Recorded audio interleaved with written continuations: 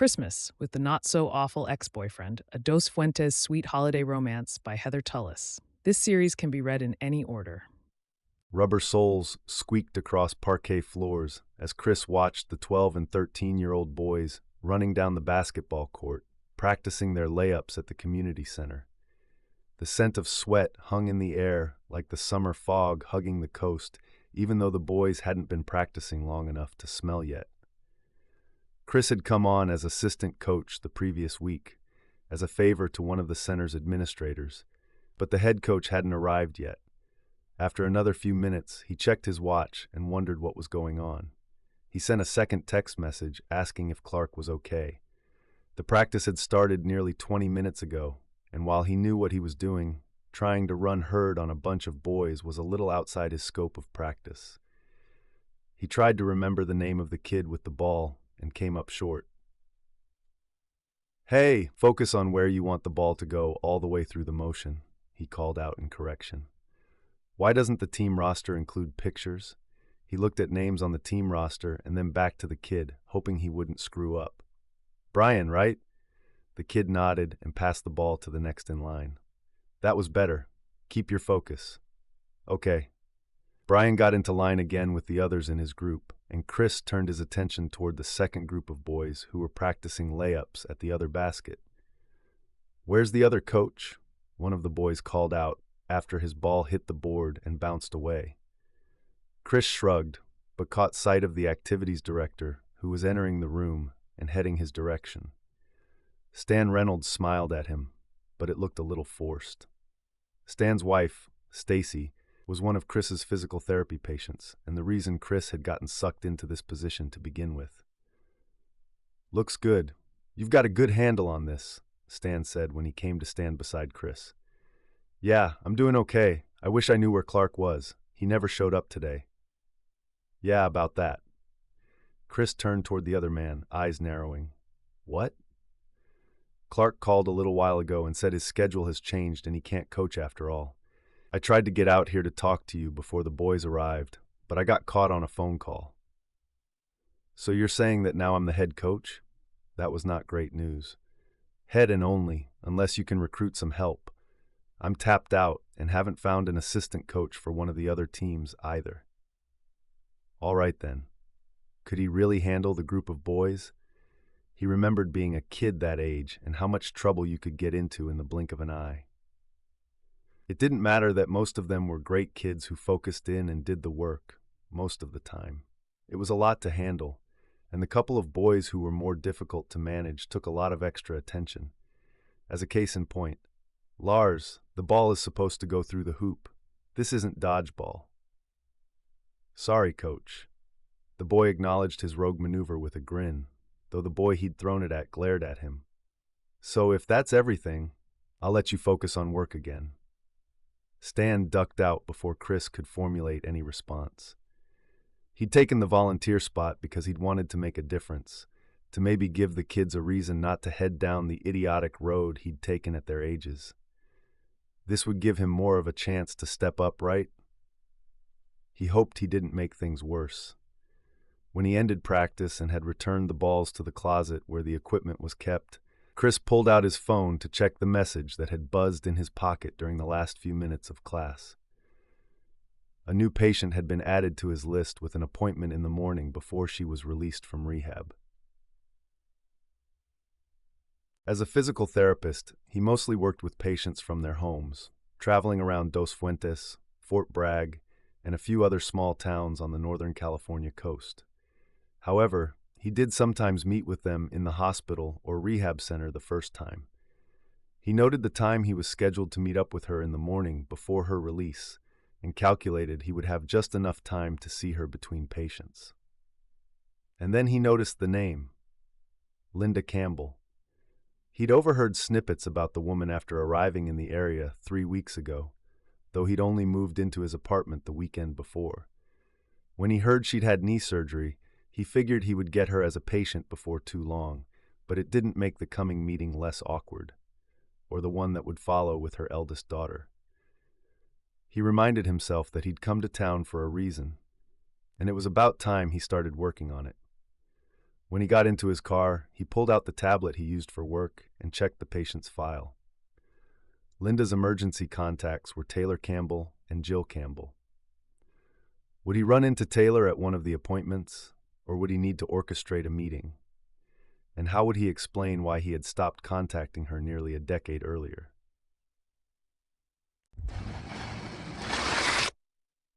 Taylor arrived at 10 o'clock to pick up her mom from the rehab center. It had been a rough 2 weeks for Linda since her surgery, but she was finally able to get around enough on her own to go home. Not that she would be alone there. Before coming to pick up her mom, Taylor had moved into her house for the next little while. Linda would still be alone for much of the day, but Taylor would be there when she wasn't at work. Plus Campbell Hot Springs and Spa, the family business her mom had semi-retired from and that Taylor and her sister Jill ran now, was less than a mile from the family home. They could easily pop over to check on her during the day as needed. The rehab staff bustled through the halls, and Taylor made her way past people in wheelchairs and resting in beds to the far too familiar room at the end of the West Hall. "Hey, Mom, you about ready to bust out of here?" Linda smiled. "Oh yeah, my new PT has already been here to meet me and talk with my current one about my progress, and they're finishing up the paperwork now." "I guess that's good." Taylor was glad she didn't have to watch her mom struggle through physical therapy appointments. It was bad enough seeing her in pain when she wasn't working to heal. Thankfully, it was obvious the therapy was working already, since she was being released a few days earlier than expected. They got through the release paperwork and directions from the nurse, and Taylor hurried out to get the car before the nurse pushed her mom out in the wheelchair. When they were pulling away from the curb a few minutes later, Taylor dropped the bomb, carefully focusing on the road instead of on her mom. "So, I moved into the house with you this morning. Plus, I checked on the chickens and fed them." "You didn't have to move in." "I know you like your independence, but I agree with the doctor. You're not ready to be completely alone yet. You'll have most of the day to yourself, but that's no reason not to have a little extra help if you need it in the mornings and evenings. Like you and Jill won't check in on me all day long. Isn't it great to be loved?" Taylor pulled onto the main road and shifted to the right lane so she could make the turn in a couple blocks. "I do appreciate your willingness to help me. I just don't want you feeling like you have to be my babysitter. I'm leaving that to your 3 French hens and Petunia." By this she meant her mom's pet cat and trio of hens. Faverolles, a French breed that she had purchased from a private breeder up the coast. Linda had the coop and pen built in the perfect place to watch them from the family room window. She was a little obsessed. They can be nosy. Yes, they can, but I doubt they'll criticize you for pushing yourself too hard, so you'll probably survive. Taylor worried about her mom, but she did her best to keep the tone upbeat, instead of stressing them both out. She wondered if she was being at all effective in the attempt. Linda was officially still the head of the family business, which had started out as a therapeutic hot springs business nearly 200 years earlier, with cabanas for changing clothes into what had been the long, drapey swimming costumes of the era. Today, it included the original upper pools, plus lower pools that were cemented in, and a cooler temperature for families with smaller children. They had over a dozen cabins, each with hot tubs that used the spring water, and a day spa, which Jill oversaw. Taylor managed the day-to-day running of the springs and cabins, but her mom kept her hand in by reviewing contracts and promotions, consulting on major projects, and anything else that appealed to her. She generally let Jill and Taylor run things the way they wanted at this point, however, which made things much easier on them all. They talked on the long drive home from Ukiah to the 2-story monstrosity Taylor's great-grandpa had built for his wife 100 years earlier. It was elegant and lovely, with tidy gardens and mullioned windows. It was also a bear to heat and cool, and maintenance was no small thing. They pulled into the garage, and Taylor carried her mom's things, staying close enough to help if asked, while trying valiantly not to hover, though she doubted she'd managed that last one. Petunia met them at the door. She'd been extra anxious for visitors since she'd been living in the home alone for 2 weeks. When Linda was settled on the family room sofa with a remote, snacks, and drinks, Taylor didn't think there was anything more to do, and she tried to come up with something, uncomfortable with leaving her mom home alone. You can go to work. I know you have a lot on your plate before the end of the day. Fridays are always a bit of a bear, Taylor acknowledged, but she could do some of the work from home if she needed to. I'll be fine here. If I need anything, I'll call. I promise. Linda's reassurance made no change on Taylor's anxiety. Not having any reasonable alternative, she nodded. Jill will come home for lunch today. She'll bring you something to eat and help you to the bathroom or whatever you need. Thank you. Now go. Taylor chuckled and said goodbye. This wasn't going to work if she couldn't trust her mom to be alone for an hour or two at a time. She had already missed nearly half a day's work, but she could bring the extra home with her to do after dinner. Linda had tripped on the stairs and messed up her knee 2 months earlier, necessitating surgery. It had taken forever to get her on the OR schedule, but the repairs were finally made. Taylor wondered often if her mom's injury would have been less severe if she hadn't been stuck on the cold floor for nearly 2 hours before someone came home and helped her. Though the doctor had said no, since she had been late to pick her mom up that night, Taylor couldn't help feeling responsible. She tucked away the guilt for the 100th time and headed to work. Second-guessing her actions would drive her crazy. At least everything would get back to normal soon. Taylor was a woman on a mission the next Monday.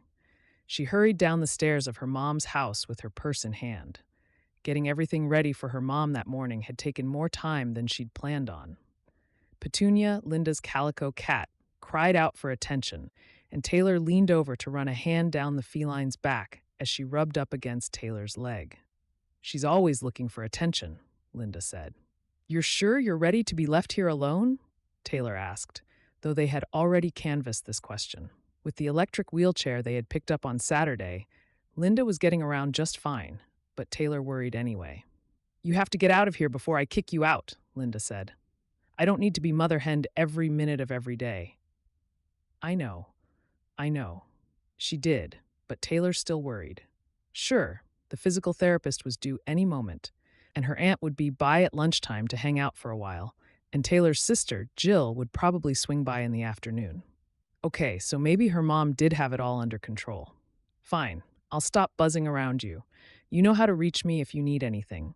You promise to keep your cell phone handy so you can call for help. I promise. Taylor couldn't quite forget finding her mom injured. Nightmares about it happening again kept coming back. Okay, fine, I'm leaving. Have a good day. You too. Taylor grabbed her jacket on her way to the garage, but stopped when the doorbell rang. That's probably the physical therapist. He's such a handsome young man. Her mom had mentioned him a few times since meeting him, hinting not so subtly that both of her daughters were far too single. Though she didn't harp constantly like some mothers Taylor knew, Linda Campbell wasn't the least conflicted about whether or not she wanted her daughters to settle down with a nice young man. Linda had been a widow for a dozen years, with no apparent interest in dating again, but she was all about her daughters getting out and finding Mr. Right. After some of the experiences she'd had, Taylor had given up on such a man even existing. I'll let him in. At least then, when she told her mom she wasn't interested, Linda wouldn't be able to say that she hadn't even met the man yet. Taylor moved through the house to the large foyer with its glistening chandelier to open one of the double doors that fronted the building. Taylor couldn't imagine her mom selling it. She opened the door and smiled in greeting until her hazel eyes met slate blue ones. Very familiar slate blue eyes. Her smile fell as she stared at the man standing on her porch. Was she seeing things? Chris? He flashed her a grin. Hi, Taylor. It's been a while. Her first reaction was relief and joy that he was alive after she had worried and wondered about what had happened to him for years. She pulled him into a tight hug, clinging to him for a long moment. I wondered if you were dead. What brought you by after all these years? I'm sorry I worried you. He held her back tightly. His familiar embrace and the same woodsy aftershave he had favored before clung to him. Taylor pulled back after a long moment, sliding from the embrace to look at him. Now that the shock had hit and was starting to dissipate, the first wash of pleasure moved past, and other emotions started to surface. His tone had been so casual, and his smile was relieved. "Why did you come here?" "I missed you." Chris paused, and his expression shifted to uncertainty. "And I'm your mom's new physical therapist." He wore a blue polo shirt with a company logo on the left side that indicated he worked in healthcare. She wondered how she had missed the outfit when she opened the door. Whatever air had been in her sails a moment earlier disappeared. "I'm celebrating that you're alive, and you're really here to take care of my mom." Even now, he hadn't come for her. It figured. "So you really thought I might be dead? What was I supposed to think when you just disappeared and stopped answering any phone calls?" It had been years, but the pain and worry flashed back as if it was only a few weeks after he hadn't returned from spring break. He looked sincerely repentant. "I'm sorry. I should have found some way to let you know." Those words hit her like a body blow, knocking out what remained of her surprise.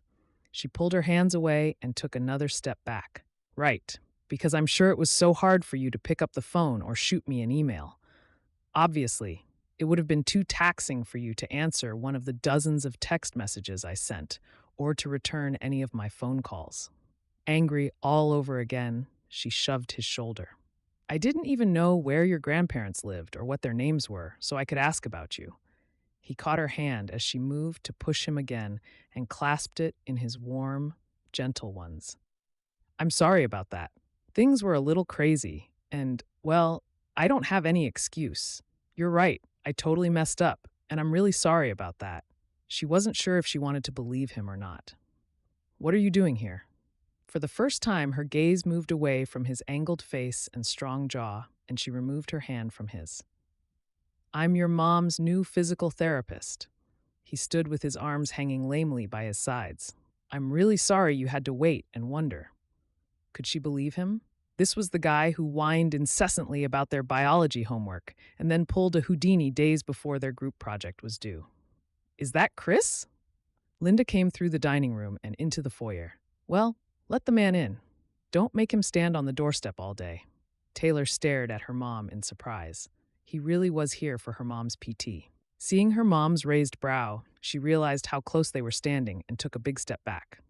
"Come on, Taylor. You know you want to let me in," Chris cajoled. "Yes." This was the same Chris. All right. Taylor stepped back and let him into the house, though as he moved past her, she muttered loud enough for his ears only. "You're lucky I didn't shut the door in your face." True enough. Though she was running late and had to get to work so she could prepare for the staff meeting that morning, Taylor followed Chris back through to the family room where the treadmill and handweights lived. "This space will be perfect," he said as he set down the gym bag he'd carried in. The stretchy material of his pants pulled over his very fine butt as he leaned over to unzip the bag, and Taylor had to make herself turn away. She caught her mom's knowing smile. "Mom, did Chris mention that we knew each other already?" Taylor asked. She had told her family about the guy over spring break, of course. Things had been so promising, that first blush of young love and stars in her eyes. Though they had known each other all semester, they had been practically inseparable for the 3 weeks leading up to spring break. Surprise registered. "No, he didn't. Has he been to the Springs? I thought he said he hadn't." "No, he hasn't, as far as I know. We met in college. They'd see how inviting Linda was when she realized who he really was." "We did," Chris said.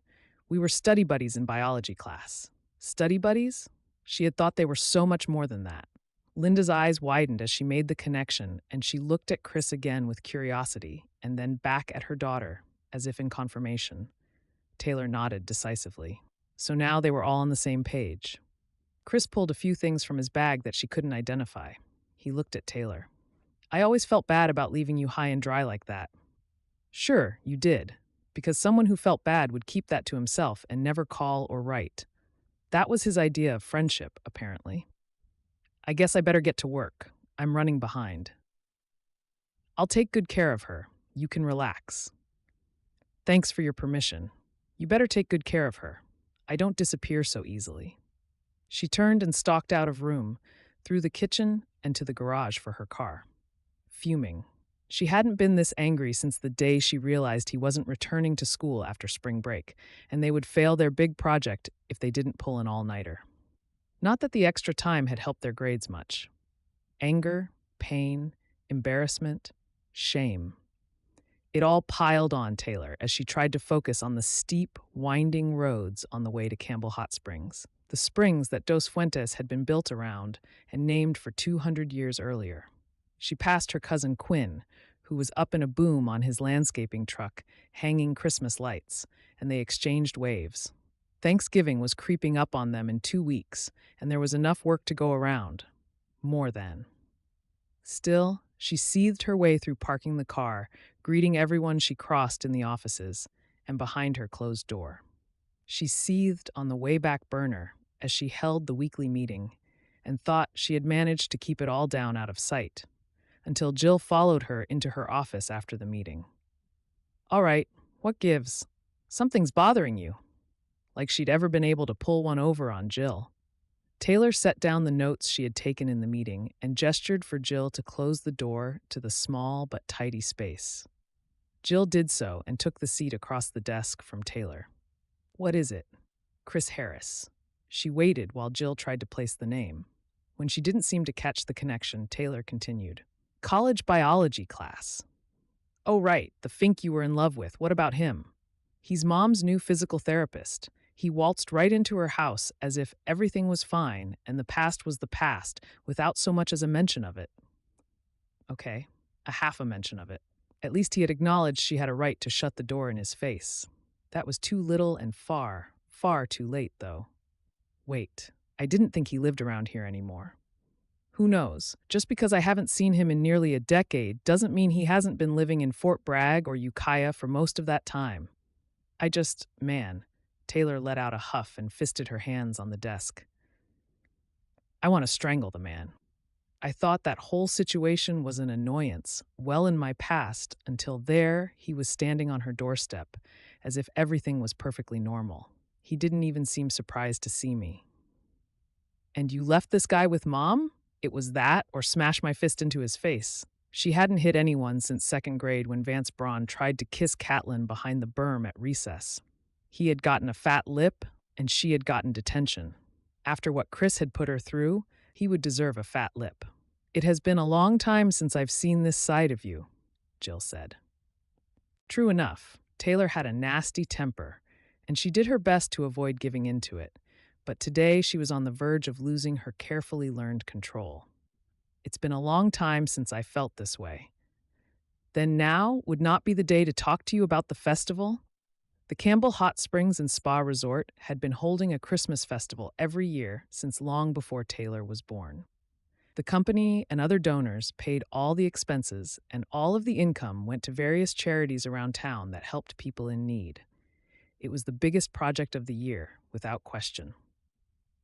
"What about it?" I pulled the plan from Tara's old desk to see if we needed to follow up on anything before the new PR person starts next week. Jill opened the folder in her hands and set it on Taylor's desk so she could look over it. Taylor flipped through the few pages quickly. This isn't a plan. It's a doodle. Tell me about it." "There has to be notes on the system from last year," Taylor said, as she flipped further into the paperwork. "Yeah, you'd think so, but what I can find isn't all that detailed. I added the printouts to the folder. It was practically empty, just a few papers from the previous years. Notes they had given the PR person after the previous year's event to consider while putting together the one this year. I'm starting to see why she quit before Christmas. We should have fired her months ago." Jill ran the day spa end of the business, and the PR manager handled the social media, print, radio, and other promotions for the springs, the spa, and the rental cabins they had on site. I know. Taylor had been putting off firing Tara because it had been so hard to fill the position with someone reasonably qualified. Not that Tara had fulfilled even that minimal bar in the past 6 months. "At least we have Anna coming. She'll be great." "Are you really going to dump this mess on her weeks before she has to pull it all off without a little more prep?" Jill asked. Taylor slumped. as if her week hadn't already started out too crappy for words. No, I'll write up some more notes and directions. At least give her a good place to start. Good. After you finish, shoot it back to me, and I'll see if there's anything extra I can add. Jill stood. You could take it first, you know. I could if you didn't want it looked at for the next 2 days. We have that wedding booked, and the whole bridal party is coming in for facials and mani-pedis and basically everything else we offer. I have my hands full. Taylor slumped in her chair. You're right. Fine, I'll take care of it. You make sure those women go out of there dancing and singing. Otherwise, Daisy Albrecht is going to be very unhappy, mostly because they've been pains in her butt and she recommended your illustrious services. We are the best spa around. You're the only spa around, Jill grinned. That's because we're so amazing, no one else has a chance to make a spa work. She blew onto her knuckles and shined them off on her shirt. Go on, get out of here before I thrust this extra work back on you. Gone. Jill followed suit. And so was any free time Taylor expected to have this week. She set the folder on the side of her desk and reached for the to-do list that she had already compiled that morning. Time to rearrange her weekly goals. Prosody rate 3. After Taylor had left the house, Chris did his best to focus solely on Linda, but he felt the attraction, guilt, shame, and embarrassment churning inside him from the encounter with Taylor. He deserved her anger, even if he had hoped she would be over it by now. They were nearly through the session when Linda brought it up. I guess Taylor is still angry with you. He looked up from the tablet he'd been making notes on and eyed her warily. You know who I am, then? I didn't until you mentioned biology class.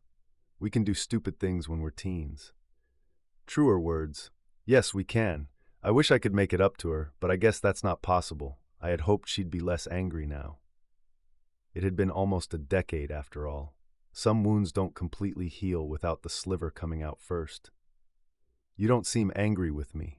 Having the tablet to look at somehow made this conversation less awkward. She's got a lot on her plate, and your arrival was a surprise. Give her time to cool off and get used to the idea of you being here, and then talk to her. Tell her what happened. If there was a reason for everything, understanding it will help smooth things out when she's ready to look at it objectively. Chris appreciated the suggestion. No doubt Linda knew what was best. From the way Taylor had spoken when he'd known her before, she and her mom were close. It was one of the things he'd been most jealous about. Not that his parents hadn't cared about him or given him every chance. It had been his own fault they had been estranged at the time. Well, let's do 2 more reps and then you're done for the day.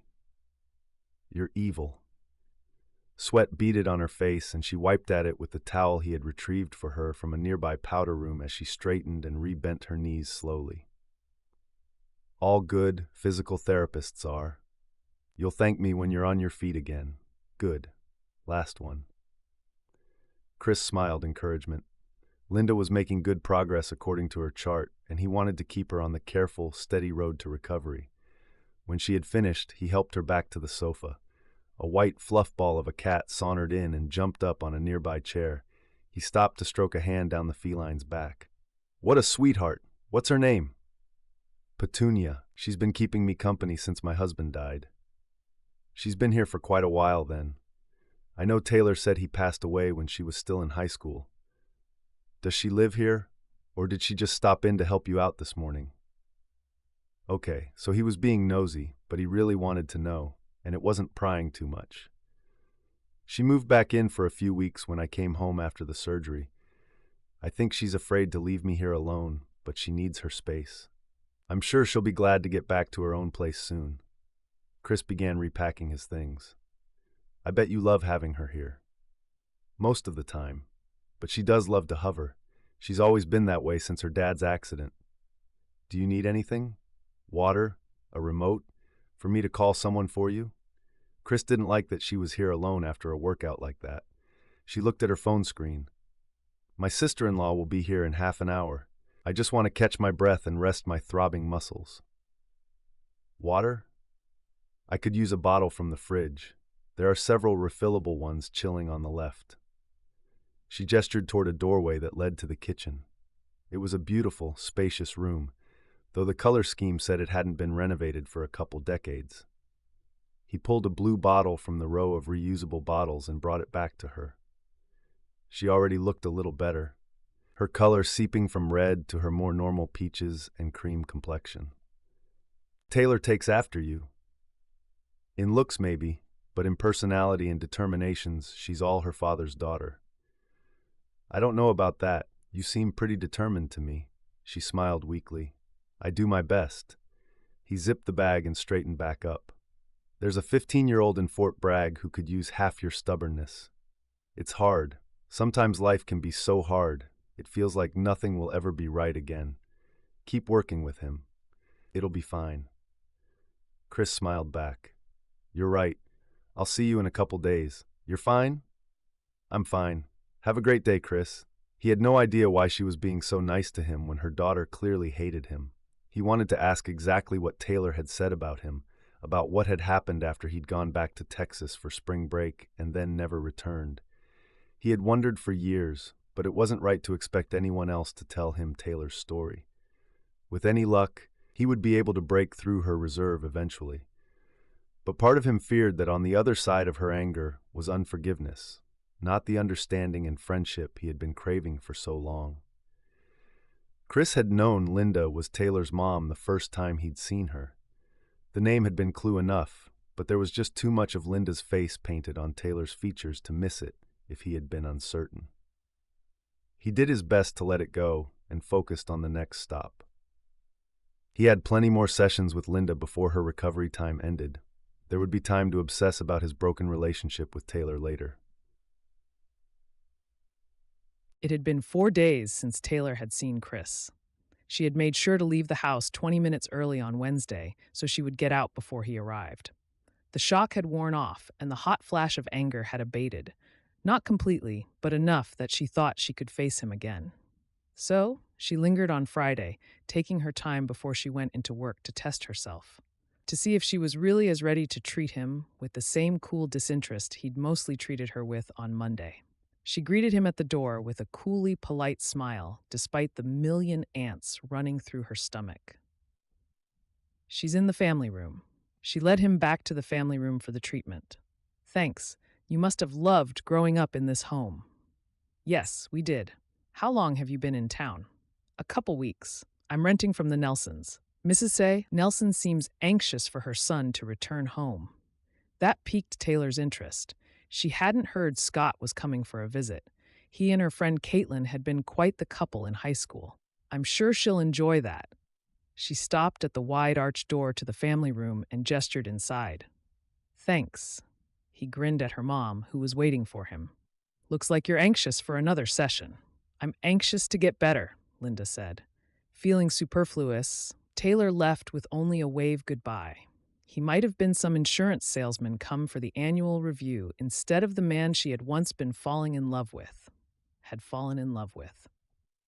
But that was long over. The next Monday, Chris arrived early, and Taylor was not happy about it. She had hoped to look her best, one of those eat-your-heart-out things, but thanks to a power outage, her blow-dryer had been useless. Still, she had managed a tight updo that would keep her frizz under control in the absence of the proper heat tools. She tried to act as if she wasn't acutely aware of how she looked, but probably came across like an ice princess. Not that it really mattered what he thought of her. Mom is waiting in the other room, she said, turning for the family room again. Wait, his fingers brushed her shoulder. Taylor stiffened and turned. Yes? I'm sorry. I'd like to try to make it up to you. You are sorry. That's true. She turned away and led him back to the family room again. She couldn't afford to let him take a foothold in her day, not with the new PR manager arriving for her first day of work. Mom, your physical therapist is here, she called when she didn't find Linda waiting. She'd stopped referring to him as Chris that first morning. I wish you would fight with me instead of being so cold. Taylor looked over her shoulder. I don't have time for your wishes. I need to get to work. She walked out. If her throat tightened up with unshed tears and her heart ached from wishing she had answers, that was her own problem. Taylor got to work even earlier than usual. adding another sticky note on the side of her monitor to remind herself to check back in with the contractor and set aside the folder with the cabin plans on the stack of folders at her right elbow. She was partway through writing an email when Kim, her office manager, showed up at the door and announced that Anna was there. Anna was a well put together brunette with her hair twisted back in a bun and a classic navy skirt and white blouse. Surprised that Anna and Kim were both there already, Taylor checked to watch to see that a half hour had already passed since she arrived at work. Anna began babbling the moment the introductions were made, explaining her trouble due to the power outage. She took a deep breath. Anyway, I promise I'm usually very prompt. No problem, my power was out too. I was just surprised that it was already 8:30. It's good to meet you, officially. Taylor extended her hand to shake. Same here. Relief was written on Anna's face, and Taylor wondered why she had been so nervous when she was no more than a couple minutes late, at most. Let me introduce you around. Taylor stood from her desk and led the way, noticing several other employees already at their desks. Apparently, she had been so focused on not thinking about Chris that she had blocked out the usual morning noises as well.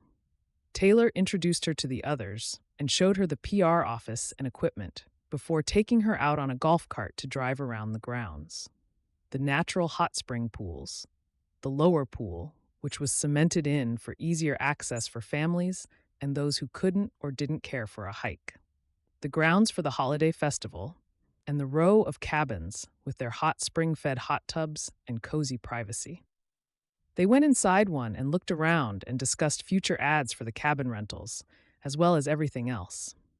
There had been something about Anna when they had video conferenced for the interview that indicated she would be a good fit for their company. She was innovative, happy, and organized, according to her references, which had not included her previous employer, but did include people she'd worked with there. Taylor, Jill, and their mom were all willing to pay for Anna to move from Boston to the Northern California coast, a bigger investment in the employee than their small company usually made right out of the gate. The more time she spent with Anna, the more Taylor was certain she had been right. Anna had concrete ideas of how to get the word out about the festival, campaign ad ideas, and a working knowledge of how to make it all come together. The fact that she took on the festival with barely the bat of an eyelash took one enormous burden off Taylor's shoulders. She had carved out some time in the evenings to write notes that would make Anna's job easier, but the rest would be on the other woman's shoulders, and off Taylor's, and that was how she wanted it. Besides, she had enough issues of her own. They were adding a few more cabins on one side of the property, and the red tape for that was a pain. The year was nearly over, and she had stats to compile and projections to draw. They didn't have an HR director, so Taylor conducted most new employee orientations in the non-spa areas of the business, and she had some notes on changes to make to that. And if taking care of her mom wasn't enough on top of that, now she had Chris's arrival to obsess over. 4. The day was nearly over, and Taylor was up to her eyebrows reviewing the contract for the 5 new cabins when Kim came to her office door. Taylor, there's a man here who says he needs to talk to you about your mom. Somehow, she knew, even then. What does he look like? Blue polo with a logo, brown hair, angular jaw. Goes by the name Chris Harris? Taylor guessed at the description. Kim's brows lifted. You were expecting him? No, but I should have. He could be tenacious. Show him in. This would probably blow her concentration for the rest of the workday, what was left of it. Chris stopped inside her office door, looking every bit as fit and handsome as she remembered from nearly a decade earlier. If anything, the extra age and experience made him look even better than he had at 18. The thin scar along his left jaw was new to her and gave him a slightly rakish look without being too distracting. If only her fingers didn't itch to follow that path. Is everything okay with Mom? She folded her hands over her father's fountain pen on the desk. He nodded. She's making great progress. It's the end of your workday. I wondered if you could make a few minutes to talk now. I don't exactly punch out when the clock strikes 5, but I can make some time. He was obviously determined to discuss all of this. so she might as well get it over with. Chris took the seat across her desk without her extending the courtesy of offering it, making her feel a tad guilty. They had once been beyond needing to extend these small gestures, both so comfortable in each other's presence that such actions had felt completely natural. Now, she should have shown him the courtesy. You never did keep reasonable hours. Between your activities, schoolwork, and classes, I see a lot of things haven't changed. Plenty has. She did her best to use a neutral voice, but doubted she succeeded. Let's cut to the chase. Your mom has invited me to spend Thanksgiving dinner with your family. She said there will be a lot of people there, and she didn't want me to be alone since my grandparents have both passed away and the rest of my family is in the Midwest now. I'm sorry to hear that. She was sorry to hear about his grandparents, whom he had loved, even if she didn't allow any emotion to show. Thanks. I miss them every day. He paused briefly before continuing. If you can't stand to be around me for a few hours, I'll find an excuse not to accept your mom's very kind offer. Taylor turned her head and looked out her office window toward the open grassy area where they would hold the festival in a few weeks. She was torn. First, there was the annoyance with her mom for inviting Chris when Linda was perfectly aware that Taylor was angry with him. And then there was the issue of him having to be alone in town with no family for Thanksgiving. That was not something anyone should have to go through. How long have you been in town? She asked, to postpone needing to give an answer. She remembered perfectly. Almost a month. And how many times have you been in the area since college? The area like Dos Fuentes, or are you including Ukiah in the area? Let's extend it to Ukiah compared to Texas, it's in the area. He hesitated. A few times. And when did you move to the area? She made air quotes. Does it really matter? So not 3 weeks ago.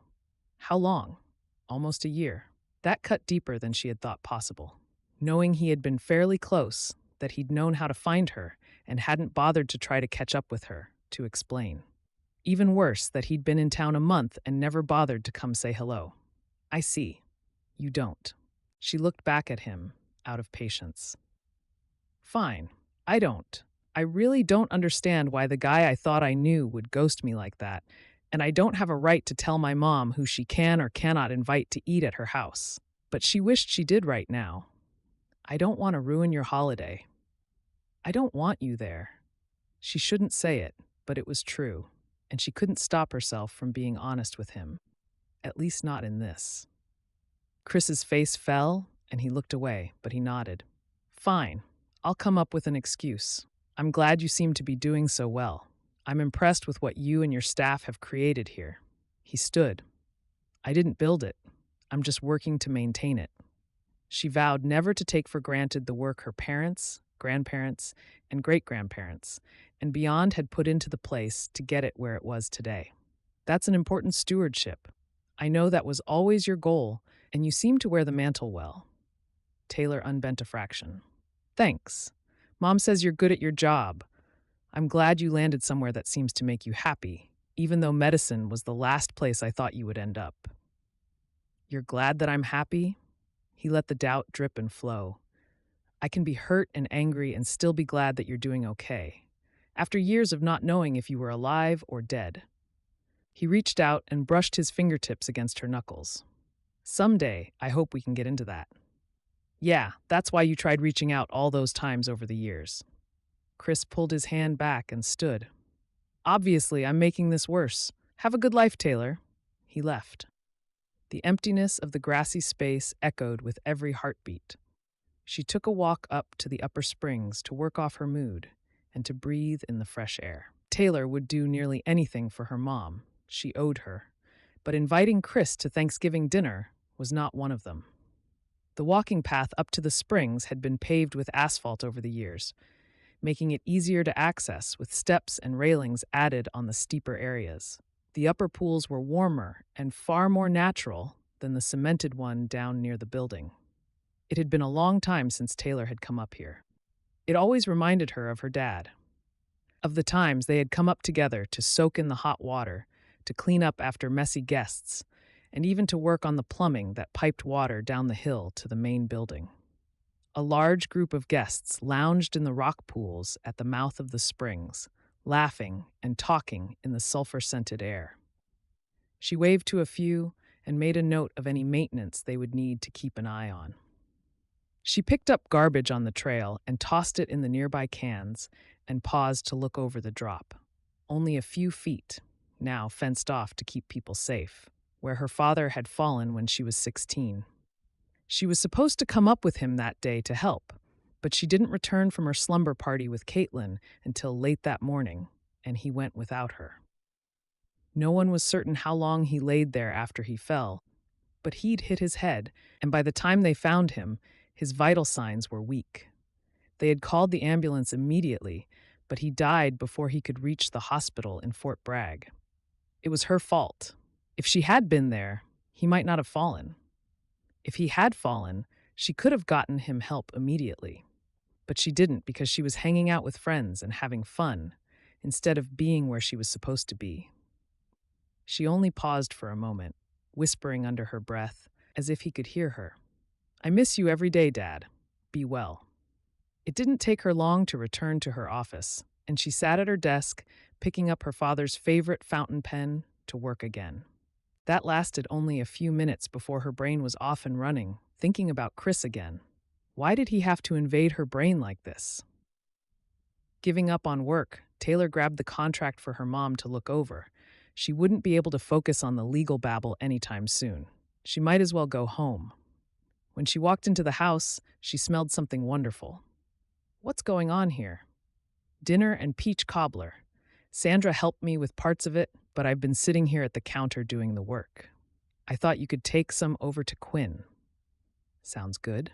Other than a quick text to verify the next day's meeting with him and Anna to discuss the festival, she hadn't talked to her cousin in over a week. "You seem to be doing well," she said as she watched her mom move around the room. "I am, though this has worn me out. Chris is a better physical therapist than the one I worked with at the hospital." Good to hear it. Taylor was not about to volunteer any information about the conversation she'd just had with him. "I invited him to Thanksgiving dinner. You know he doesn't have any family around here. They all live in Tulsa." Houston. The correction was automatic. No, he definitely said Tulsa. Did they used to live in Houston? I mean, he definitely has more twang than I expected from Tulsa, but I've never been there. Taylor paused. When had that changed? Yes, I guess they moved. Is that just his parents or his sisters too? Sounds like all of them. Huh. If both sisters were living in the area, their move was probably before they graduated from high school, which would have been fairly soon after she had seen him that last time. Then again, maybe the sisters ended up there for school and the parents had followed. That happens sometimes. Not that she cared. At all. You seem to be pretty neutral on him coming here for the holiday. Why should I care who you invite to your home? If you didn't think to ask me how I felt about it first, then my feelings obviously don't matter to you. Taylor bit her lip, angry that she had let that comment slip. She had thought she was better at pretending than that. Of course, your feelings matter to me, but I think you'll be a lot happier if you let him explain whatever happened to him. Taylor turned to face her mom. He cost me my scholarship. He broke my heart. What do you want me to do? Do you honestly think there's a good excuse for all of that? Obviously, he's not dead. He's been living here in the county for a year. A year, Mom, and he's been in Ukiah to see his grandparents over the years. He could have tracked me down any of those times to explain if he didn't want to do it over the phone, but he didn't. Obviously, he's not that sorry about what happened, whatever he might say. I don't know why he should be invited to invade our Thanksgiving dinner after that. Taylor started filling a glass container with meat, potatoes, and green beans for Quinn. Silence reigned in the kitchen as she worked, and her mother's displeasure echoed through the room. Another, smaller container got 2 large scoops of her mom's peach cobbler. Taylor put the plastic lid on it and locked the little wings in place so it wouldn't spill in the car. Linda reached out and touched Taylor's shoulder. "He's a good man, and he reminds me of your father. I wish you could set aside your hurt for one afternoon." Guilt crept up Taylor's back. "I don't want to hurt you, Mom. I don't want to hurt you either. I can't uninvite him now. Maybe he'll decide it's too awkward and stay home. Since she'd already told him not to come, that had sort of been true. Maybe. That would be a shame, though, for him to be sitting home alone. He hasn't made many friends in the area yet. She always knows where to drive the stake. I'm taking these to Quinn. The contracts for the construction company are in the folder there. She indicated the one she had set on the edge of the counter when she came in. I'll be back soon. Linda put her arm around Taylor. Honey, you know I love you. Taylor leaned her forehead against her mom's. I know. I love you too. They stood there for several seconds before Taylor slowly pulled back. Did Chris tell you what happened to him? No. I've hinted that I'm open to hearing it if he wants to, but I didn't want to pry. I think he's saving the explanation for you. You know you won't be able to move forward until you let him tell you everything. I'm sorry if I overstepped my bounds. I just see that you never quite forgot what happened with him. I hoped you could close the chapter completely if you had a chance to spend time and talk. And of course, it had to be done now, and not when Taylor decided she was ready. I'll figure that out when I'm ready. You don't have to play agony aunt on this. Linda's lips pressed together. Fine. Take that to Quinn. We'll eat when you get back. Be back soon. Taylor got into her car and headed down the winding roads to Quinn's place. A beautiful old two-story he had bought a couple years earlier. It had belonged to a friend's family when she was growing up, and he had always liked it.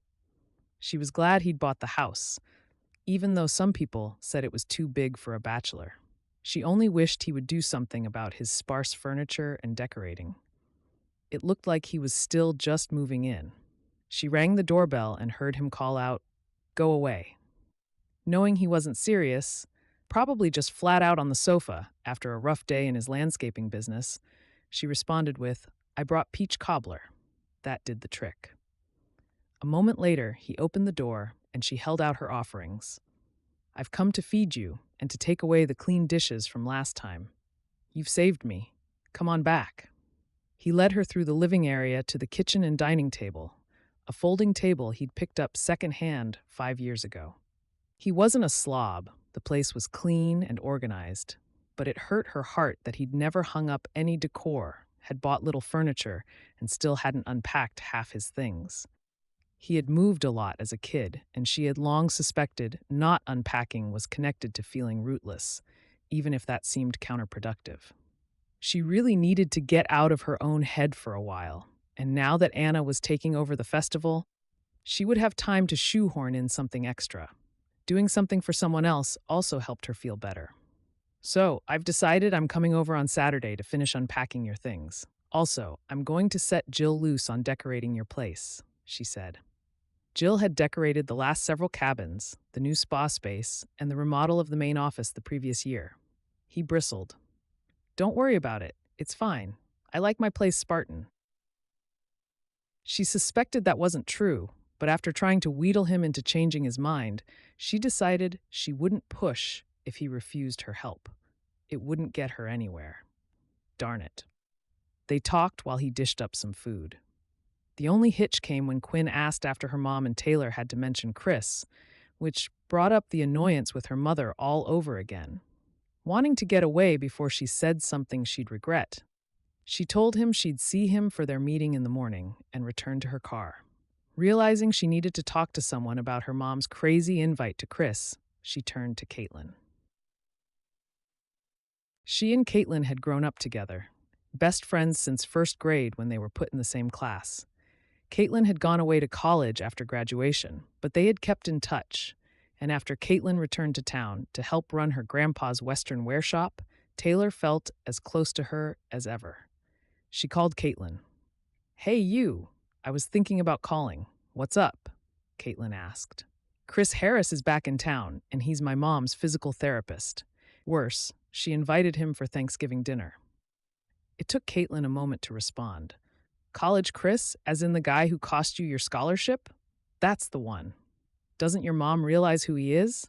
"She does. She thinks it's time I work through it and put it behind me." Yikes. "Yeah, I don't understand why she did that to me. But he came and told me that she invited him and said he would cry off if I didn't want him there." That was really nice of him. What did you say? I told him to refuse the invite, of course. What do you think? I want to spend the day being reminded of my stupidity about him. I don't even like knowing he's at the house with Mom. When Caitlin didn't respond right away, Taylor asked, Are you still there? Yeah, I was just thinking about it. Are you afraid he's going to hurt your mom or something? No, I mean, Taylor paused, still parked in Quinn's driveway, to consider what was bothering her, down at the root of it. He was a little rebellious at the time, more of a partier than anyone I'd dated, and sometimes unpredictable, not in a bad way. We would go out to grab a midnight dinner or go ice blocking or other things on the spur of the moment. He didn't really talk much about things back home, except to mention he had a couple younger sisters he got along with fine, and his parents, who thought he was too much of a rebel, which was why they had all but shoved him out here for school. Doesn't he have family around here to spend Thanksgiving with? Caitlin asked. No, his grandparents have passed away, so it's just him, and the rest of his family is still in Texas or Oklahoma, I guess.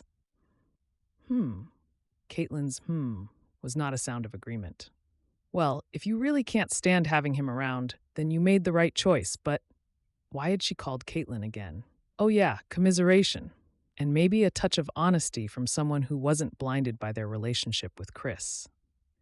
But what? I also see your mom's point. You never did know what happened to him, why he vanished on you. Figuring that out would be good for you, and maybe spending a little time with him would get him to the point that he would tell you. I'm not saying that has to be Thanksgiving or that you have to become friends, but it's something to mentally turn over and consider for whenever you're ready. Obviously, this brought up a lot of hurt feelings, and closure is healing. Taylor hated that suggestion. Hated it. She held onto the line while she battled back her wounded pride and the echoes of a wounded heart. Caitlin waited patiently while Taylor processed the suggesting. She hated even more that Caitlin had a point. Fine. I hate it when you're sensible. Taylor leaned forward and rested her forehead on the steering wheel. I'll consider it, if I have to. I'm guessing you won't be able to help yourself. True enough? Taylor took in and released a large breath, mentally clearing out the twisted thoughts and emotions she'd been experiencing so much of lately. So tell me about you and your life. What's going on? Caitlin obliged. The order of Justin boots was all wrong today, and Grandpa wants to order some new inventory that will never sell. Sometimes you just had to be grateful for best friends and their woes for taking your mind off your own. 5 Caitlin's words kept working on Taylor over the next several days. Would she ever be able to put the incident with Chris from their past to bed without an explanation? No, she wouldn't. Did her anger extend to wanting Chris to be all alone on Thanksgiving? No, it didn't. Maybe once it had been that strong. But now that she'd had time to adjust to his return to the area and more peripherally to her life, she realized she was the most mad because his friendship had been so important to her. She didn't think there was anything he could say that would make everything that happened okay, but it didn't mean she had to carry the load of anger with her for the next 50 years. So she lingered at home Wednesday morning before heading out to her car. She opened the garage door and stood leaning back against her car while she waited for Chris to pull up in his white sedan. Wariness tread on Chris's face when he got out of his car, watching her watch him. He came close enough they wouldn't have to shout before greeting her. Good morning? Is everything okay? Yes. It took her several seconds to wrestle the next sentence from her mouth, hating that it felt like capitulating, even though he hadn't brought it up to her again. Also, you're welcome to come to Thanksgiving dinner. His brows winged up. You changed your mind? My mom and Caitlin offered me some perspective. I decided they were right. So I'd rather you didn't make an excuse to my mom for why you can't come, unless you have a better offer, in which case I might have to be offended. He grinned, and her heart fluttered a little, like it had when she was 19. She had been crushing on him for weeks before he finally asked her out, and that smile had always done it for her. I can't imagine getting a better offer. Thanks. Self-conscious and afraid the conversation would continue if she didn't get out of there, she straightened and turned to open her car door. You're welcome. Now I ought to get to work. You can go on in through the kitchen. She indicated the door from the garage that went inside. Mom's in there cleaning up from breakfast. Okay, thanks again. He pulled his gym bag of supplies from the back seat of his car and headed in. Taylor gave him a final wave before pulling her car out of the garage and shutting the door with her remote. She wasn't exactly looking forward to spending her holiday with him, but was relieved to have the invite straightened out. She still didn't have any idea of what happened when they were in college and wasn't sure if it mattered anymore. He obviously hadn't seen their relationship as being a big deal, and she had. He hadn't thought school was all that important either. He'd been a bit ambivalent at the time, but not returning after spring break had capped it. Though, to be fair, he had gone back to school to become a physical therapist, so his priorities had obviously changed. She gave up trying to figure out what was going on in his head. Sometimes you just had to accept that other people would make their own choices and ignore the needs or worries of people around them. She hated to think that he was one of those people, but without a clear and reasonable explanation, she would have to suck it up and deal with it. She had more than enough things to worry about at work, so it was time to put Chris and everything about their past behind her and focus on her future. If it meant ignoring the bits of her future that would include him, so be it. Check your form, Jake. Chris called out to the 13-year-old boy who was attempting free throws at the three-point line. Jake adjusted his stance and threw the ball. It bounced off the rim and back at one of the boys on the side of the key. Better. Try it again. Chris was pleased as the kid hadn't been getting anything but air when he'd started working with the team. Jake did 2 more attempts and got it in on the 4th try. He did an end zone dance and the boys rotated to give someone else a try.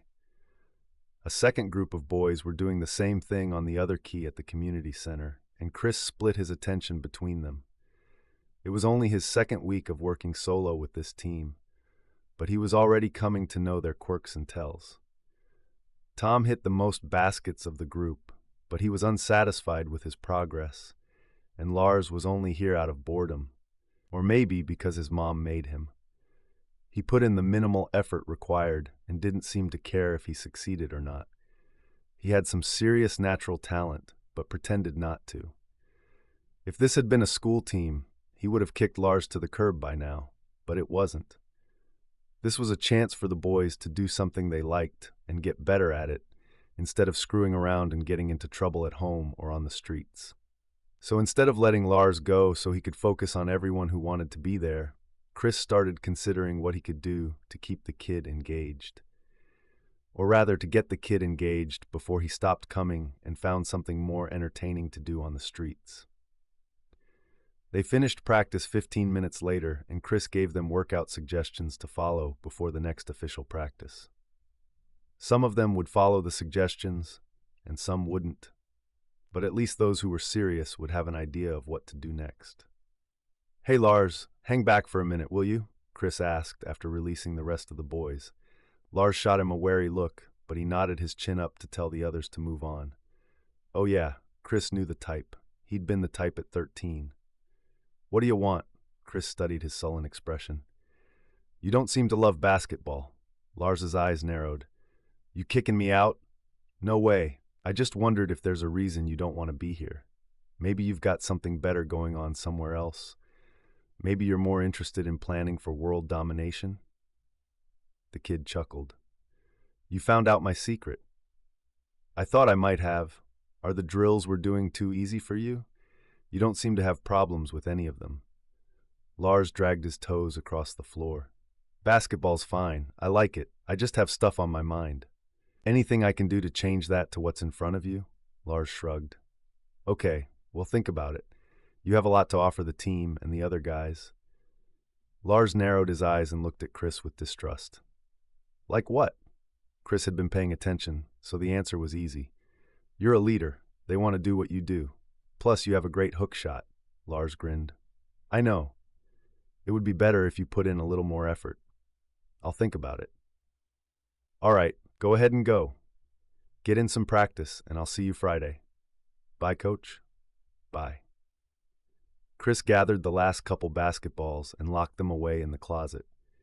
He had worked out a deal with his boss to let him take off for a couple hours in the afternoon 3 times per week for practice, and then pick up his last 2 patients in the evening, which worked better for them anyway, since they were trying to work during day hours.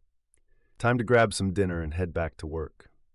On his way out of the building, he passed by Stan's office and saw his wife, Stacy, was there. Chris changed trajectory. "Hey, you're walking better. I'm not sure whether to say thanks to you or no thanks to you. The workout this morning about killed me," Stacy said, but her pleasant smile belied her words. "Say thanks."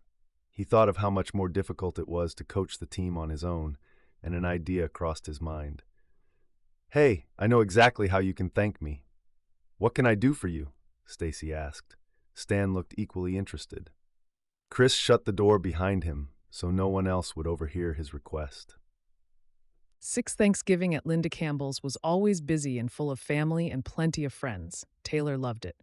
Quinn, Uncle Dan, and Aunt Sharon, several cousins, a few neighbors, Taylor's sisters Jill and Crystal, and of course Chris and Anna. They took the more the merrier approach, and everyone came with some kind of dish in hand. It was a madhouse, but one of the best days of the year. Taylor started making pies and salads on Wednesday night, splitting them up with Jill and their mom to take the pressure off the next day. And they were up early again in the morning prepping finger foods, mashed potatoes, and turkey. They decorated the tables and made sure the extra chairs ringed the family room television for the football fans. There was something about being the hostess of sorts, with so many people coming already determined to be happy.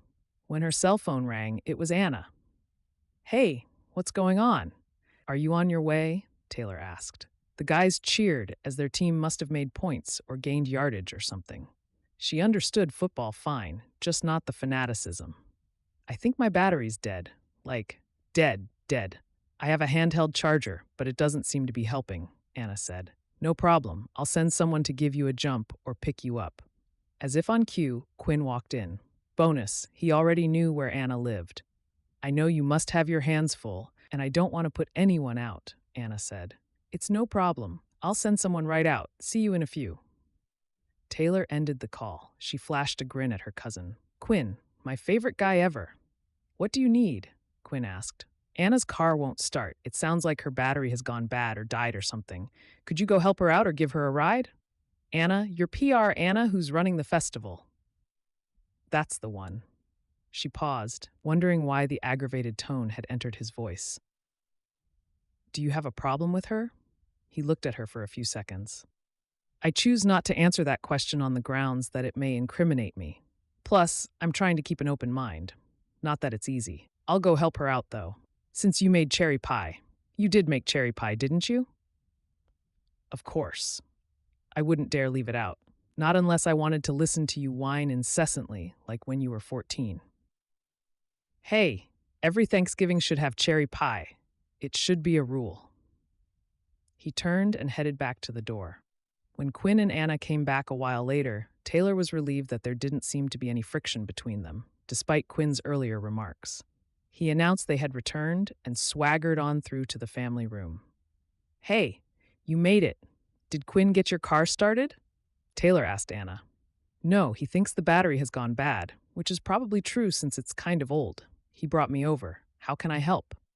Anna stood with her casserole in front of her. "First, what have you got there?" "Mac and cheese. It's really good." "Great, the sides are on the end of the counter over there, unless you can find space in the warming drawer under the oven." Taylor eyeballed the dish. There might be room. Anna slid open the warming drawer, and after a little juggling, slipped her dish into one corner. "Perfect. Now what?" "Now, grab a drink and take a stool. I'll have you assemble the vegetable tray." Anna took the stool at the island and got to work. Soon Chris arrived with a cookie sheet of fragrant dinner rolls. "Hi, where do I put this?" he asked after Jill let him in. "Wow, where did you get those? Did you steal them from a neighbor?" Taylor teased, not remembering him cooking when she knew him before. But then again, he'd been living with his grandparents, so why would he? "This is my mom's favorite recipe. Did she mail them to you from Texas?" "I made them this morning. I'm something of a savant with dinner rolls. He slid the pan onto the large island and took the stool next to Anna. Anna smiled. Hi, I'm Anna. I'm new to town. Hi, I'm Chris. I'm also new to town. Is your family too far away to visit too? Anna asked. Oklahoma. Where did you move from? Boston. I work for Taylor. Ah, I work for Taylor's mom. Not exactly. Taylor objected. Oklahoma? Since when? He turned his amazing grin on Anna. That's true. I'm her physical therapist, but I see her regularly. He's a gem, Linda said, limping her way into the room with a walker. You're supposed to be sitting. Taylor gave her mom the evil eye. The game is almost over, and the Broncos aren't going to pull back out of this, so I don't see the point. Your rolls smell amazing. She said this last to Chris. They taste even better. His smile was just a touch flirtatious. You're missing the game. Taylor did her best to act nonchalant, but wasn't sure she carried it off. I can take it or leave it. Football is fun, but I prefer basketball. You know they're playing Texas. Telling him to come so he wouldn't be alone did not translate to wanting to trip over him all day. I've called a moratorium on all things Texas. Except that adorable drawl, I see, Jill said as she approached. Chris shifted to look at Jill. I don't think we've met, but you must be her sister. You look so much alike. Jill or Crystal? I'm Jill, and though she hasn't introduced us, I cleverly guessed that you're Chris. Plus, I remember you from the photos she used to share with me of you. Really? A cocky grin slid onto his face. What other interesting things do you know about us? Shut up, Taylor said to Jill. Not another word about our ancient history. And he is? Chris asked when Quinn had disappeared through a doorway. Quinn Partridge, Jill clarified. He owns a local landscaping company. Ah! He looked like he had just made a connection, but didn't elaborate. Though she was curious, Taylor didn't ask. Linda's cat brushed up against Chris's leg, and he picked her up, scooting back from the kitchen counter to make space. Well, hello, Petunia. How are you doing this fine day? He spoke right to the cat, as if he thought she would answer. Sorry. She wants the food that she can smell in here. I should have shut her upstairs before everyone showed up, Taylor said. Once Crystal gets here with her kids, she'll disappear fast enough, Jill said. She doesn't like kids? Chris ran a hand down the feline's back. Crystal's kids love her, but they aren't very gentle, so Petunia disappears on sight. Taylor pulled out a tidbit of cat treat and handed it to Chris. Here, give her this.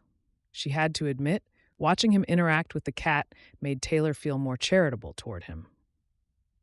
How do you like your neighbors? Taylor asked. Chris talked about the new couple across the street and the older couple next door. The turkey came out of the oven just as Crystal arrived with her family and a large pasta salad. Ricky, Crystal's toddler, squealed and reached for Petunia. The cat jumped down from the warm spot on Chris's lap where she had curled up and disappeared from the room. Taylor grinned and distracted the tot with a wedge of tomato, which he eagerly accepted and started gnawing on. Though she was the youngest, Crystal was already married with 2 kids and thriving in motherhood. Taylor was happy marriage and kids made her sister so happy, but wasn't the least sorry not to be tied down to them quite yet. She wanted that for herself, of course, when the right person came around. She shot a glance at Chris. Once, many years ago, she had thought maybe someday he could be her one and only, but he had disabused her of that notion. Even if she did manage to remain friendly with him, she couldn't imagine that their relationship could ever be the same again. Which was fine, since she was perfectly happy living on her own, or, at the moment, with her mother. After the lunchtime meal was finished and the football game had ended, Taylor and Jill dragged as many people as possible out to the yard for a game of jungle croquet. Okay, what is jungle croquet? Chris asked when they were all gathered around. Jill had already set up the course, so she explained. You know, normal croquet is where you hit balls through hoops and to roll against sticks in the boring flat grass. Well, we don't do it quite like that. Boring is out. Let me demonstrate. She led the way from the beginning across a bumpy bit of grass, up an incline to a small copse of trees, around the trees, and under a low-hanging bush branch, through a hoop on the far side of a water puddle, across the gravel, and back to the grass with the final post at the top of another small hill. You do this every year? Chris asked Taylor when Jill finished. Several times per year, actually. It's fun and mostly based on luck rather than skill, so no one really has an advantage with the game, except Jill and me because we've played it so much. Crystal prefers to bystand. That's because they always killed me first, Crystal said. I thought you just said it was about luck. Did I? I meant for you it will be about luck rather than skill. For me, all skill. She brushed away an imaginary piece of lint from her shoulder. The light of competition entered his eye. We'll see about that. He put up a valiant effort and stayed pretty close to her until they reached the copse of trees, at which point she left him in her dust, with Jill as her only true competition. Jill won, but only because her turn came before Taylor's. They made it all the way back through the course to the beginning and became poison. Despite their best efforts to kill everyone, Quinn still managed to become poison as well. The rest died an ignominious death at their hands. I bow to the queens of jungle croquet, Chris said, as he joined them with his ball once it had been killed. Do you do the same course every time? Never. We always mix things up, Jill said. Taylor's even been known to drag sticks and rocks around to create new and different obstacles for people to pass through. The more interesting, the more fun it is, Taylor said. Jill set this one up, as you can tell from the fact that it's so tame. Tame as a lioness, he said. She simply smiled and congratulated her Uncle Dan for getting so close to the end of the course before Quinn killed his ball. After Jill killed Taylor, becoming the winner, and high fives were passed around for a good game, Taylor called out, "Everyone, grab your ball and mallet and help pull up the course. I'm going to go whip some cream to go on all that pie people made." Chris pulled up the final post and hoop from the end. Need some help with that? I wouldn't say no. It was funny, after how unhappy she'd been about his invitation, she'd enjoyed spending time with him. He followed her over to the shed where they put their equipment away and went inside to wash up and get to work. If Taylor intentionally backed into his rather firm chest after putting away her equipment, no one could blame her. Appreciating his physique didn't mean she was taking their relationship anywhere, and a girl could look, couldn't she? She wondered what part of Chris was the real one, the selfish idiot from her past, or this kind, helpful man of her present. Was this just an act? He'd had his kind and helpful moments before, but they apparently hadn't been his strongest traits. Sometimes people change, didn't they? She hoped it was true, but that didn't mean she had to put her heart in his hands again. That night, Taylor put away the leftovers after everyone had gone home, and it was just her and her mom again. The guests began to trickle home after pie, but Crystal's family and Jill had stayed until after the evening meal. The visit had been nice, but she enjoyed the newfound quiet. "It was a good day," Linda said, hobbling in from the family room. "It was. You've been on your feet too much today. You should take it easy. Even Chris chided you about needing to take a break this afternoon." I took a break. I sat and rested my leg for well over an hour while we talked after things settled down. Your limp is worse today than yesterday. I know. I'm just getting a drink, and then I'll put my leg up again. I can tell when my body needs a break. Taylor kept her opinion to herself on her mom's ability to follow her body's dictates. The doorbell rang, and Taylor answered it, knowing there would be more chances to lecture her mom if she didn't relax for the rest of the evening. She could wait to see if another one was merited. Stacy Reynolds stood on the other side of the door. "Hi. Oh, good. I'd heard rumors you were staying with your mom to help her out. I was in the area and thought I'd try to catch you. It's so much easier to talk to people face to face, don't you think?" Sure." Taylor gestured the woman in. Stacy was at least a decade her senior and had babysat the Campbell girls when they were little. "Please have a seat." "Thanks, but I just stopped in for a moment. I was hoping you could help us out with a small coaching shortage we're having." Coaching? It was basketball season, and she did love basketball, but Stacy wasn't involved with the high school teams. At the community center, we have a couple teams who are short an assistant coach. I know you're really busy, but you're so good at basketball, and I saw how good you were with the kids at that clinic last year. Is there any way you could help us out? I am really busy, especially with the festival coming up and Christmas. The festival is in a few weeks, and we have a break in practices for several weeks at Christmas, and the second half of the season is during your slow period. I know you enjoy coaching. I do enjoy it.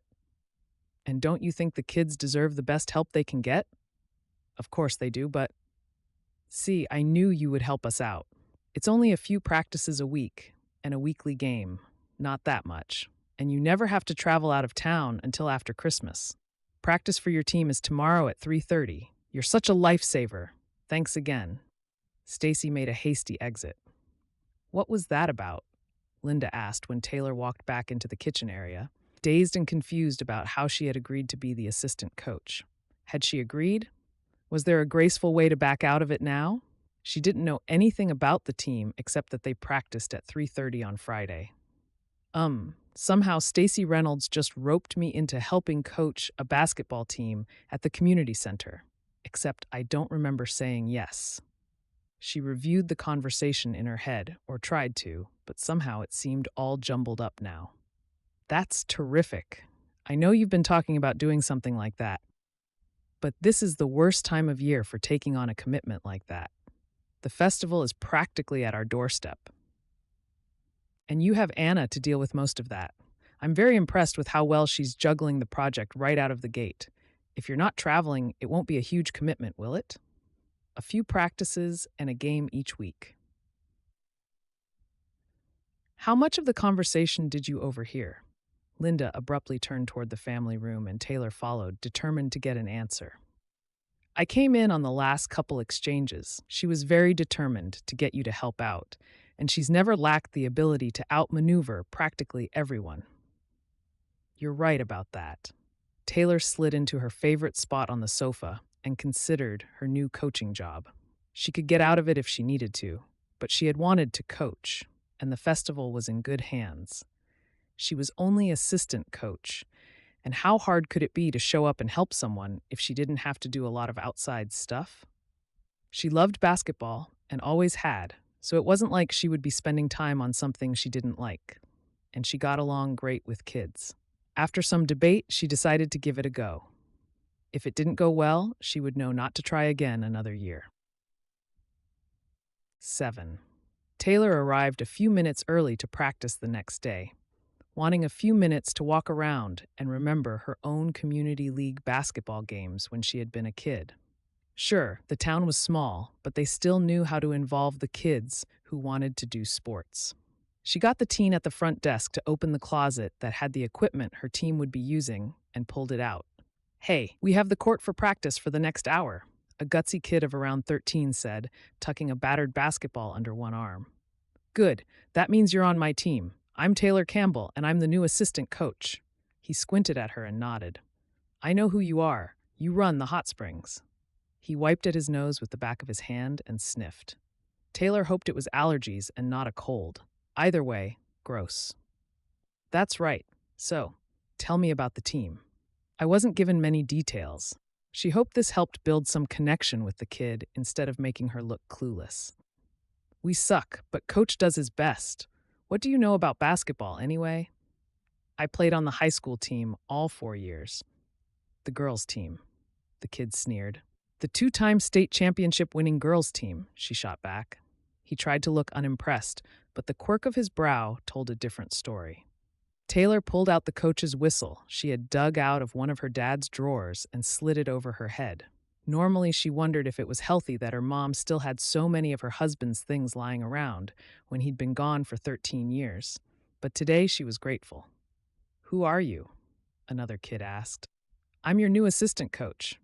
Call me Coach Campbell. Who are you?" A small circle of boys began to collect around her as she got to know names of those she didn't already know and make connections to some of their older family members.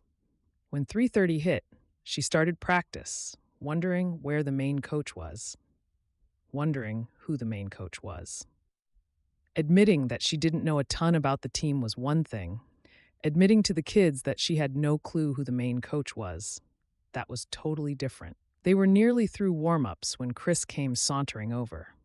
"You've already got them bowing to your will." "I do my best. What are you doing here anyway? Don't you have patience to torture?" "I'm taking a break. I'll get back to it after we finish practice. We've been working on layups this week. I'll split them up and let you work with the more advanced kids first. Wait. Afraid she had understood him correctly, she finally turned her full attention to him. You're the head coach? Did Stacy fail to mention that? Irritation flooded her. She failed to mention a lot of things, apparently. Was this your idea? His expression remained pleasant and vague. Could be. Why didn't you just ask me yourself? Because you would have said no, and I need the help. The kids need the help. I can have them run drills and practice skills, but you're much better at diagnosing how to help someone do better. He would know, since she'd helped half of their intramural team improve in college. Still, getting Stacy to approach her was underhanded. Taylor was so annoyed, verging on straight-up angry. She had been tricked into working with him for the next few months, 4 times per week. This was not good. On Saturday, Taylor helped Jill set up her booth at the holiday boutique that was always held at the high school on Thanksgiving weekend. She was selling some of the products from the spa, along with gift certificates for treatments. On the edge of the table, flyers touted the holiday festival being held at Campbell Hot Springs. While she was there, Taylor picked up a few Christmas gifts from other booths before heading home for the day. She came in through the garage and into the kitchen, finding her mom sitting at the dining table writing something on a sticky note that was stuck to the last page of the contract for the new builds. Hey, Mom, how's it going? Looks like you want some changes. Nearly done. It looks good overall, but we should have Brent Baker look at these clauses and do a revision. Linda finished a couple more words and sat back. I'm glad you got home so early. I was afraid you'd get distracted shopping and be gone most of the morning. We have to pick out the Christmas tree and muscle out the decorations. And since your knee isn't at its best, that means I'm pulling it all out. Actually, I thought you might need a hand with some of that, so I asked someone to help. Oh, is Quinn coming? Not only an extra set of hands, but strong ones. She thought he had something else going on today. No. She checked her watch as the doorbell rang. There he is. Taylor didn't have a clue about who to expect until she opened the door and found Chris in a black leather jacket, blue t-shirt that looked soft, like it had been washed many times, and faded jeans. Once that thought was out of the way, she realized what her mom was trying to get to. You're my help today? That would be me. Your mom said she didn't want to leave all of the lifting and carrying to you. He looked past her into the foyer. Taylor took the hint and stepped back to allow him inside. Apparently, everyone was trying to throw them together. Why couldn't they leave well enough alone? She didn't tell you it was me? He closed the door behind him. Kind of like Stacy didn't tell me you were coaching the team? He shrugged, but a smile flashed teasingly across his lips. Deciding she wasn't going to get a response, Taylor left that topic and focused on today. She was telling me that she'd ask someone for help when you arrived. I guess she wanted to surprise me. Surprise? What's the plan? Since he was willing to get right to work, Taylor decided to put her annoyance with her mom's interference on the back burner and focus on the task ahead. The sooner they got to work, the sooner it would be over. We need to buy a Christmas tree for the house and 2 for the business, 1 in my general office area and 1 for the spa. The staff will decorate those next week. We need to haul out the decorations both for the yard and for the tree. You have to decorate the house and yard today too? He looked a little overwhelmed at that idea. Quinn, you remember meeting my cousin Quinn from dinner, right? When he nodded that he did, she continued, he did the lights on the house and in the trees earlier this week, so we only have the smaller, easier-to-reach items to worry about. Good idea. I'm full of them. How long did you plan to stay? Hoping to keep me here all day? A twinkle of flirtation popped from his eye. Just trying to prioritize to make sure the 2-person work gets done first. We do have a game this afternoon. In that case, I'm at your service until about 2. Not too long before they would need to show up at the community center for the game. It was barely 10. Taylor figured she could crush a lot of the work in that much time. She forced herself to be gracious, since he was being helpful. That's very generous of you, to give me so much time. His mouth moved as if he was going to say something, and then he paused, looked to the right, and said, "I'm a generous kind of guy." "Yeah, good choice." He lifted his brows in question. "I saw you almost said something else.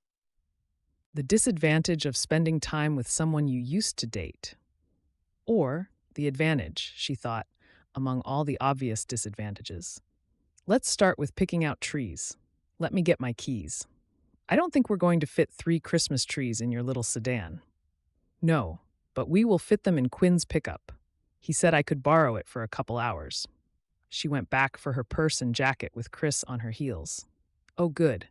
It was you," Linda said when she saw him. "You look ready for work. After you fed me such a great meal on Thursday, how could I say no?" "How do you feel about homemade turkey noodle soup and thick slices of homemade bread?" Linda asked. "I am pro soup and bread." "Good. The soup is in the pot now and the bread is about ready to put in the oven. When you get back, we'll be all ready to eat." "You spoil me. You're doing me a big favor by helping Taylor with all of this today. I love decorating for Christmas, but my physical therapist has all kind of rules about what I'm allowed to do, and my daughter nags if I try to do anything outside of the rules." "I'm so glad to hear it," Chris grinned. Taylor shot her mom a don't meddle glare when Chris wasn't looking and led him out to her car. "Be back soon, Mom?" "Take your time." Her words echoed in Taylor's head as she pulled out of the parking lot. "She may have boundary issues. She's a mom, and you are living at home." "Hey, I have my own apartment." "When did you sleep there last?" "The night before she came home from rehab. As soon as she's fully functional again, I'll go back to my own place. A girl needs her space." She turned the wheel and headed up the next hill to Quinn's. "This town is so charming, but I admit, I'm not looking forward to navigating these hills in icy conditions. We didn't get a lot of ice in Texas or Tulsa. Thankfully, they don't get icy too often." She pulled in front of Quinn's 2-story Victorian. "We're here." They picked up the key to his truck and were soon on their way to the tree lot. "Spruce or fir?" Chris asked as they began walking around. "Fir all the way. The spruce is too silver, and I like the softness of the fir needles. We just need to find some that are soft and fresh." "Gotcha." They took time to pick out their trees, and when she was ready to pay, Taylor turned to him. "Have you already bought your tree?" "I picked up a pre-lit tree earlier this week." "Not a fan of real trees?" "They're fine. Honestly, I'm terrible at remembering to water plants, including Christmas trees. It makes more sense for me to go with the fake ones. I guess, if you have to be sensible and realistic. Once in a while." After unloading the 2 trees at the Hot Springs offices, Taylor and Chris returned to Linda's with the last one. They hauled it into the family room in back, and he helped Taylor set it up. "That's a beautiful one," Linda said as she started cutting the freshly baked bread. "Is lunch ready, or will it be a few minutes?" Taylor asked.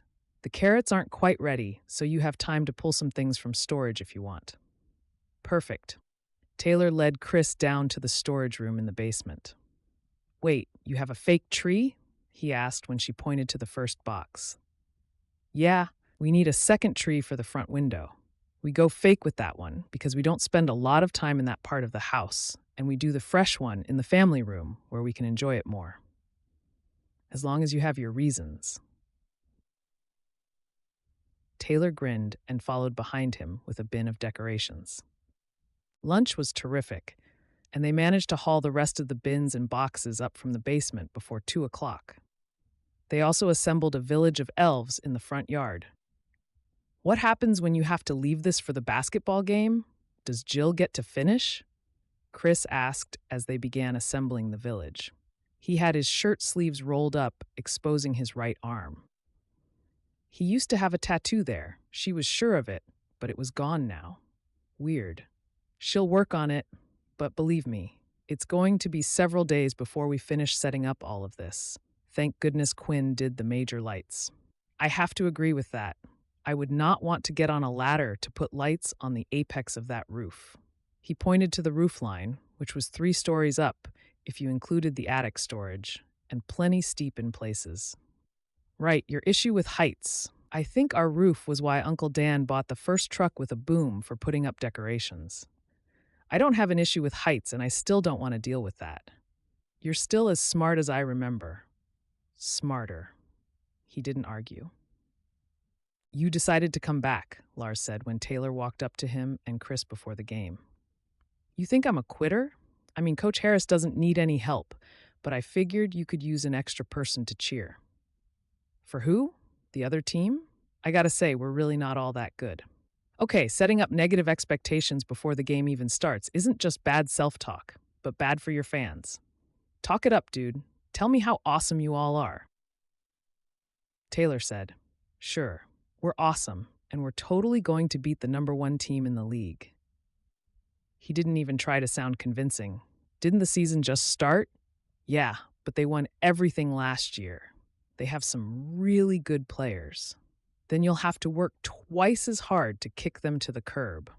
Taylor understood the instinct to lower expectations so you didn't disappoint someone, but she also knew it could backfire. Helping the kids see the connection between hard work and rewards was part of her job as a coach.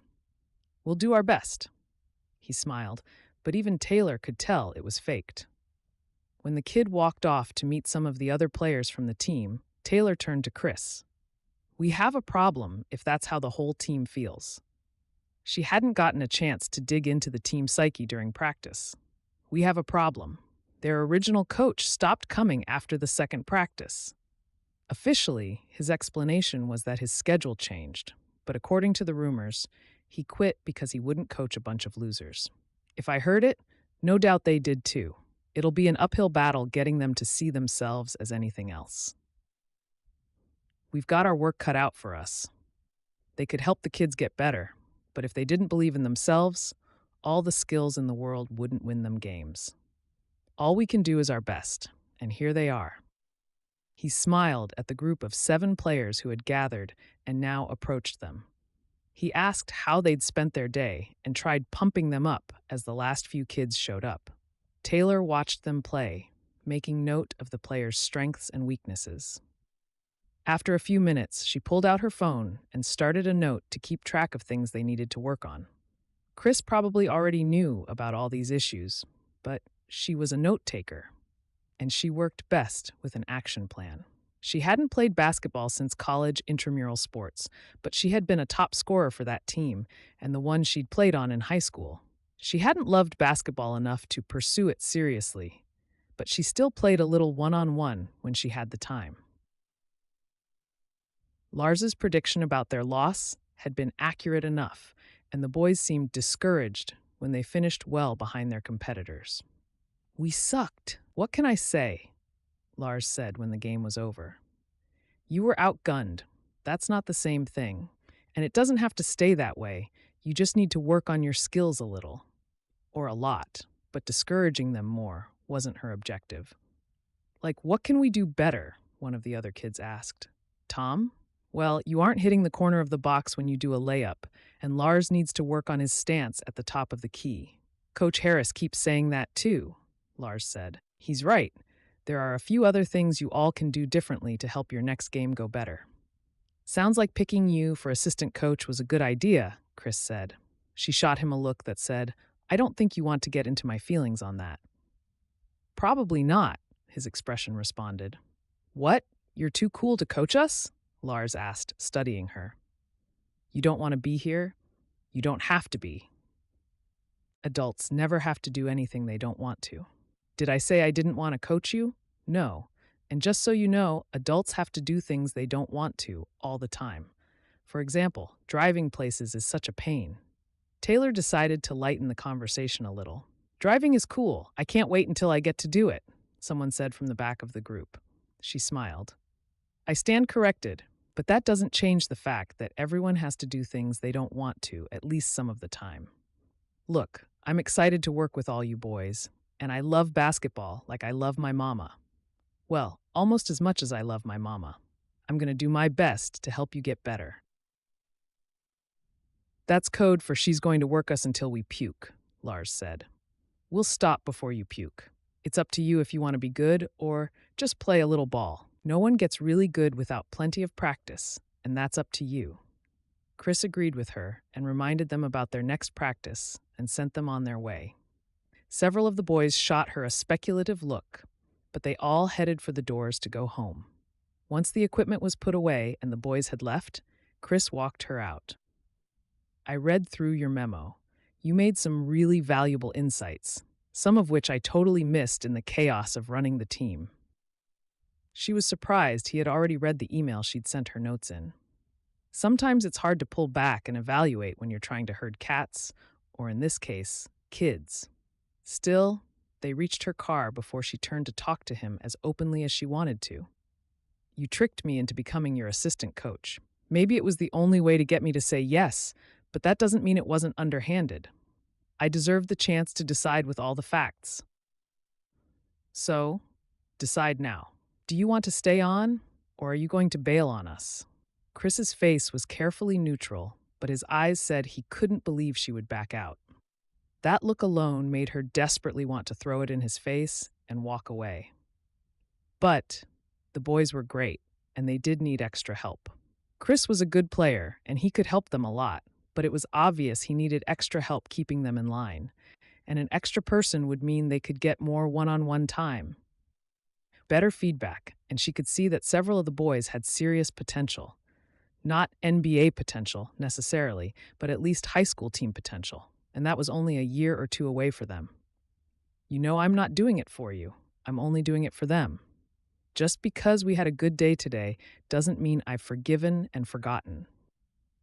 There were reasons for what happened back then, if you'd listen. All the anger and hurt she had pushed down, pushed away, thought she had mostly gotten past, rushed to meet her as they reached the parking lot. She stopped and turned to him. There were reasons for why you didn't respond to any of my texts or calls when I was frantic, wondering if you were dead. You cut me off, Chris. I freaked out, and I lost my scholarship because of our group project. Sure, I would have been fine if my other grades had been perfect, but I was a little worried about the man I thought. She bit her lip before she said the words that would only stroke his ego. Thought? He said after a long pause. Forget it. I'm here for the boys. That's it. She turned to face to her car before the emotion turned into tears. She always cried when she got angry, and she hated it. Even if she wanted to forgive and forget, she needed to work through the pain from their past before she would be ready to listen to him.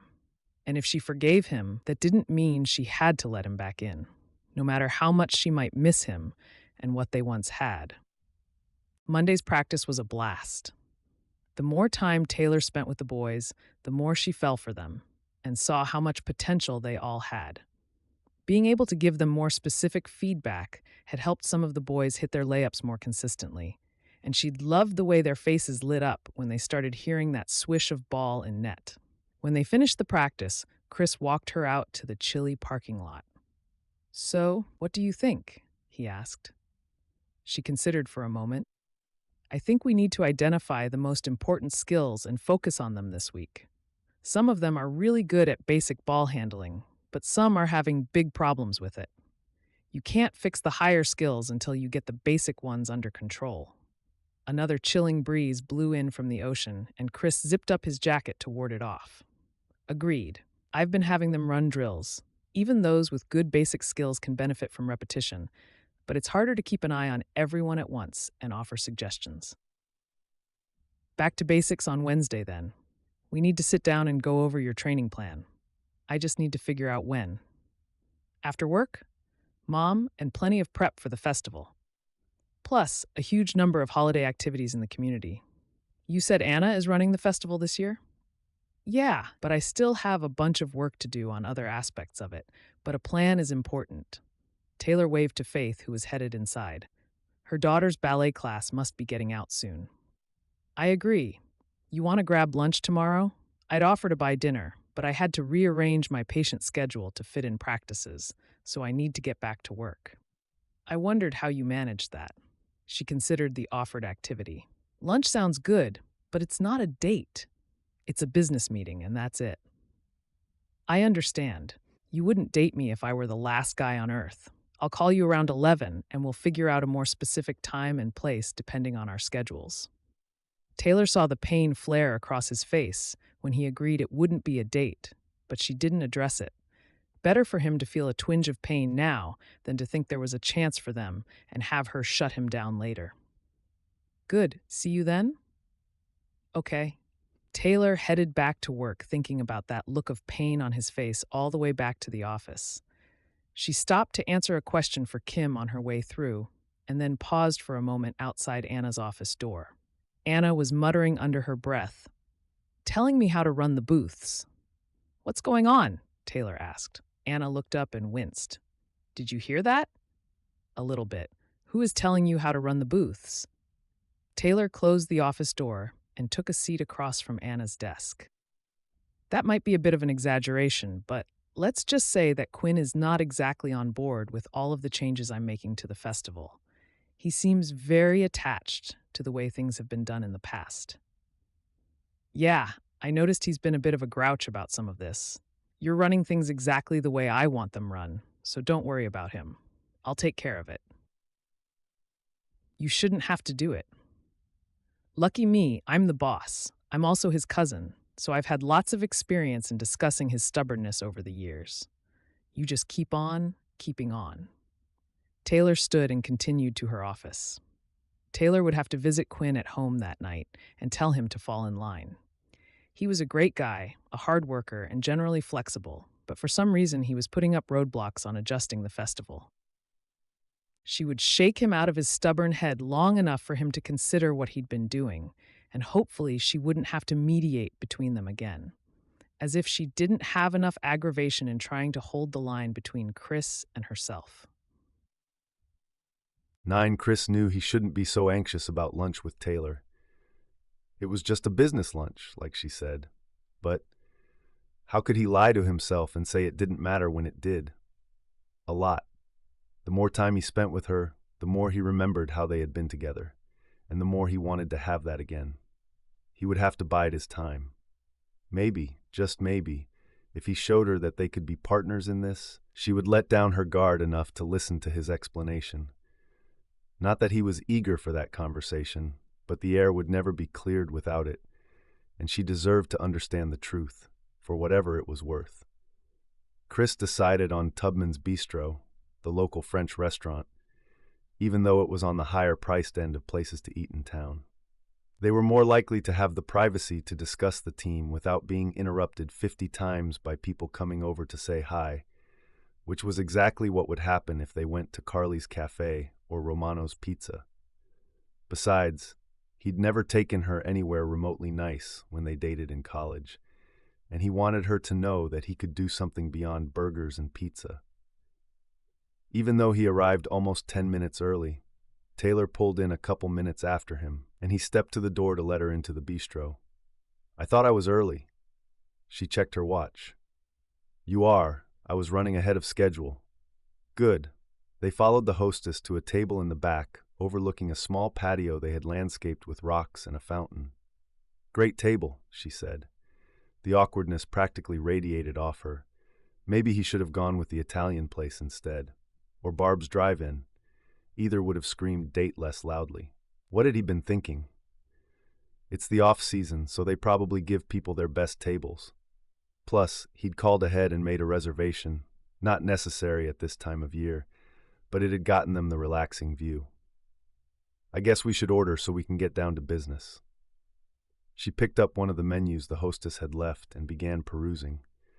This meal was supposed to make things less awkward, but they only seemed worse than ever. Chris picked out what he wanted and was glad that when the server showed up to get their drink orders, they were both ready to order food as well. Once alone, Taylor pulled out a notebook. I've been thinking about the training plan. We definitely need to split the team to work on specific skills.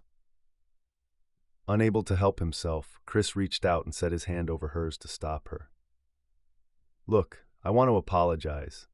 I know this ended up looking datish, and that wasn't my intention. I just wanted a quiet place where we could talk without interruptions. I'm sorry if that made you feel uncomfortable. Taylor bit her lower lip, reminding him of how much that move always made him want to kiss her. It was a good thing there was a table between them so he wouldn't be too tempted to follow through. I appreciate that. It is quieter and more conducive to conversation here. Taylor's shoulders settled half an inch, showing more than her words, that she took his explanation and apology at face value. Okay, So, you were saying? Chris listened to her plan and added some thoughts of his own. They set up a schedule for the next 2 weeks, but agreed flexibility might come into play. When their server returned with their food, they were already deep in debate about which pro teams would end up in the series playoffs based on the few games they'd had already. Maybe this hadn't been such a bad idea after all. Now if he could stop himself from desperately wanting to kiss her again.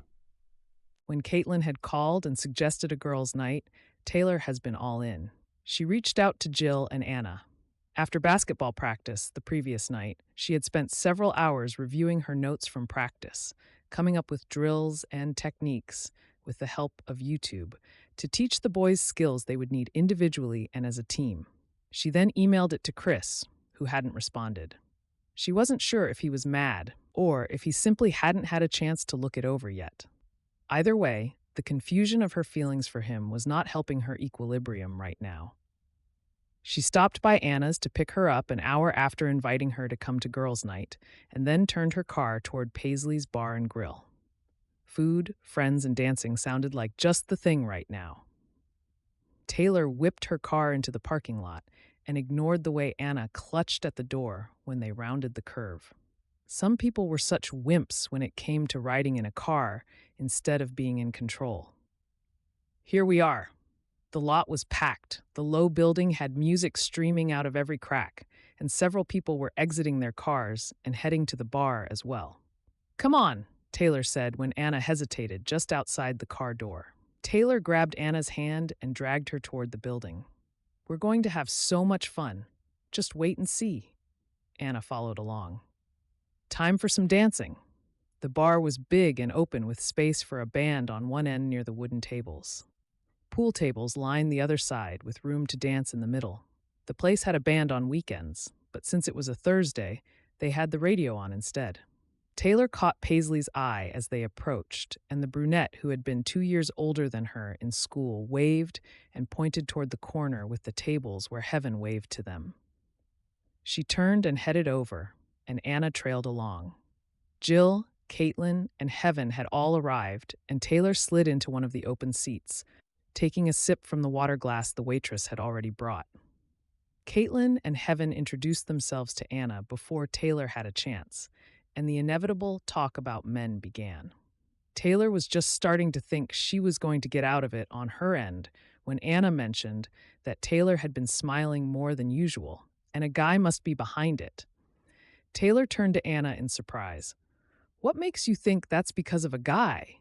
Maybe I'm just glad to have someone else to torture with the festival this year." "I had thought that it was due to having you take the festival off her hands," Jill said, studying her sister. "But Mom hinted otherwise. Are you really seeing him?" "Him who?" Caitlin asked. "Chris, the physical therapist who's treating our mom," Jill said. "Don't be ridiculous. I'm just helping him coach the community league basketball team. The kids need help, and while Chris is a fine coach, he is only one man." No need to mention that she still didn't trust him, no matter how hot he was. Lunch, coaching, tree shopping. That sounds like you're dating him. Jill leaned back in her chair, casual smugness. "Besides, wasn't lunch at Tubman's Bistro? What's your point?" It had been a really nice lunch break, almost enough to test her resolve about trying again with him. Almost. "Whoa, he took you to Tubman's and he wasn't trying to sell you something. Definitely a date," Heaven said. "We just talked basketball," Taylor explained. "You only talked basketball? Does he have game?" Caitlin asked. "Did he try to make a fast break?" Jill set her chin on her fist, leaning in for details. "Did he give you the full court press?" Heaven asked. "Any incidental contact?" Jill asked. "It was a game of one-on-one," Anna added. "If he did, you can be sure he was sidelined after I blocked the shot," Taylor said with a chuckle. "Enough with the basketball euphemisms. It's just basketball. There's nothing else between us." "All kidding aside, I saw him once. Very cute," Caitlin said. "Your ears are turning red, that's how she blushes," Jill said in an aside to Anna. "He must be why she's come to work late so much lately. Don't be ridiculous. Chris and I just pass each other coming and going sometimes," Taylor said. "Really?" Jill stretched the word out, full of innuendo.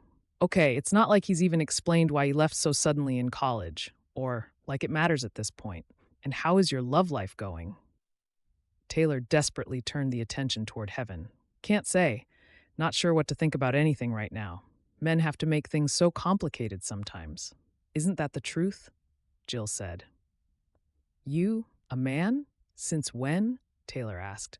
Not like you're thinking. I was wrangling with Cameron about changing out the equipment for the spa upgrade, and he's being such a pain. Cameron Waters was in charge of the city electrical crew, but he was generally perfectly nice. I'd be happy to see what I can do, Taylor said. No, it's fine, Jill said. I can handle this myself. I don't need you to interfere in my job. Fine. But Taylor would mull over ways she might be able to smooth things over if needed. And how, Caitlin said.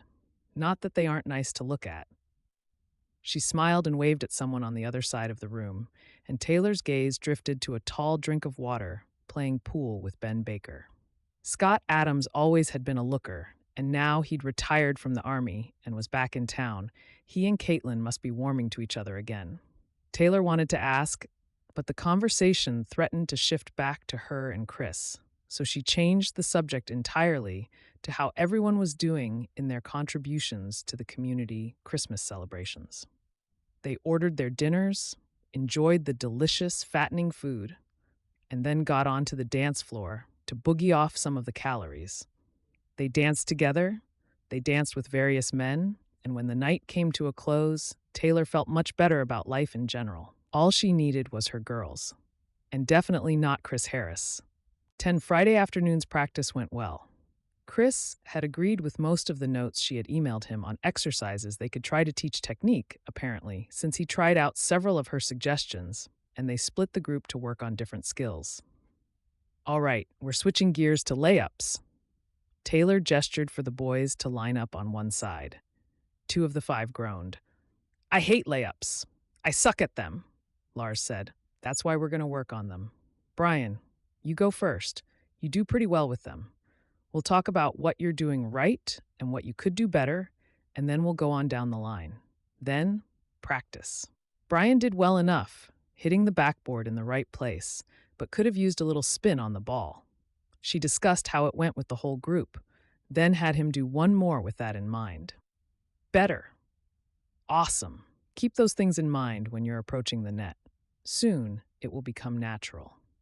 She lined the other kids up from best to worst so the less skilled boys would have a chance to hear her advice and see their teammates' form and action before it was their turn. When Lars got up for his first layup, he got it in the basket. It had wobbled, and his form could use some work, but it went in. Whoa, I've never done that before, he said. You made it because you're paying attention and learning from each other. Now, I want you to really focus on hitting the top corner of the square on the backboard. You really have to get that ball up there and jump off of the other foot. He grinned and went back to the starting line to try again. The ball bounced off the rim, but it was still better overall than he'd done in previous practices or the games she'd seen. Great. I missed, he pointed out. Yes, but your form was excellent, and it almost went in. Everyone grab a ball and practice drills while I watch. She glanced over her shoulder to see Chris working with the others on free throws. He looked her way, taking a moment to see how the boys were doing, and grinned at her. She grinned back. Taylor made several other comments to help the boys correct their form and gave them all fist bumps when the practice time ended. Chris brought his group over and reminded them about the next day's game. Taylor added, You're doing great. Get plenty of sleep tonight, eat a decent lunch, and we'll see you tomorrow afternoon. Most of the boys walked out talking about their weekend plans, but Lars lingered to help put away the equipment. You know, he said as he closed the door on the equipment, I heard the NBA teams provide peanut butter sandwiches for their players before the game for extra energy. You should think about doing that. Really? And what if one of the guys is allergic to peanuts? Chris asked. Taylor let them walk out ahead of her, studying Lars as they crossed back into the gym on their way out. He was thin and often low energy at this time of day. She wondered, None of us is. We all like peanut butter. That's something to think about then. Chris patted the kid on the shoulder as Lars turned toward his apartment, which was a couple blocks away. Taylor waited until they stood at their cars, sure no one was nearby. What do you know about his family? Chris had apparently already turned his thoughts elsewhere because he seemed taken by surprise. Single mom, older sister. Dad's not in the picture, though I don't know why. He's apparently a decent student, though I get the feeling he's pulling mostly B's. Why? Taylor considered for another moment before answering. I wonder if they don't have enough food at home. I mean, if their income is low enough, he'd get free breakfast and lunch at school, right? But what about dinner? What about the weekends? I hadn't thought about that. I mean, I knew kids growing up who went to bed hungry. My parents managed to keep enough food on the table, even if it wasn't exactly fancy or expensive. You think he's going hungry? I don't know, but he does seem a little low energy at games, and he asked about sandwiches after I mentioned them needing to eat a good lunch. I wonder if he's not getting enough to eat at home. Chris nodded. I'll see what I can find out. In the meantime, I could spring for a loaf of bread and a jar each of peanut butter and jam for the game tomorrow. We'll see how it goes. I can bring cookies for afterward, celebration or commiseration. Sounds good. You wouldn't happen to want help from someone to taste those cookies as you make them, would you? I'm also good at pushing buttons on mixers. She paused, wondering if this was a smart idea. They had been getting along, and maybe a little outside of basketball time could help them cement their coaching strategy. Who did she think she was fooling? She wanted to spend time with him. It wouldn't be wise, but she didn't want to tell him no. I'll bake tonight. What time do you finish up with your patients? Around 6:30. The last one is in town. Well then, stop by when you finish. I might even have something dinnerish to eat around then. That sounds perfect. See you then? Taylor slid into her car and headed toward work. On the way, she drove past the old Kirkham place. It was nothing but a smoldering ruin now, after a fire the night before.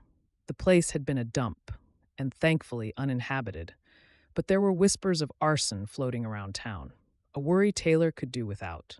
Hoping they figured it out soon, she turned her mind back to work and the cooking she had to do afterward. Taylor had chicken and vegetable soup simmering on the stove and cookies in the oven when Chris showed up after work that night. Her mom was reviewing the previous month's sales numbers for the hot springs and spa at the end of the kitchen island. Things must have gone well with your appointments tonight, Taylor greeted him at the door. They did. My patients are making nice progress, and we're in good humor tonight, which is definitely not always the case, so I have nothing to complain about. Hi, Linda. How are you doing? Great. Feeling well and following directions. Mostly, Taylor muttered under her breath. I'm going to pretend I didn't hear that, because I trust that if she's doing anything that's likely to hurt her, you'd actually tell me about it. Chris slid onto the stool beside Linda's, though he was talking to Taylor. Yes, if I thought she'd really hurt herself, I'd let you know so we could discuss it. I just think she's wearing herself out when she doesn't need to. She thinks I'm an invalid. I have some healing to do, but I'm not helpless, Linda said. I don't think you're helpless, Taylor muttered. Linda shot her daughter a look that said she was unconvinced, but didn't continue the verbal sparring. Taylor says your team is making progress. It is. It's nice having an extra set of hands and eyes at practices. Also, they like her. It's hard to blame them. I agree. Have you been downtown to see the gingerbread contest displays? Linda asked. Not yet. I've been a little distracted with other things. Like my daughter? Could be. I do find her distracting. Taylor shook her head as they talked about her as if she wasn't standing right there. Her mom led Chris off on tangents about his childhood and his relationship with his sisters. Things she hadn't thought to ask, as well as things she had once known the answer to, but had forgotten over the years.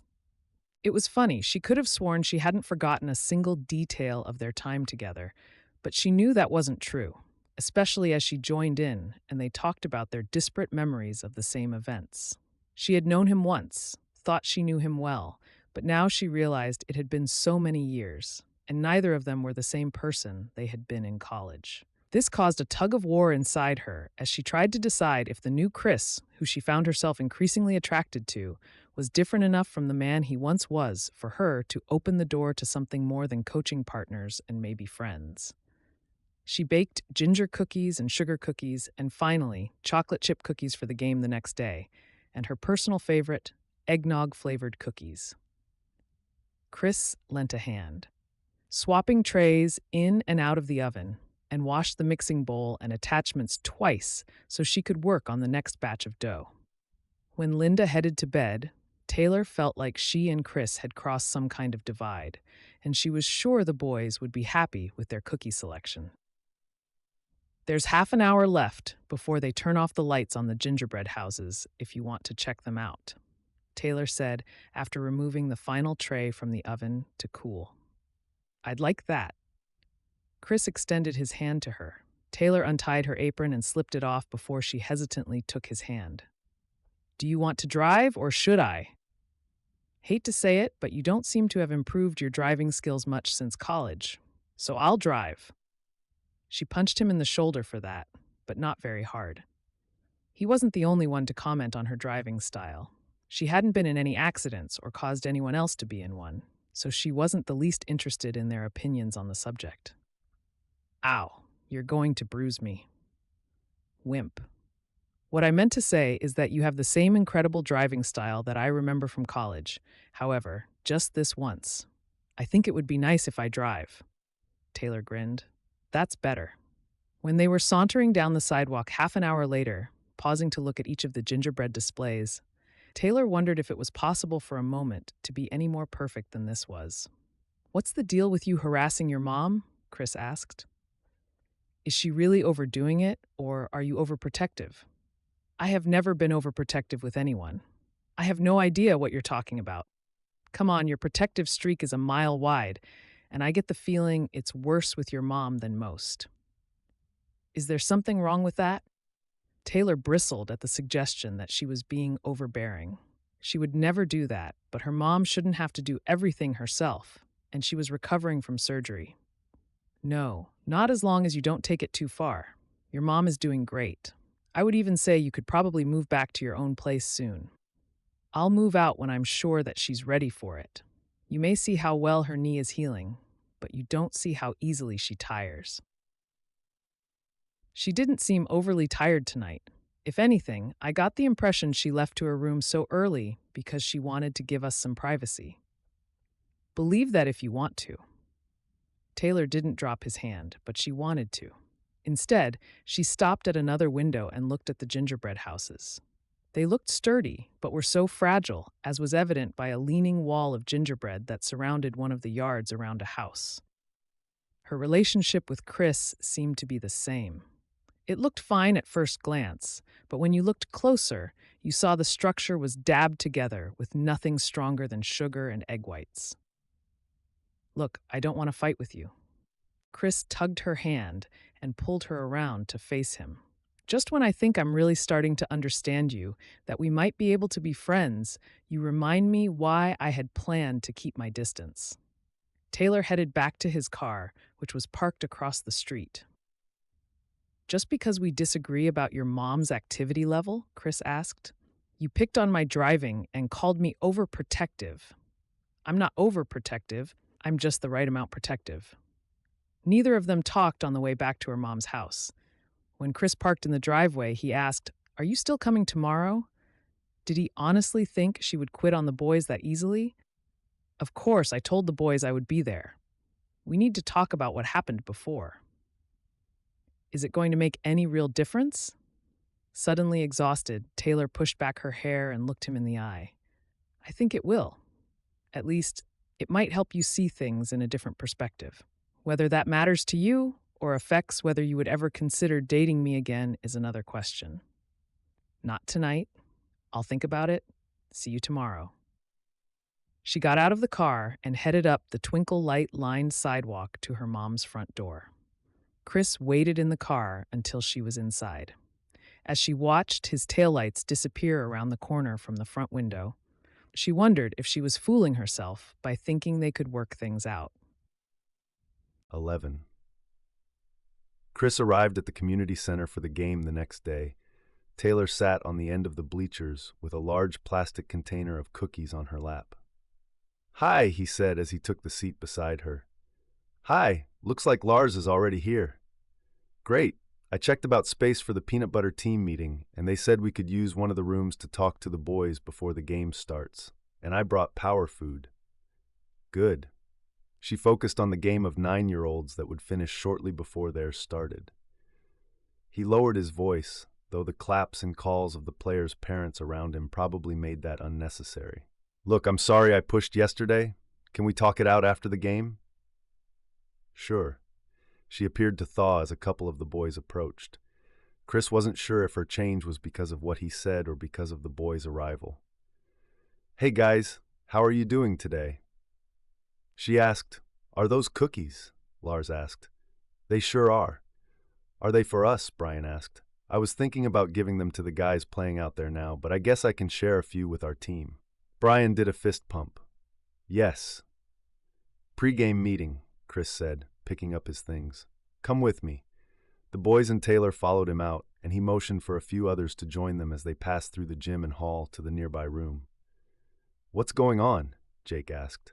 Lars pointed out that many NBA teams have a special ritual before a game where they make peanut butter sandwiches. Real sports fuel. I thought maybe we could start that tradition for our team. Now, if anyone is allergic, we'll do something else, and no one has to join in. So if you ate recently, you can just enjoy one of Miss Campbell's delicious cookies instead. Anyone interested? Based on the enthusiastic interest, Chris didn't think any of them were going to complain. He set to work making sandwiches. Taylor opened the cookie container. No more than 2 each. We need to save some for anyone else who gets here. Speaking of which, I'll go see if I can find any of the other boys and send them this way.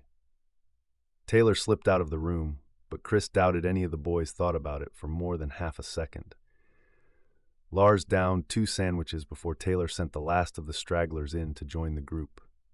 She came in a few minutes later to help clean up and herd the boys back out to the gym before their game began. Looks like the sandwiches were a success, she said, looking at the empty loaf of bread and the second loaf that was partly gone. Yes, a couple of the boys had more than one. I guess we'll do this every week. Taylor gave him a long look. You're a good guy, Chris Harris.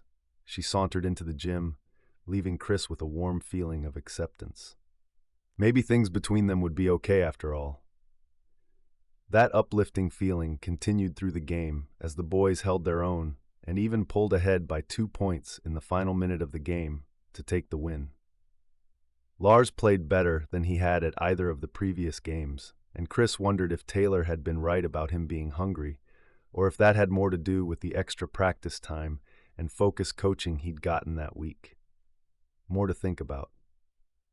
After congratulating his team on a game well played, Chris walked Taylor out to her car. The work you did to help these boys this week really made a difference, he said. I like to think so, but it'll take much more practice to really get good. Unless you've decided you don't want to work with me anymore, we have time. He all but held his breath, waiting for the answer. She wasn't the kind to renege on a promise, or she would have walked the moment she realized she would be working with him, but part of him still worried that she was angry with him about their unhappy words the night before. Would she decide that dealing with him was asking too much? Taylor narrowed her eyes at him. You know I'm in. What makes you think I'm going to back out on you? I don't leave people hanging. Though he felt the rebuke, Chris pretended it didn't bother him and focused on the fact that she would keep helping. I know you're unhappy with me, and I wanted to make sure we're okay. We're fine. Her tone was not in the least convincing. Her eyes caught on someone behind him. You know who I'm not fine with. Chris looked behind him and saw a man in a ball cap who was about their age. Who's that? Cameron Waters, the electrical crew supervisor. Jill said he's giving her some problems on the spa's expansion or something. She moved to talk to him, much less confusing than dealing with Chris. Did she ask for your help? Chris asked. He couldn't stop Taylor from trying to step in and fix things for Jill if she was determined to, but he couldn't help thinking that it would be a bad idea. No, but I know him. We can figure it out. Or you can let her work it out. You said it's in the spa, and the spa is not your responsibility. Taylor opened her mouth to object, but couldn't find a relevant argument that made sense. I hate seeing someone else struggling if I can help them out. Would Jill ask you to interfere if she were here? Chris asked. No. There you go. He hesitated on the next question he'd wanted to ask and decided to come at it from an angle. I thought I saw something on that big announcement board in front of City Hall about a cookie exchange Monday night. He gave her a sidelong glance. Everyone is welcome to attend. All you have to do is bring some cookies. Her voice was absolutely neutral. Yes, but I get the feeling that this is one of those activities that is much more entertaining to do with friends. Most things are.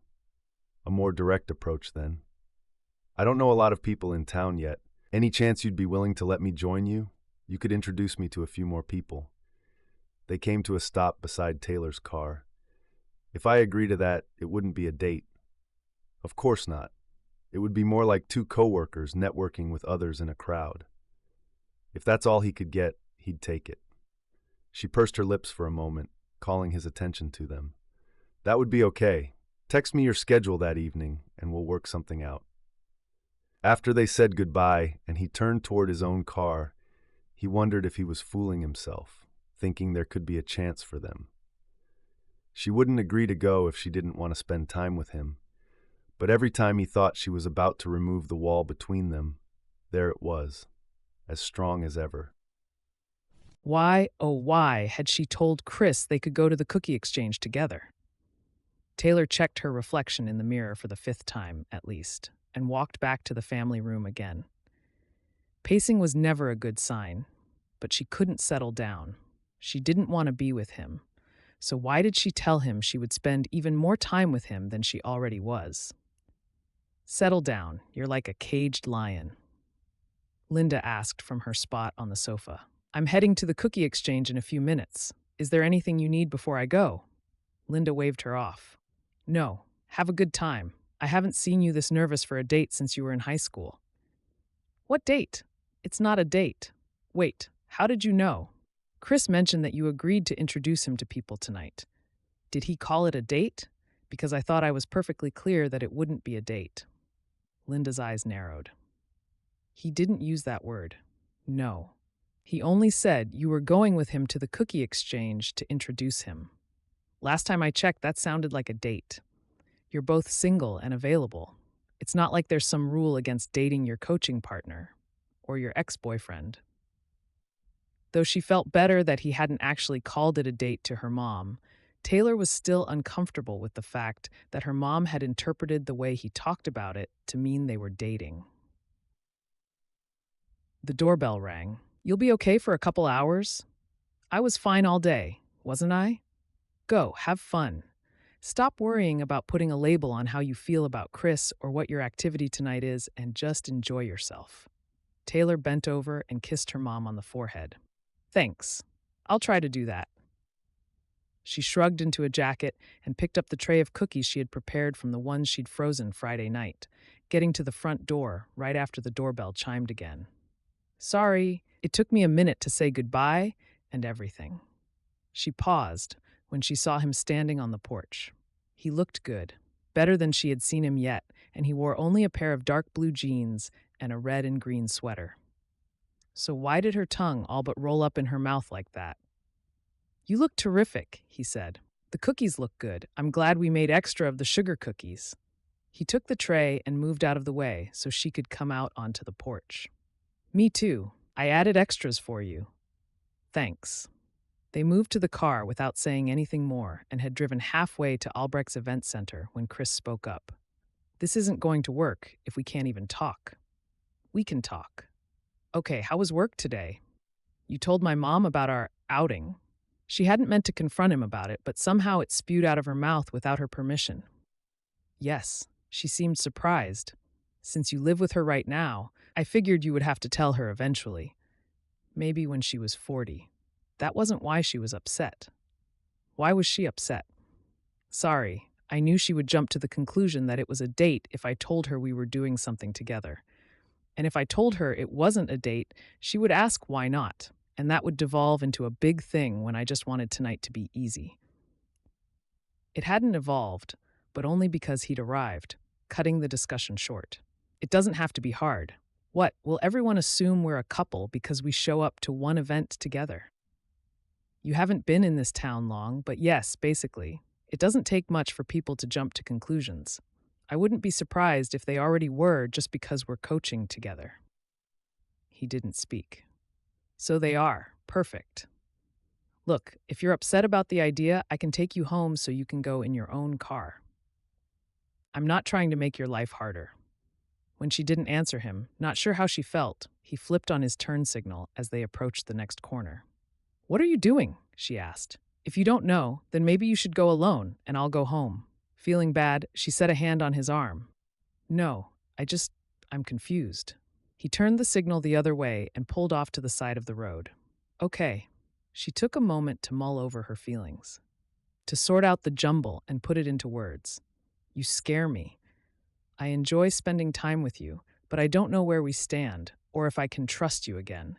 You really hurt me when you totally ghosted me before. Add to that the group project, which killed my grades and my scholarship."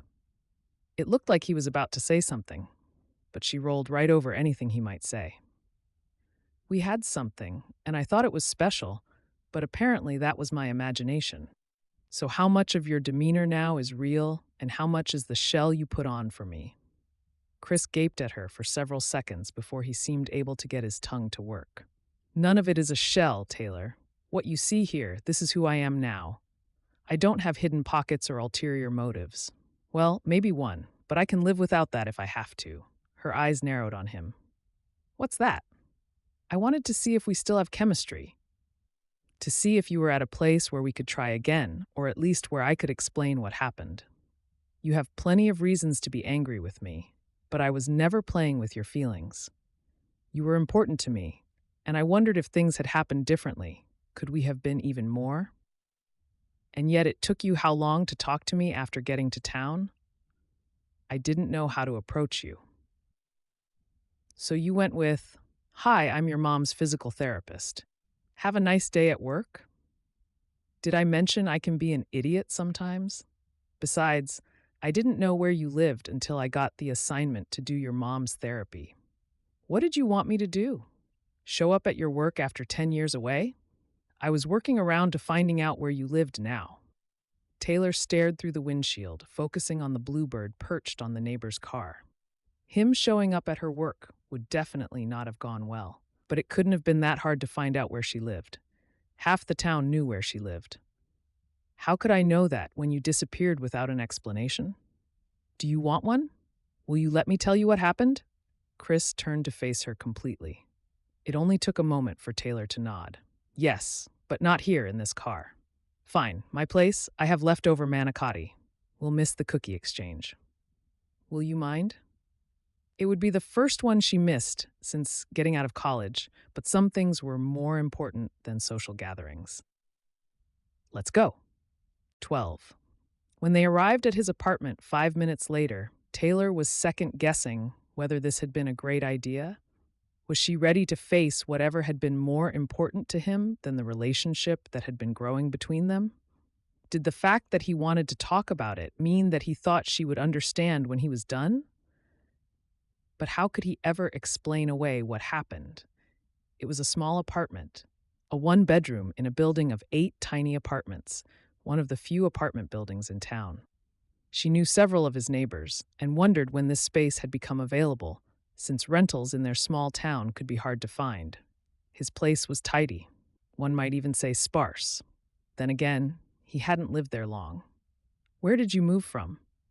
"My grandparents' place in Ukiah. They passed a few years ago, and it was sitting there being used about once a year for vacations by my uncle and aunt, so I moved in and rented it for a while." "How long were you in Ukiah?" Taylor had never been to his grandparents' house, but he had lived with them while they were both in school there. "Almost a year. That's how I got the traveling PT job. Most of my furniture came from their place, since my uncle decided to sell a few months ago." He moved to the fridge and pulled out a tray of manicotti, the kind you bought in the freezer aisle and baked at home. One of the 4 portions had already been scooped out, and he produced 2 plates from a cupboard to warm up servings. She nodded. "Did you know I was in Dos Fuentes? I looked up Campbell Hot Springs when I got here. Saw you were the new CEO. He'd thought about her, but he hadn't cared enough to come talk to her. Okay. What drew you to physical therapy? You were thinking about art when I knew you. He gestured to the photograph of a sunflower on the wall with textured elements on it. I still do art, but it's more of a hobby, and I'm okay with that. So, PT? To explain that I have to go back to last time I saw you. She remembered that night vividly. His kisses had been electric, and his promises for after the break had kept her floating for a long time. He opened a can of corn and poured it into a bowl while the pasta heated and tossed some salad dressing and salad toppings onto some field greens. When had Chris become Mr. Health Nut? Salad and vegetables? Last time she'd known him, he was all about the pizza and burgers. So, take a seat at the table. Water okay? It's fine. She slid into the indicated seat and hid her fidgeting fingers on her lap. Why wouldn't he just get on with it? She was here, right? Your eating habits have changed. He added the vegetables and salad to their plates and brought them over. I still eat pizza, but I function better with real food. Plus, I learned a lot about nutrition over the years. Well, I brought the cookies in, so I guess we'll be covered on both the health and taste ends of the spectrum. I won't complain about that. Taylor ate a couple forkfuls of salad before prodding him again. You were saying about spring break? What do you remember about why I ended up in school in Ukiah instead of in Texas? That was an odd way to start the conversation. You said your parents wanted to get you away from friends. You felt like they'd banished you to the outer reaches of the world. Chris nodded. In a nutshell, I'd been getting into trouble with friends, heading down a very bad road.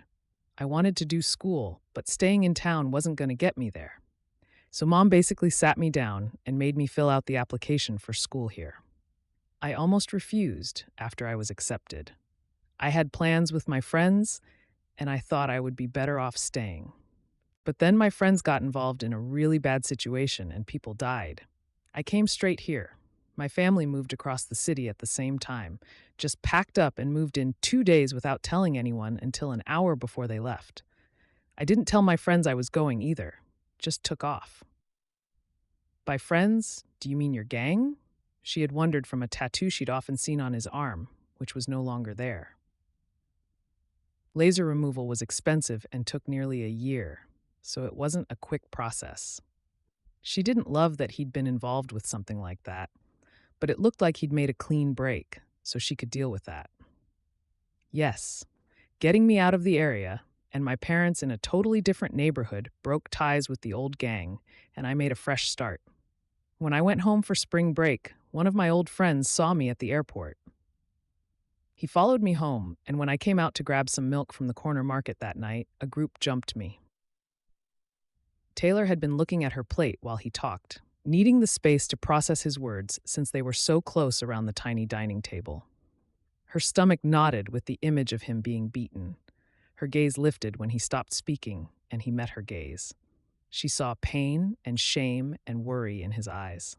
How badly did they hurt you? Badly enough to land me in the ICU for 3 weeks and several more weeks in a regular room, part of that time heavily medicated, which meant I slept most of the time. They also stole my phone. I don't think I was even clear-headed enough to process everything until the semester was over. I lost all of my contacts when my phone was stolen, and they ran up quite a lot of charges on it before my parents shut it off. So much worse than she had expected to hear. She had figured her imagination had gone much too far as she tried to come up with excuses for why he had disappeared, but it hadn't. She pressed a hand to her stomach, which felt twisted up now. What were your injuries? I mean, obviously it was bad, or you wouldn't have been in the hospital for so long, but how bad? Broken ribs in my right arm, internal injuries, a major concussion, broken nose and cheekbone. Needless to say, I was a wreck and they nearly killed me. While I was in the hospital, my family moved to Tulsa. They figured they would be in danger until we were totally clear of the area. I spent months in physical therapy and gained a new appreciation for the work they do. When I was well enough to start studying again, I went into physical therapy. I had imagined you dead on the side of the road, but I had no idea how close to reality that worry was. Why didn't you contact me when you started to feel better? Even to know that you were okay would have been a big deal to me. I was so worried about you.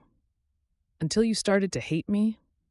She didn't take her eyes off him. Neither of them had taken a bite in several minutes, their food moving toward room temperature. "As hard as it might be to believe, considering the way I've acted, I don't hate you. I was just really hurt." He reached over and touched her arm, his warm hand on her cold skin. "I know. I'm sorry. You knew how to reach me, knew my family owned the hot springs and that I would be coming back for the summer. You could have called to let me know you were okay. I was ashamed. I felt like I had basically done this to myself by making bad choices. You're not the kind of girl who goes out with a gang member." She acknowledged that was true enough. "You have no idea how hurt I was that you ghosted me. Beyond the fact that I lost my scholarship and got a C in the class after you disappeared because the group project was half our grade, I thought you played me, toyed with me, but didn't really care about me." He caught her gaze when she looked up again. "I'm so sorry about that. I didn't think about how it would make you feel that I disappeared. I only thought about how badly I'd screwed up and let you down, about how I didn't deserve you anyway. Hardly anyone does." She shook her hair back in mock hauteur. "I agree with that. The thing is, I never could forget you. I applied for the job in Ukiah half with the thought that I could connect with you again. But then I was at the hospital and talked to a patient from town, and they said you and some guy were making a splash with the Christmas festival, and how you had always made great partners. I figured you were taken, so I let it go. The way they talked about the two of you, it sounded serious." She racked her mind, trying to figure out who they might have been talking about. "I haven't seriously dated anyone in 3 years. I've been on a few dates here and there. The only person I can think of that would have been connected to me on the Christmas festival would have been my cousin Quinn. You met him, right? At Thanksgiving."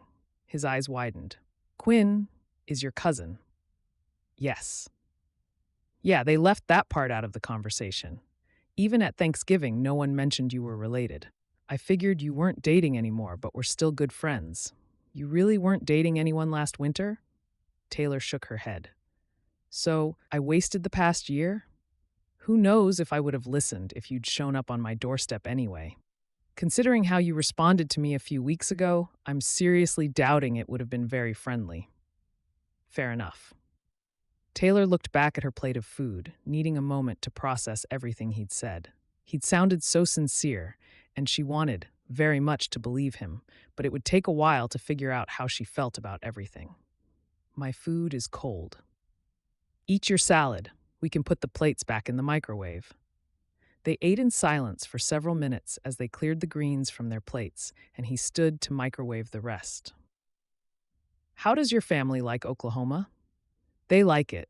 Dad switched jobs about 5 years ago and is working for Mazzio's, which is an Italian eatery chain.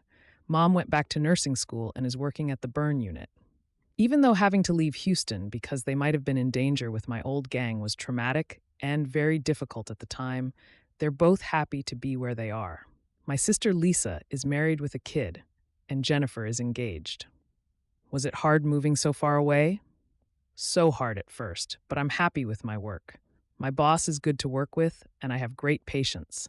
I love working with the basketball boys." He pulled one plate out of the microwave and switched, sliding hers in front of her. "And? And here we are, having dinner, the air cleared. I have to admit I'm hopeful." She smiled as she forked up some pasta.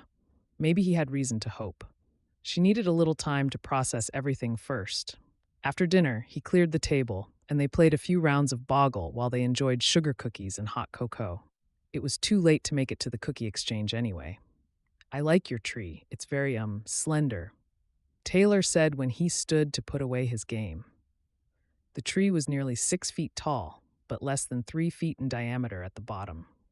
"I got it at a yard sale in the fall when I realized I would have to either buy my grandparents' house or move out. I liked that it was skinny, better to fit in an apartment.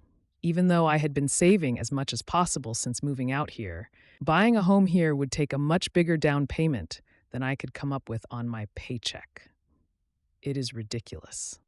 I've been saving as well, but the hot springs doesn't exactly pay top wages. You're the CEO, he pointed out. Yeah, I don't make all that much more than the other people in my office. Everyone works hard and has bills to pay. And you're pouring most of your company profits into building more cabins. You got it. There's an opportunity for expansion. And it doesn't make sense to pay me more now if it means the company won't be in a position to pay me more later. She stood. Their hour or so networking activity had stretched into nearly 3 hours, and she was starting to feel anxious about getting back to her mom. You always were about the long-term picture. Sometimes life goes off the rails no matter how well you plan, but it's way more likely to end up there if you don't plan at all. We have an opportunity, so we're taking it. Sometimes you have to go off the rails to find the right track. Thanks for coming over and listening to me with an open mind. I know it was a lot to take in. He stepped up close to her, brushing one hand down the length of her arm and picking up her hand. It was, but I feel surprisingly pretty good about it. Better, anyway. The time spent laughing and joking with him that night had gone a long way toward making her feel more confident that he hadn't been thoughtless and careless with her heart. She wasn't ready to hand it to him on a silver platter, but that didn't mean she couldn't test the waters. She trailed her other hand up his bicep to his shoulder, excitement and anticipation thrumming through her. It had been more than 10 very long years since they had kissed last, and that had been amazing. Had the power of their kisses been improved by her memory? I'm glad to hear that. He stepped closer. There's just one thing I need to know. Taylor slid her hand to the back of his neck and pulled him in for the kiss. It started out soft and tentative, a gentle press of lips before she moved away, exploring his cheek and jaw, the texture of his stubble against otherwise soft skin. Chris grasped her hips, glided his hands onto her waist, their warmth sliding into her as she returned to his mouth, and they caught fire. She wrapped both arms around his neck, clinging to him to stay upright as her bones began to melt. Oh yeah, this was exactly what she remembered their kisses being like. Powerful, intense, exciting. They hadn't dated long, but the kisses had been extraordinary. This was even better. His musky scent surrounded her, his warm hands gripping her waist, as if holding on for dear life. The taste and texture of his lips. After a very long, hot moment, Taylor slowly pulled back, breathing heavy. Well, that certainly didn't fade with time. No, it didn't. He blew out a breath. It's probably best I get you home while I still have the willpower to say goodnight. When she drew back, he released her, and Taylor nodded. Yeah, that's probably a good idea. He drove her home, but their goodnight kisses took quite a while to finish before she went inside. 13. The following week was the holiday festival put on by Campbell Hot Springs and Spa every year to raise money for the food bank, clothes closet, and other service organizations in town.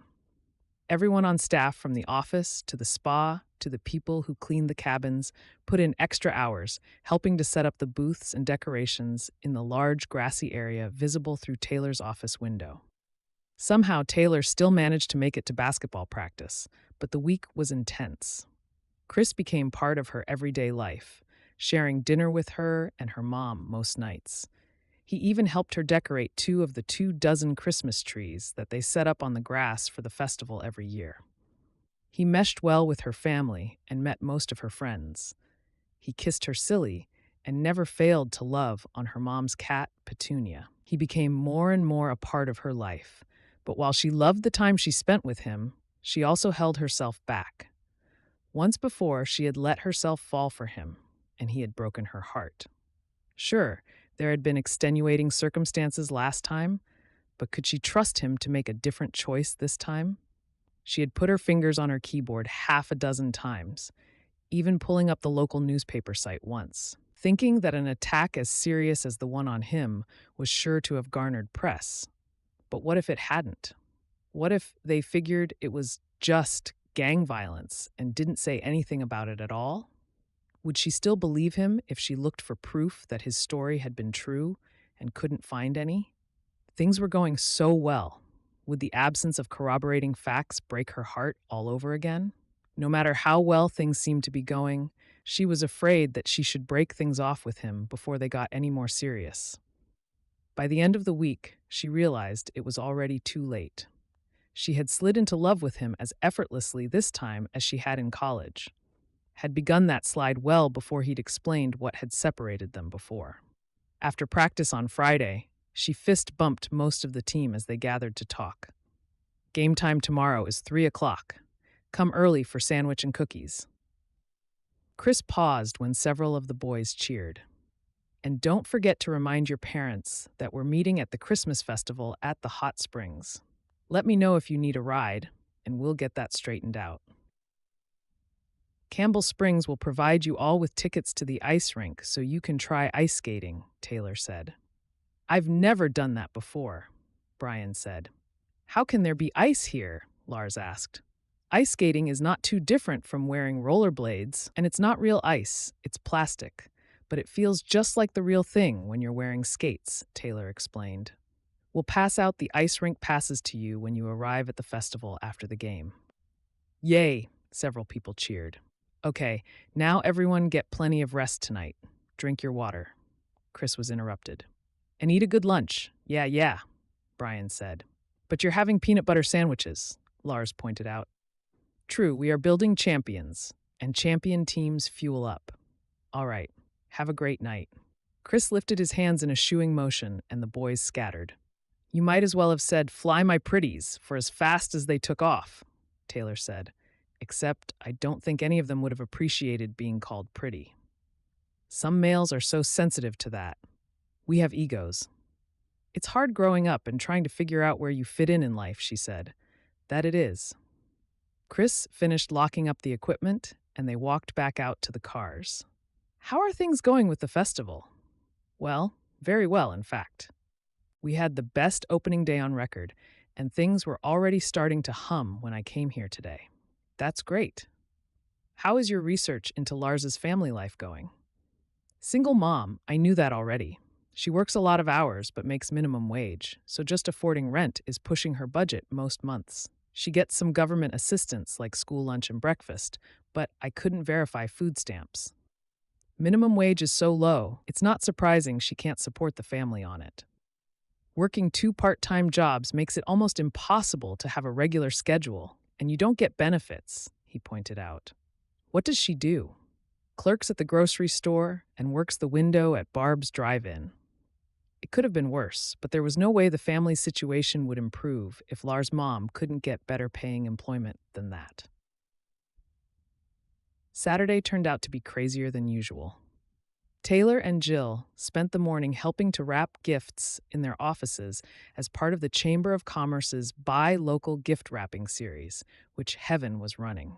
She broke away just in time to get to the basketball team peanut butter sandwich party and to coach them. She and Chris grabbed dinner and arrived at the festival not 20 minutes before the boys began to arrive. Their game went well, and they won by 5 points, so everyone was in high spirits. Chris ran back to his car and finally returned a moment before Lars walked up to the festival entrance with one of the other boys and his parents, disappointing Taylor, who had hoped she would finally get to meet his mom. You made it. Awesome, Chris said, giving the boys each a fist bump. Have a good time, and we'll keep an eye out for you. Taylor passed out the ice skating rink passes to the boys as they went inside. Sorry, I got waylaid by a neighbor. How many did I miss? 6 of the guys are here already. Did it sound like everyone was coming? Chris nodded. Except for Tom. His family already had plans out of town this afternoon. Too bad. I'm glad Lars was able to find a ride. I talked to Jake's parents and asked them to bring him along when Lars said he didn't think his mom could bring him. He looked around at the crowd milling around, lining up to see Santa and buying things or playing games at the various booths. It's a nice day for this. Yeah, we've been lucky that the rain has held off during the festival. I worried it might be a problem yesterday, but it cleared up before the kids got out of school. Taylor smiled as another boy from their team arrived with his dad. She greeted people coming and going, and 10 minutes later, the last of the team arrived and took his ice skating ticket with excitement. If Tom isn't coming, then that's the last of them, Taylor said. I haven't seen the festival with all the people in it. Show me around? Chris asked, extending a hand to her.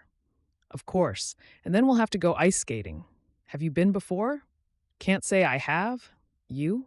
I took a quick glide on Thursday morning before we opened to the public. I didn't embarrass myself too much, so I'm happy to try it again. I admit, it's been many years since I rollerbladed, so I may be the one hitting the ice a dozen times while the boys laugh at me. That's okay. It's good for them to see that you need to work on some skills too, and that you can take failures in stride. I'll go with that. All of my failures on the rink will be about modeling good work ethic. Taylor chuckled. Come on, let me give you the highlights. She showed him the food booths and the Christmas tree decorations with this year's festival dates on them. They waved to Santa and played a couple carnival games. Chris even won her a kazoo, which she used to toot out a few lines of jingle bells before he tugged her behind a booth to steal a kiss. Finally, they came back around to the rink where several of their team members were testing their skills against the ice. Okay, 2 for us, Chris said to Sadie, who was running the booth. She took his money and passed over skates in the sizes they asked for. They walked over to one of the benches that had been set up nearby to change into ice skates. A few minutes later, they stepped onto the ice. Taylor held in a chuckle as Chris wobbled a little with the first several steps and then found his balance. He still wasn't the most graceful person on the rink, but he did okay. She wasn't exactly Sasha Cohen herself, but she held her own. They chatted with the boys when they passed, and after a few minutes, became comfortable enough to speed up and try fancier footwork. Brian taunted them for being wusses as he did a quick spin, which of course meant that they had to try as well, and quickly landed on their butts. Ready to try again? Chris asked when they managed to stand again. You know it. Taylor watched the kid do another spin, analyzing what he did to try to copy it. She glided into the spin, pulling her right foot in as she started the turn, creating momentum as she pulled her arms tight against her body. The second attempt still landed her on her rear end, but not as soon. The third time, she managed to stay on her feet, and after a few more tries, it felt like she had actually done it right. Chris, on the other hand, fell at least 3 more times before managing to stay on his feet. Come on, coach. Can't you do better than that? Lars asked as he shifted into a spin, wobbled for a moment, then straightened again. Show off. Lars flashed a grin and did it again, but better this time. Chris just put on a determined expression and kept trying.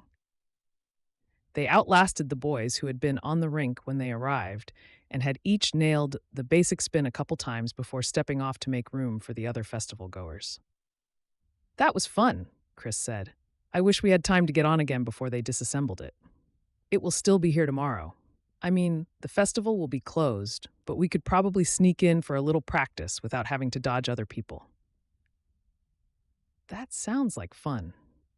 They returned their skates and took another circle of the festival, trying out various treats at the booths. Taylor spotted Anna walking with her parents and Quinn. She was holding hands with Quinn. That was a change from a few weeks earlier. Taylor liked the idea of Anna and Quinn together. They had done great work on the festival once they had gotten past their creative differences. She hoped neither of them messed it up. You look tired, Chris said. It's been a full day.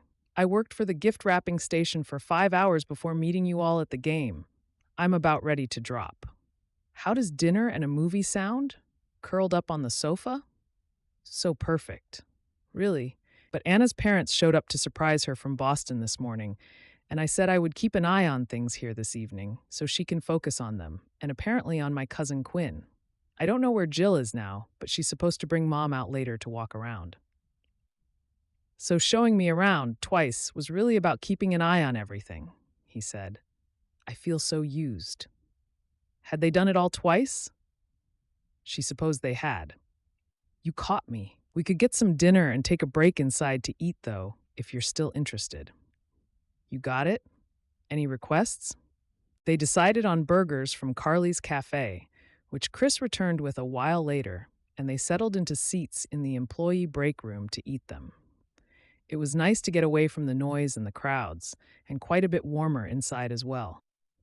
You always did feel connected to this place, but I don't think I really understood it until I saw you here, working with people and setting up the festival, Chris said. We all have places where we belong, and this is mine. How do you like it here, now that you've been settled in your apartment for a while? Was it weird living at your grandparents' house without them? It really was at first, but I adjusted after a while. I miss the house, but I'm happier with the traveling schedule than I was in the hospital. More flexibility, and I feel like I get to know my patients better, since I can see their actual living conditions and take their lifestyle into account as I build their treatment plans. Like what?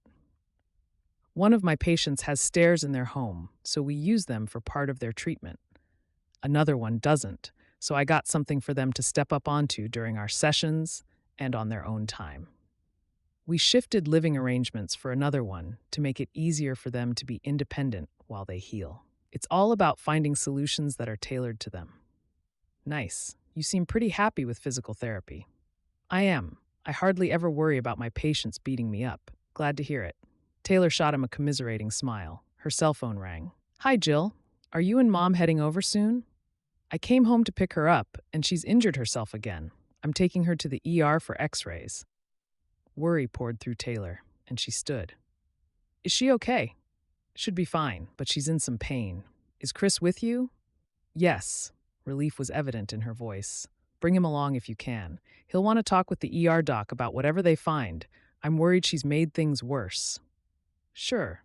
Okay. We'll leave now. Taylor hung up and turned to Chris.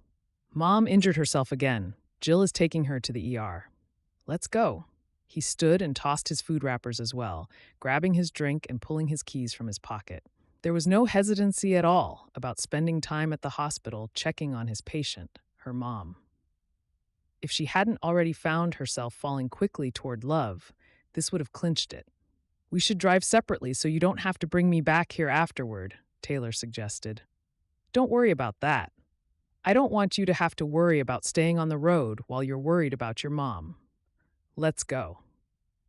Taylor stopped at one of the booths being run by her receptionist, Kim, to pass the torch of responsibility, and they hurried to Chris's car. 14. You're all making such a fuss, Linda said when Taylor and Chris helped her back in her house several hours later. It had taken what had seemed like forever for her to get the images and for the radiologist to read them. We live to make a fuss over you, Taylor said.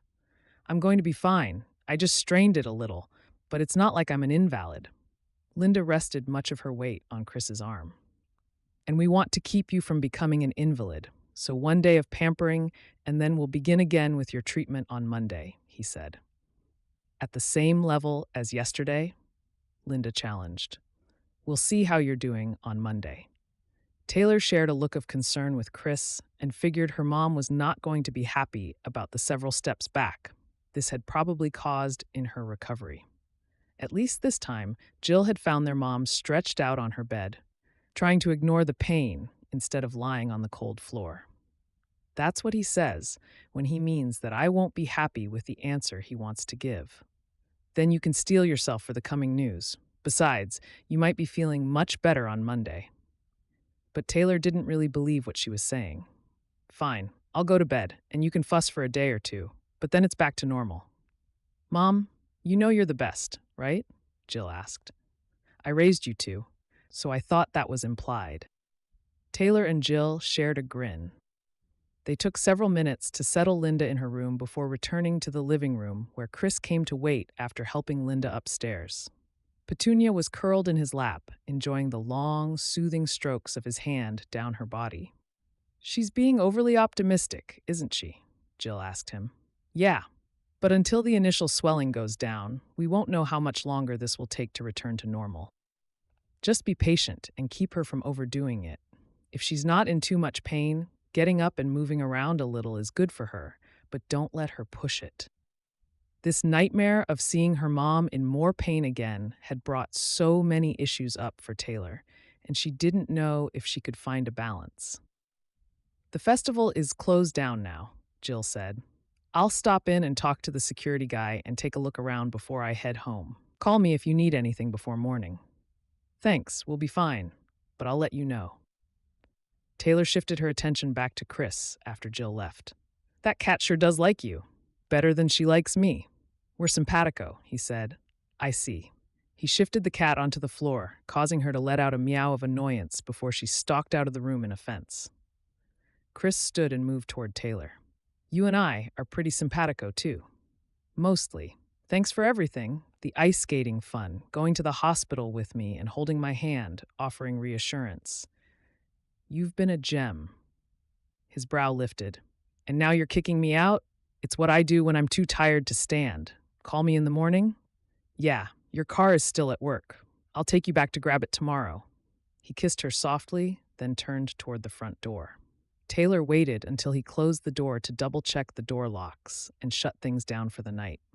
She was tired, but she also needed time alone to process everything before she faced Chris again. On Sunday, Taylor hovered. She brought her mom breakfast in bed, helped her to the bathroom for a shower, and cleaned her mom's room while she was in the bathroom so she could jump in and help if needed.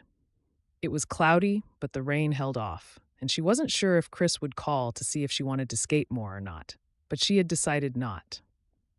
Absolutely not. When Chris did call, he acknowledged this.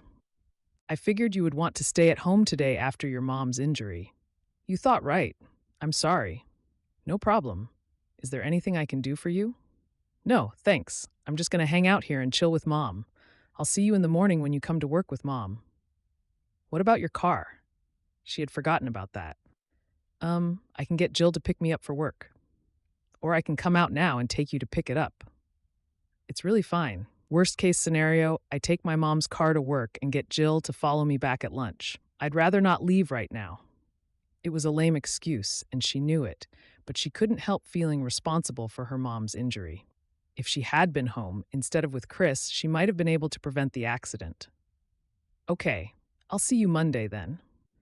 His voice sounded less certain than usual, as if he wasn't sure how to take her refusal to see him. They said goodbye and ended the call. Taylor turned to see her mom standing behind her. You just used me as an excuse not to see Chris today? What's going on? She had entered the room silently in fuzzy slippers and hobbled her way over to the sofa. It's not a big deal. We're coaching tomorrow, and I've seen him practically every day this week. I noticed things were starting to get interesting. But you just brushed him off? Are you really doing it because you're worried about me, or is that an excuse? Taylor opened her mouth to answer, and then paused to consider. Maybe some of both. You know I'm not exactly bedridden. In fact, you could move back to your own place anytime you want. Taylor pulled her head back in surprise and a tinge of offense. Are you sick of having me around? Of course not. It's been wonderful having you around, and I appreciate your willingness to turn your world upside down to help me. I did need your help at first. But you hurt yourself again. If I had been here, you could not have stopped me from tripping over the shoes I left out in my room. And notice I was able to get myself to the bed to rest. I would have called one of you girls in another half hour if I hadn't felt like it was getting better. But you lay there the first time for so long. And if I had been on time, Linda held up a hand to stop her. It would have made no difference whatsoever. Okay, I would have been on the floor a little less time, but my condition is not better or worse because of when you arrived, and that's why I carry my phone with me all the time now, and why you set it up so I can have it call you by voice command. I'm not exactly a doddering old woman yet. I know you're not. And I know you worry about me. You've always been protective of me. Ever since your dad died? Ever since I killed him, Taylor muttered under her breath. What? Nothing. No, not nothing. Linda's voice grew harder. She lowered herself onto the sofa and patted the spot next to her, inviting Taylor to sit. It had been a long time since Taylor had spoken those thoughts aloud. They upset her mother, so she learned to keep them to herself. She walked over and sat beside her mother, though she already wished she had kept her mouth shut. Now, I thought we got through this nonsense about you being responsible for your dad's death years ago. Why is it coming up now? How was it that her mom could make Taylor feel like she was 14 again and in trouble for sneaking friends into the hot springs after hours? It never really went away. I just stopped talking about it because it upset you.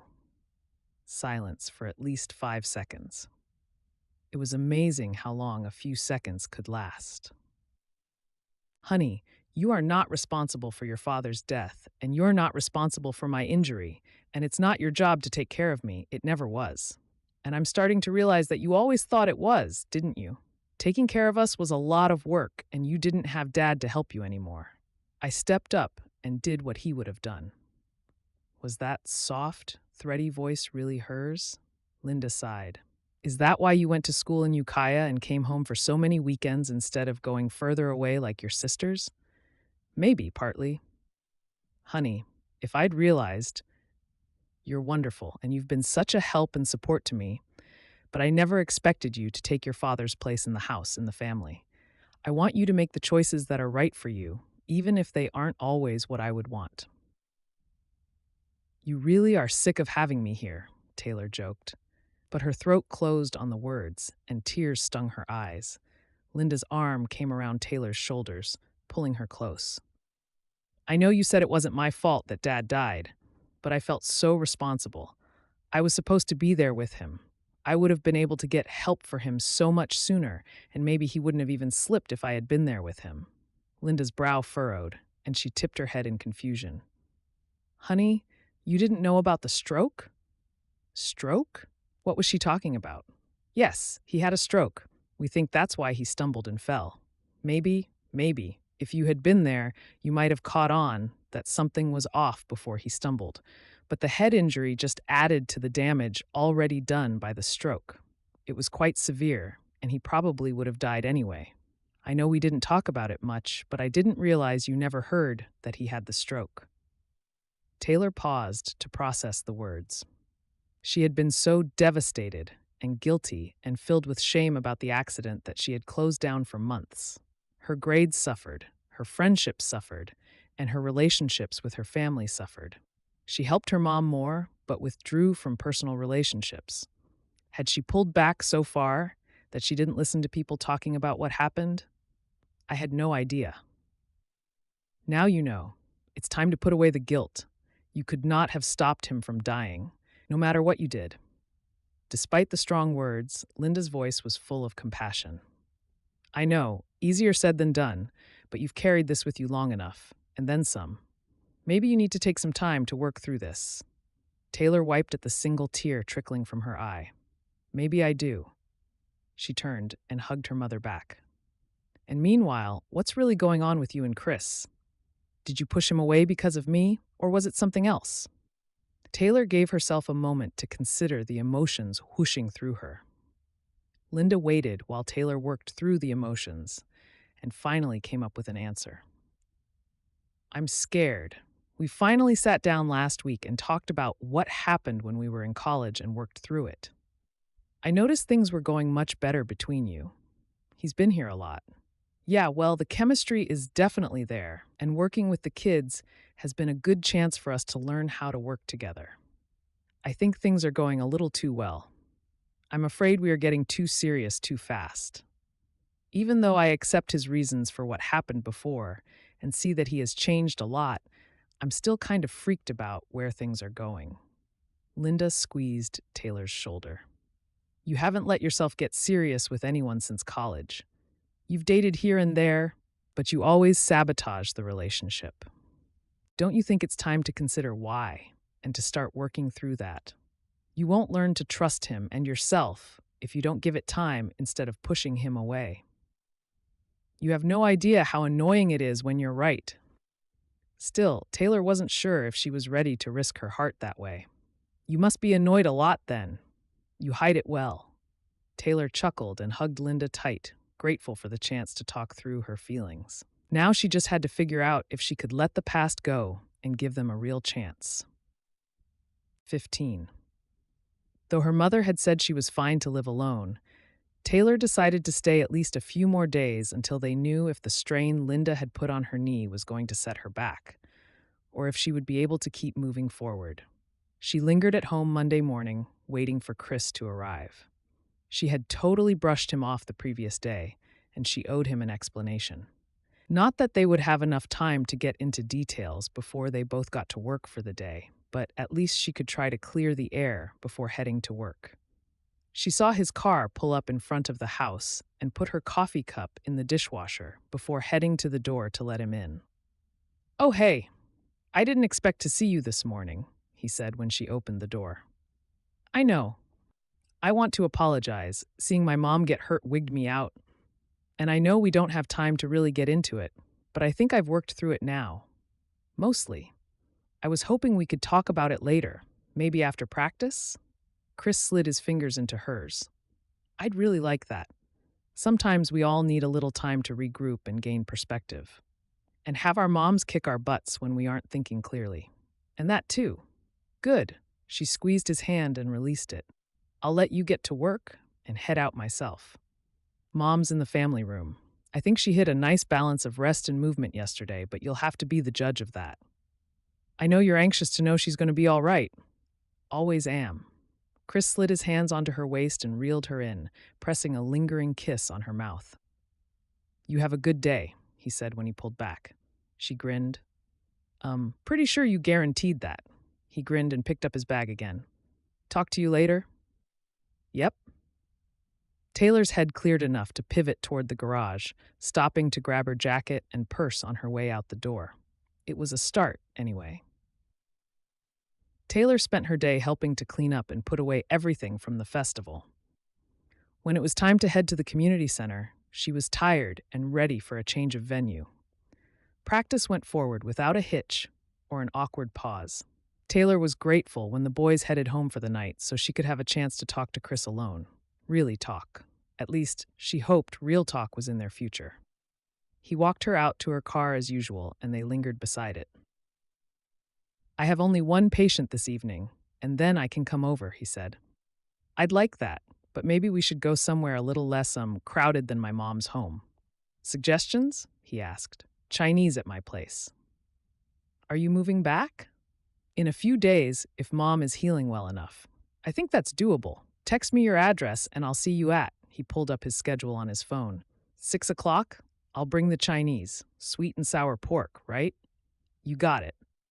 Taylor leaned over and kissed him quickly, pulling back in time to see Lars slinking back into the community center. Deciding not to mention it, she slid into her car and gave Chris a quick wave. It had been over a month since Taylor had been by her place for longer than it took to grab her mail and to make sure everything was okay. None of the times since her mom's injury had Taylor bothered to dust or wipe down any surfaces, so she left work at 5 to head to clean up her place. And clean she did.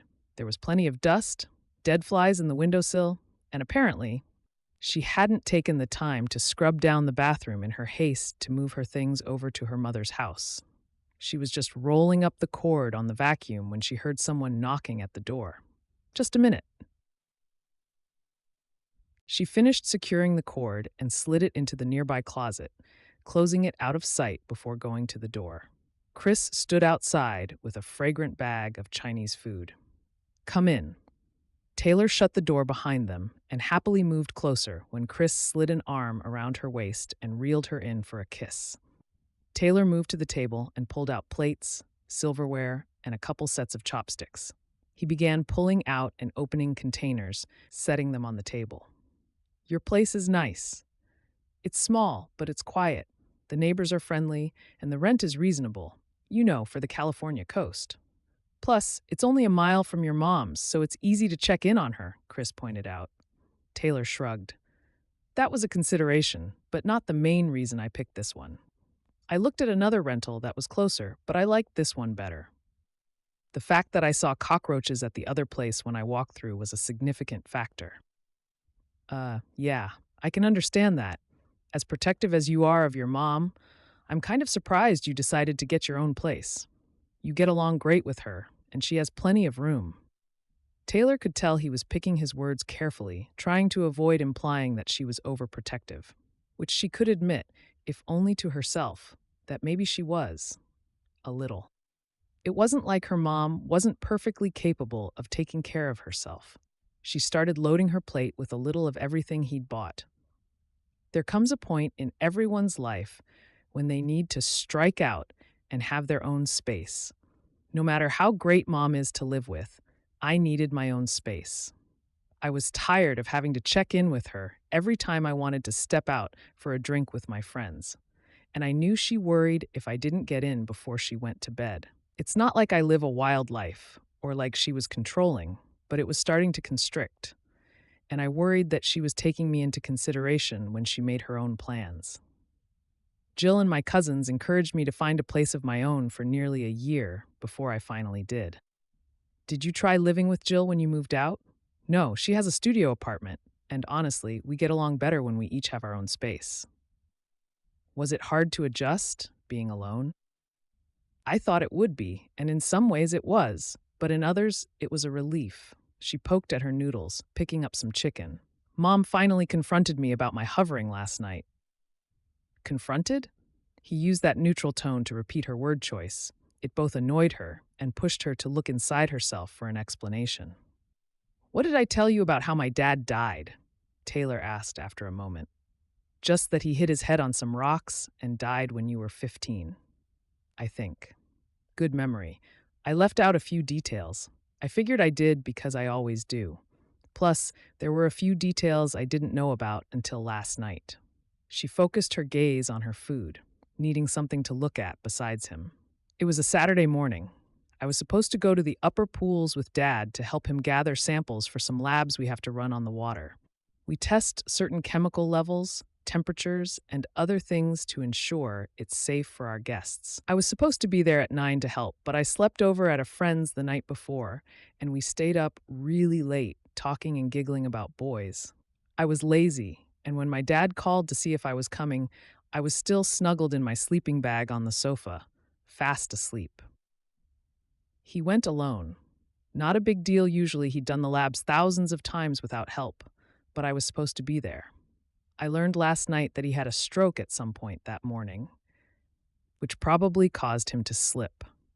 He fell and hit his head and lay there for probably an hour or more before someone found him. They tried rushing him to the hospital, but he died on the way. I always figured I was responsible for his death because I could have gotten help right away if I had been there with him. Mom said the stroke was bad enough he might not have survived, even if he hadn't fallen. She had stopped fidgeting, stopped really seeing the food she was looking at as she talked. His hand covered hers over the chopsticks. I'm so sorry. That must have been gut-wrenching. It was. Nothing was ever quite right again after that. I felt responsible for his death. I put all of my focus on taking care of my mom because she had lost my dad, and they had been the perfect couple like Jack and Jill, Laurel and Hardy. Lucy and Ricky? She couldn't help smiling. She'd always loved Lucille Ball. Exactly. So, I put in more hours at the business, learning how to do everything. I went to school in Ukiah for my associates and then online for my bachelor's degree. I worked hard and helped out around the house, bossed my sisters around, trying to save Mom from having to deal with our drama. And when your mom got hurt, you blamed yourself for not being here. She looked at him in surprise. Your mom mentioned how glad she was that you had planned to come over that day, or she might have laid there all night. I can sometimes read between the lines. You feel responsible for her. Not that you are responsible for her, just that you feel that way. You blame yourself for not being there earlier. I was an hour late because I got caught up in something. An hour extra, she laid on that cold floor with no one to help her. That's why you moved back in to take care of her for as long as she needs it, which she doesn't anymore, by the way. She told me I could talk to you about her knee. The accident might put her back a week or so, but not enough that she can't live on her own again if you're ready to come back here full time. She didn't respond to that right away. That takes us back to my brushing you off for the past few days. Okay? Knowing he meant it to encourage her to explain, she plowed onward. When Mom hurt herself Saturday, and we weren't home where I could help her, as if I could have stopped her from falling, I let myself slide back into blaming myself for not being there for her. And in connection, blaming me and our relationship for you not being at home. Right. Did I mention that it was irrational? It wasn't your fault that your dad died, or that your mom got hurt, or that she had a minor mishap again over the weekend. Both of you are ready to spread your wings and fly again, at least a little. Taylor was glad to hear that her mom was ready to be on her own again, but also a little sad that her mom didn't need her anymore. It also put her in the position of figuring out what day to gracefully extract herself from her mom's place.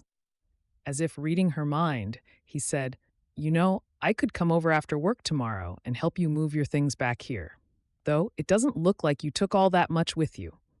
That's because you're not looking at my mostly empty closet and bathroom cupboards. The offer stands. Good to know. I may take you up on it." Now that she had gotten all the sordid mess about her dad's death out in the open and how it had affected her, she felt significantly better. By no means 100%, but she thought at this rate she might even forgive herself completely someday. "Your mom will miss having company at mealtimes," he said. "Oh, I'm sure we can prevent her from feeling lonely too often. She told me to invite you to Sunday dinner." A slow smile spread over his face. "I'd love to join you." Good. With that, they were back on even ground. Or something resembling even ground. They still had secrets between them, but at least hers were out.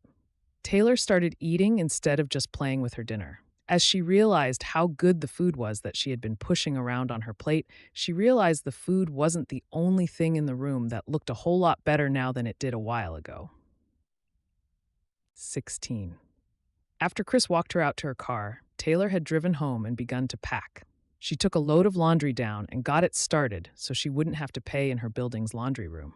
She carefully laid out her necklaces on a t-shirt and rolled it up to keep them from tangling and tucked the earrings away on their organizer between two other shirts. She carried down a suitcase and a carry-on sized bag, setting them beside the garage door, and then rotated her laundry to the dryer. "Going somewhere?" Linda's voice came from the family room. She was hobbling in from the backyard, carrying a bowl with 2 eggs in it. Apparently, she had been checking on the chickens at this late hour. She watched Taylor speculatively. "Chris said you're perfectly capable of being here without help, so I decided it was time I let you have your space back. I'm not leaving tonight." "Good. I was starting to wonder if you'd planned to sneak out while I was asleep." "I wouldn't do that. I was about to head to bed myself, but I wanted to bring these down to get them out of the way."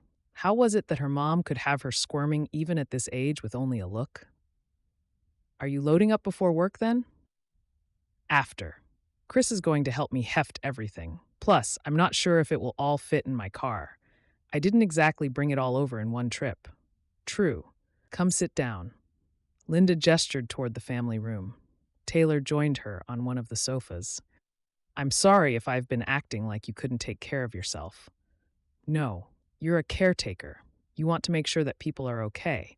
It's why you moved in here, and why you took Anna under your wing, inviting her for Thanksgiving. It's why you allowed Chris back into your life after he hurt you. I love him." Stared at her hands, never having said the words aloud. She had barely acknowledged it to herself, so saying the words aloud was hard. "I know you do. Have you told him?" "I don't think he's ready. I know I'm not." She couldn't take him not returning the words right now, not when she was still feeling a little raw about how he'd handled everything. Give him time. That must have been some injury to have kept him in the hospital for so long. I can tell he cares for you a lot. But does he love me? Can he? And if he does, will that be enough to make this work? I guess I have to wait and see how it goes. Love is like that a lot. Wait, love, hope. Do what you can, and let the other person meet you halfway when they're ready, as long as the price isn't too high to your well-being to wait. There's something to be said for living through the storm and how it strengthens the relationship, if you're weathering it together. One person can only hold things together by herself for so long. I'll keep that in mind. Taylor hugged her mom. "I'll miss you when I'm back at my own place." Linda took Taylor's hand in hers, giving it a warm squeeze. "It was really sweet that you were willing to give up so much privacy to come help me. I wouldn't have been able to take care of myself the first several weeks. I will miss you too, but I think we're both ready to fly solo. And I'll be over often anyway. Chris said he'd love to join us for Sunday dinner." "Good. Make sure Jill comes. Crystal and Dave are coming too. I will. The dryer buzzed, announcing it was finished. Taylor squeezed her mom's hands and stood. That's my cue? See you in the morning? Yes. Linda also stood and moved toward the master bedroom. Taylor folded and hung her laundry and took it up to her room. It was nice having the air cleared, feeling like she could move forward without leaving her mom in the lurch. Taylor spent the morning compiling the feedback and crunching numbers from the festival. The email address that received the feedback forms was brimming with comments, and the stack of paper feedback forms that had been near the entrance was piled in front of her. She pulled out her spreadsheet to compile all of that and the donations from the various booths, and finishing before her scheduled meeting with Anna, opened her email. She noticed one from the headhunting site she sometimes used and was surprised to see that Anna had updated her CV. Was she looking for another job already? Was she not happy in town? Was there something Taylor could do to make her stay because the woman was seriously talented? Maybe the contract they had signed should have said Anna had to stay for a year instead of saying she had to reimburse moving costs if she stayed less. She would hate to lose someone who was so perfect for the job, but they really couldn't afford to raise her pay much. Anna came in for their rehash looking anxious. She apologized for her parents' sudden arrival, and Taylor brushed it off, moving ahead to the festival results. Everyone loved it. You did a fantastic job. Anna blinked a few times in surprise. No criticism? Well, one or two minor things, but nothing we could have controlled. The breeze was too cold Friday. The cupcakes were too dry. We didn't have ice skates in a men's size 14. 14? Wow. Yeah, but don't worry about any of that. I'll email you the list of kudos people told or emailed me, along with some interesting suggestions we might want to consider in the future. So how did the numbers come out? Anna asked. We made almost $2,000 more for our charities this year over last year, and we've also booked 30 room nights in the cabins using the discount code from the promotional materials you handed out. I expect that will increase in the next few weeks. Taylor couldn't be happier with how it had gone. They discussed a few other details, including Anna's need to spend more time at the spa so she'd be ready for the next set of adverts. Once that was all out of the way, Taylor shifted gears. They talked about Anna's family visit and commiserated over parental struggles. When it circled back to work, Taylor finally brought up the issue that had been nagging her through their whole meeting. I hope the job in town are growing on you. Taylor picked at her fingernails and glanced at her screen and the tab on her web browser for the headhunting site. They are. Why do you look so nervous? I noticed you updated your CV online this weekend. On the professional end, you aren't looking for something new, are you? No, not really. I mean, I plan to stay at least a year like we talked about, but it doesn't hurt to keep my CV up to date. I really do like it here. Taylor smiled, but couldn't completely banish the worry, even though she was relieved that Anna wasn't actively looking for something else. Good, we like having you here, and so does Quinn. What's up with you two anyway? Taylor set her chin on her fist, leaning in to get a better view. Nothing new, Anna said slowly. You mean nothing since he met your parents and ice skated with you Saturday? Did you get that from him or from the grapevine? News, as the gossips liked to term it, ran rampant in town, so it wasn't a surprise that Anna questioned that. I was there with the basketball team, and Chris and I saw you cuties together. Spill. We hung out, we skated, my parents invited him to eat with us that night, and since then it's just been work stuff. Anna looked a little annoyed. It had been 3 days. No calls, no texts? No, he's been busy with work and my parents were here. I didn't really expect anything. Taylor wondered if Anna was just putting on a good public face or if she was really more upset than she let on. So you and Chris were together Saturday night. How are things there? Any sparkage? Anna asked. Now there's a complicated situation I don't want to talk about. Have you ever had a hot rock massage? Anna laughed and accepted Taylor's conversational redirect. Twice. It was great. I noticed the spa here doesn't do them. Are they talking about adding it?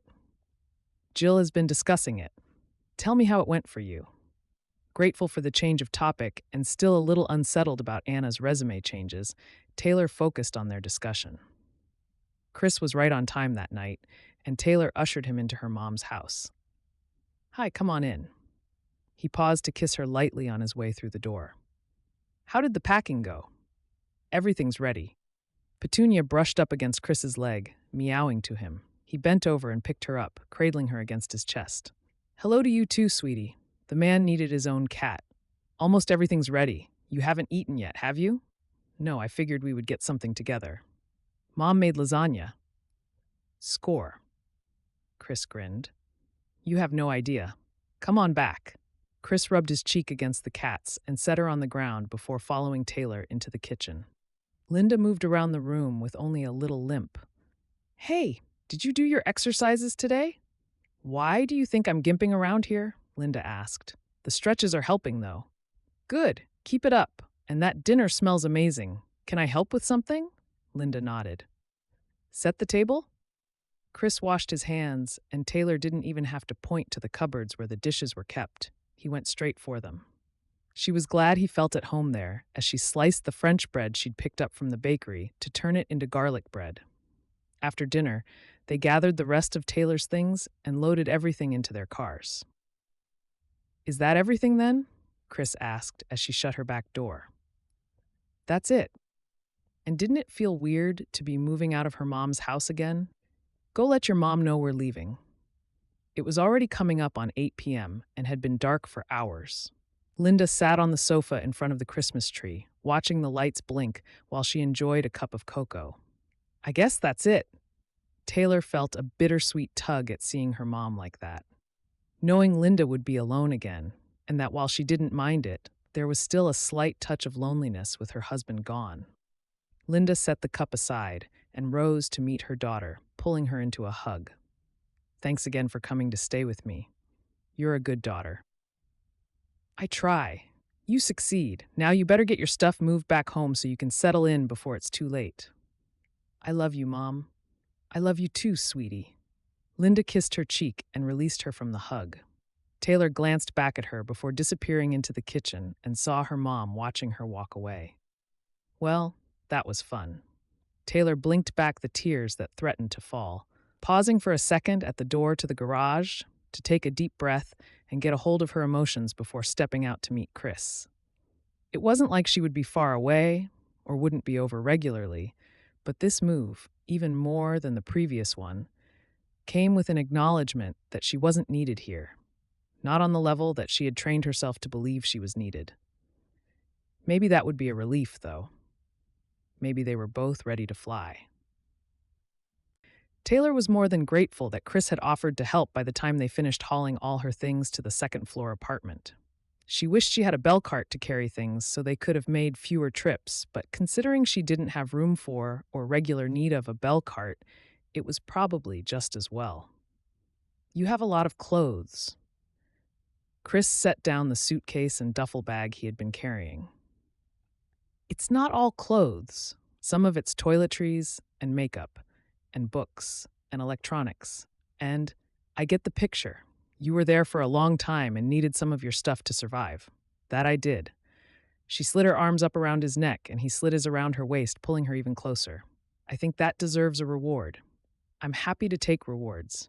She set her lips on his, reveling in the zip of electricity that flowed through her at their touch. Oh yeah, was there any question about why she loved this man? 17 Wednesday afternoon was the final practice before the midwinter basketball tournament. Chris arrived to find half his team already at the community center, and he put them right to work warming up. Taylor came in a few minutes later with the other boys on her heels. All except Lars. 5 minutes after practice was supposed to start, the boy entered with a torn shirt which had a spot of blood on it and a blackening eye. Chris looked at Taylor and caught the concern in her eye as she looked back at him. "You deal with practice and let me see what's going on," he said under his breath. He sauntered over to where Lars was setting down his backpack from school. "Hey, are you okay? Looks like you got into a scuffle." "I'm fine. I'm here to practice, aren't I?" His scowl went perfectly with the defensive tone of his voice. "You have a little blood on your shirt," Is it yours? Lars smiled thinly. No, that was Jim's. He was being a jerk. How's the eye? I know sometimes your whole face can throb after you get a shiner like that. What would you know about it? Suspicion came into his eyes. More than you might think. You have a headache? I'm fine. You need a cold pack for your face, or are you all set to practice?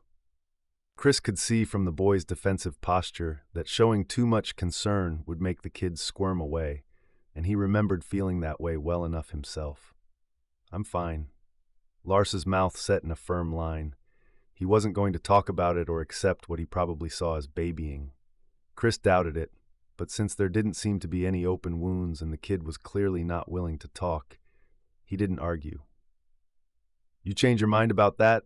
I have a cold pack in my car. If you're fine, you can jump in and warm up. He would keep a close eye on him to make sure whatever scuffle he'd been involved in hadn't inured him enough to affect his game. He'd bet the shiner was making his head pound no matter what he said. You got it, coach. Lars laced up his shoes and headed onto the floor. Dude, your eye, Tom said when Lars drew close. Shut it. Lars grabbed the ball from his surprised teammate and took his place in line for a layup. After that, no one else dared ask him about it. Chris returned to the group, giving feedback and changing up the drills. Taylor came over beside him, asking in a low voice while watching the kids, "What happened?" After school scuffle. He was short on the details. I offered him a cold pack, but he insisted on playing. That's it? You just put him back in rotation and pretend it never happened? Taylor asked. He's not ready to talk. I'll try to get him to tell me what happened after practice. After he works himself to death. She shot him a look of disgust. Sometimes when you've got a mat on, running around and shooting a ball is the only way to work through it enough to deal with life again. I told him the cold pack is waiting if he changes his mind. Taylor's lips pressed together in disapproval, but she didn't express her feelings on the subject. No doubt, he would hear an earful after the boys had gone home for the night. 20 minutes later, Chris's worry about Lars was growing. The kid wasn't playing at his best, which was no surprise, but his frustration was visibly growing with every missed basket and misstep. He didn't appear to have any range of movement issues, and other than the pain showing in the way his eyes squinted, there were no other signs of physical distress. When Brian bumped into him, Lars gave him a shove. Quit crowding me. Sorry, man, it was an accident. Chris jumped in, worried frayed nerves would end in another fist fight. Hey, it was an accident, it's okay. Lars, maybe you need to go get a drink from the water fountain and walk it off. I'll walk it off, all right? I don't know why I even bothered to join this stupid team. Basketball is a stupid game. He bounced the ball hard toward one of his teammates, who thankfully caught it instead of getting a face of ball and stormed out with his jacket and backpack. Chris tried to get him to stop and talk, but Lars was far too upset. There was still half an hour of practice left. Taylor made a shooing motion toward him, indicating she would stay and deal with the boys, so Chris hurried after Lars. However, when he exited the building, he didn't see the kid anywhere. He called out and looked around the parking lot, hopped in his car, and drove down the street in both directions, but couldn't figure out where the kid had gone. Discouraged, he returned to practice and shook his head at Taylor's questioning look. The other kids struggled to stay on task, their shots less precise in their emotional upheaval. Chris called everyone together to talk. Good job, you all worked hard today. The tournament is this weekend. Our first game is 4 o'clock. Be here 30 minutes early for our sandwich tradition. 15 if you hate traditions. And cookies, Taylor added. That brought on a cheer from the boys. I'm not sure if our normal room will be open, but if not, one of us will be waiting in that hall to direct you to where we are. All right, if anyone knows what might have happened to Lars before practice, stay and chat with me. Otherwise, you can all go home. They all headed out the double doors. Did you notice how Brian and Jake looked at each other? Taylor asked in a low voice as the boys disappeared. He had. They don't want the others to think they're snitches. Let's finish cleaning up. Maybe one of them will come back when the others are gone. If not, I might stop by their homes tonight and see if I can shake anything loose. I'm also going to Lars's place to see if I can talk this out with him. They all headed out the double doors. Did you notice how Brian and Jake looked at each other? Taylor asked in a low voice as the boys disappeared. He had. They don't want the others to think they're snitches. Let's finish cleaning up. Maybe one of them will come back when the others are gone. If not, I might stop by their homes tonight and see if I can talk this out with him. You want some company for that? No, I think he'll be more likely to talk to just me than if we both come at him. He looked over, hoping she wouldn't be offended that he wanted to do it alone, but she nodded. You're probably right. You know where they all live? Their addresses are on the roster. They locked up the balls before heading for the door.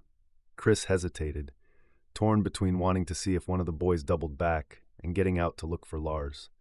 Taylor appeared to be of the same mind. How about if I hang here for another 10 minutes and you can go look for Lars?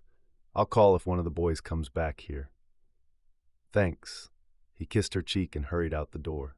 When he got halfway to the parking lot, he saw Brian and Jake turned away from him and talking together in hushed whispered less than 20 feet away.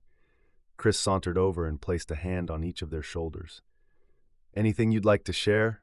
Brian squeaked in surprise and whirled to face Chris. A look of relief slid onto his face. You scared me. We were just talking about school stuff. Yeah, school stuff, Jake parroted. Would this school stuff have anything to do with Lars? I noticed you looked a little squirrely when I asked if anyone knew what might be going on. The boys looked at each other for a minute before Brian nodded. Well, some of his friends are trouble. I think they're putting pressure on him to do stuff with him. Stuff? Chris asked. Brian didn't speak. Jake popped up after a moment. They think our team is a joke and a waste of time, and they want him to go out and get high with them and stuff. He's been spending all his time after school here. Prosody. I think he's hiding in one of the empty rooms or something until the building closes for the night. I saw him go in a closet once. Things at his home might be bad. Bad how? He didn't say anything, but Chris waited them out. Finally, Jake continued. I went to get him for the festival last weekend, and his mom opened the fridge. There was hardly anything in there. She seemed like she was maybe wasted, but maybe she was just really tired.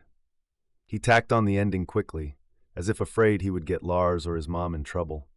Chris had been afraid of that, but that wouldn't keep him away from home, would it? Anything else you've noticed? Sometimes he's got bruises. I see them when we change for gym class. Jake's voice was barely above a whisper. Chris nodded, trying to act unaffected, though he felt sick inside. I see, thanks. I promise I won't mention to anyone who told me this. It's really important that you told me this, though. Brian nodded. Do you think his black eye today was from his friends, or did he go home after school? He didn't go home. He never does anymore, Brian said. He was having words with his old group of friends when we left school, though, across the street from campus. Okay, thanks. He told the boys good night and watched them walk away. He stood for a long while trying to digest what they had told him, until Taylor came out. Hey, what are you still doing here? She asked. Sorry. He reached for her hand.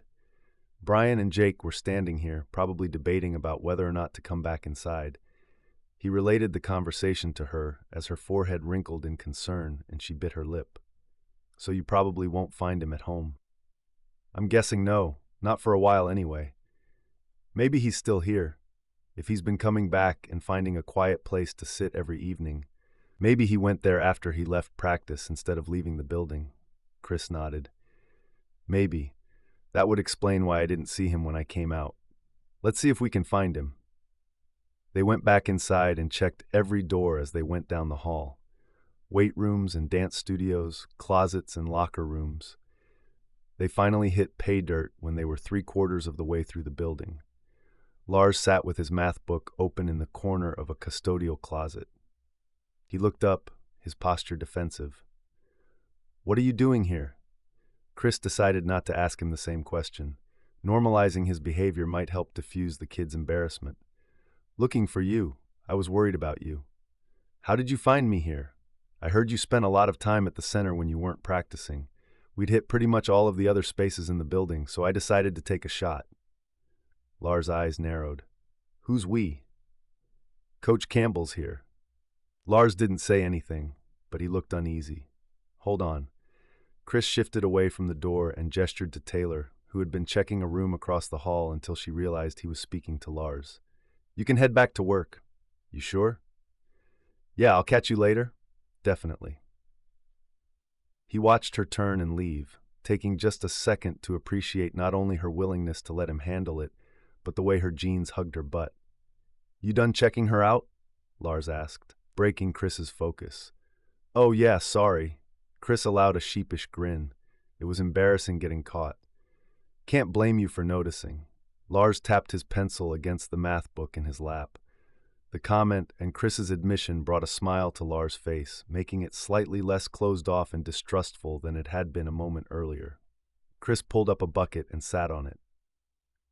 "You sure you don't need a cold pack for that eye?"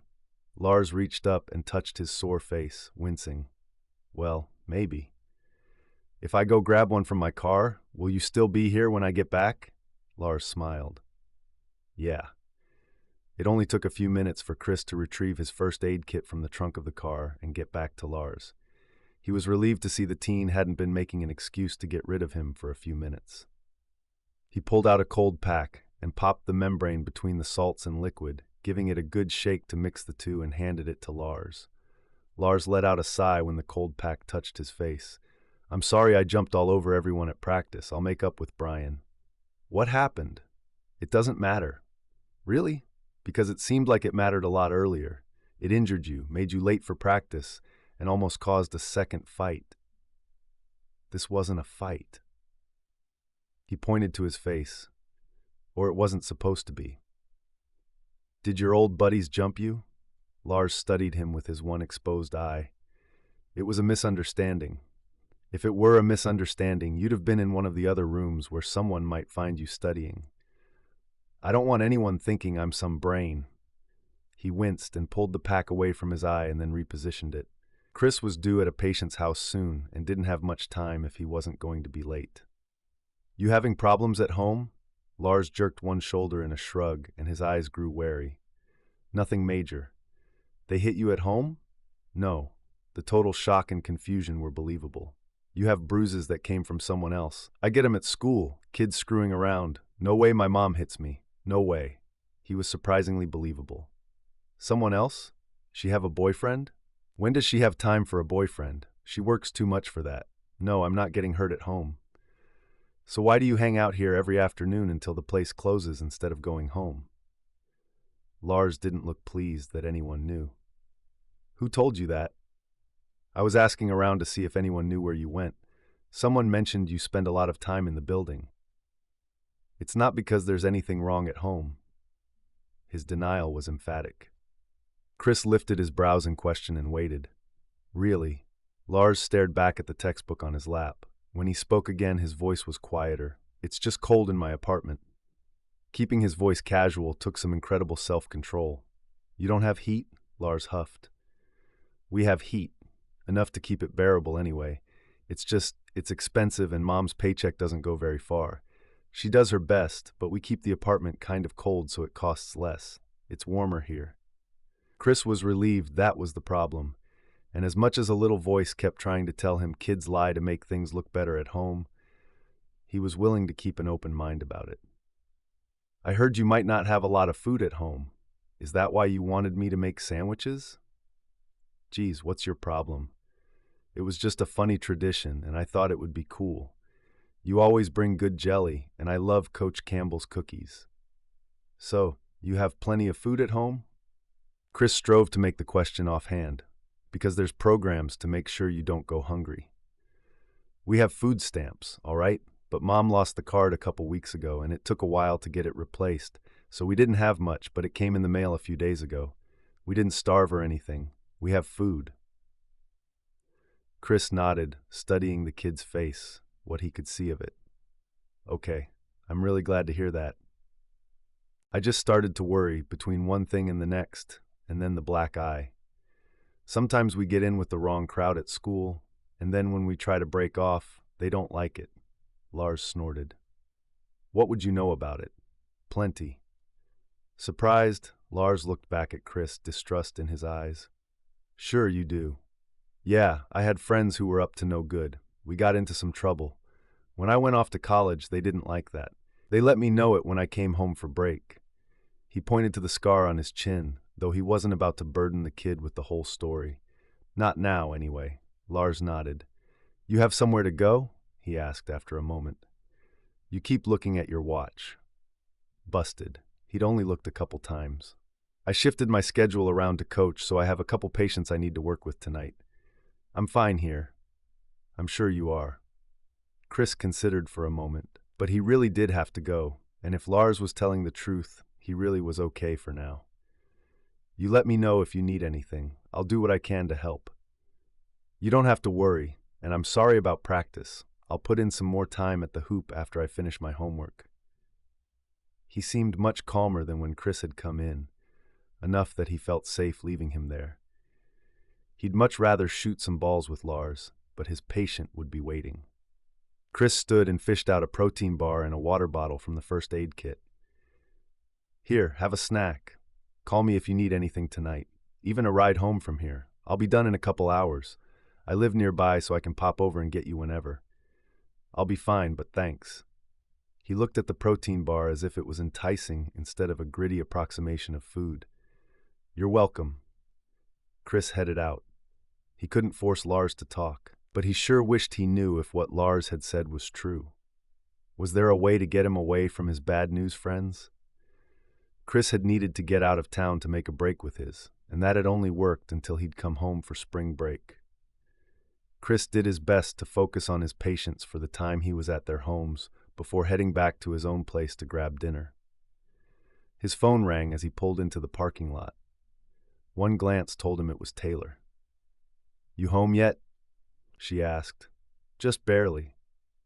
Good. What's going on? He said they just don't have the money to heat the apartment decently, so it's cold there. The community center is warm, so he hangs there until it closes. He also seemed shocked when I suggested someone was hitting him at home. Swore up and down his mom would never, ever that it was kids at school picking on him. And he said there was an issue with the food stamps, but it was fixed now. Do you believe him? I think I do. He seemed earnest, not scared, like people get when they're trying to cover a secret. I don't know.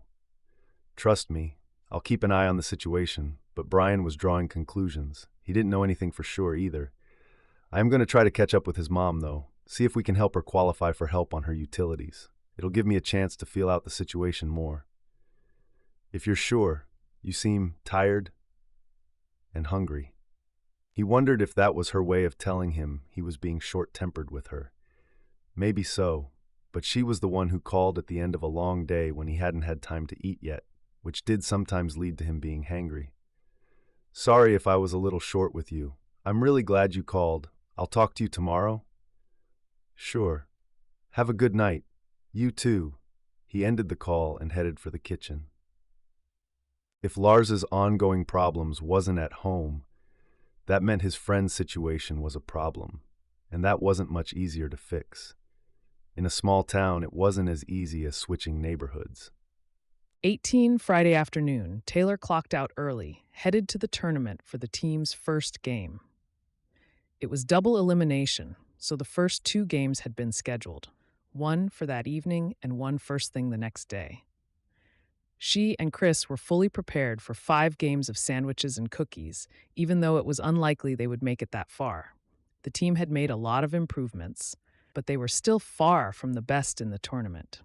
Taylor had studied the other team's stats, even if she hadn't bothered to study the players themselves, and she knew there was a long way to go before her boys were playing at their full potential.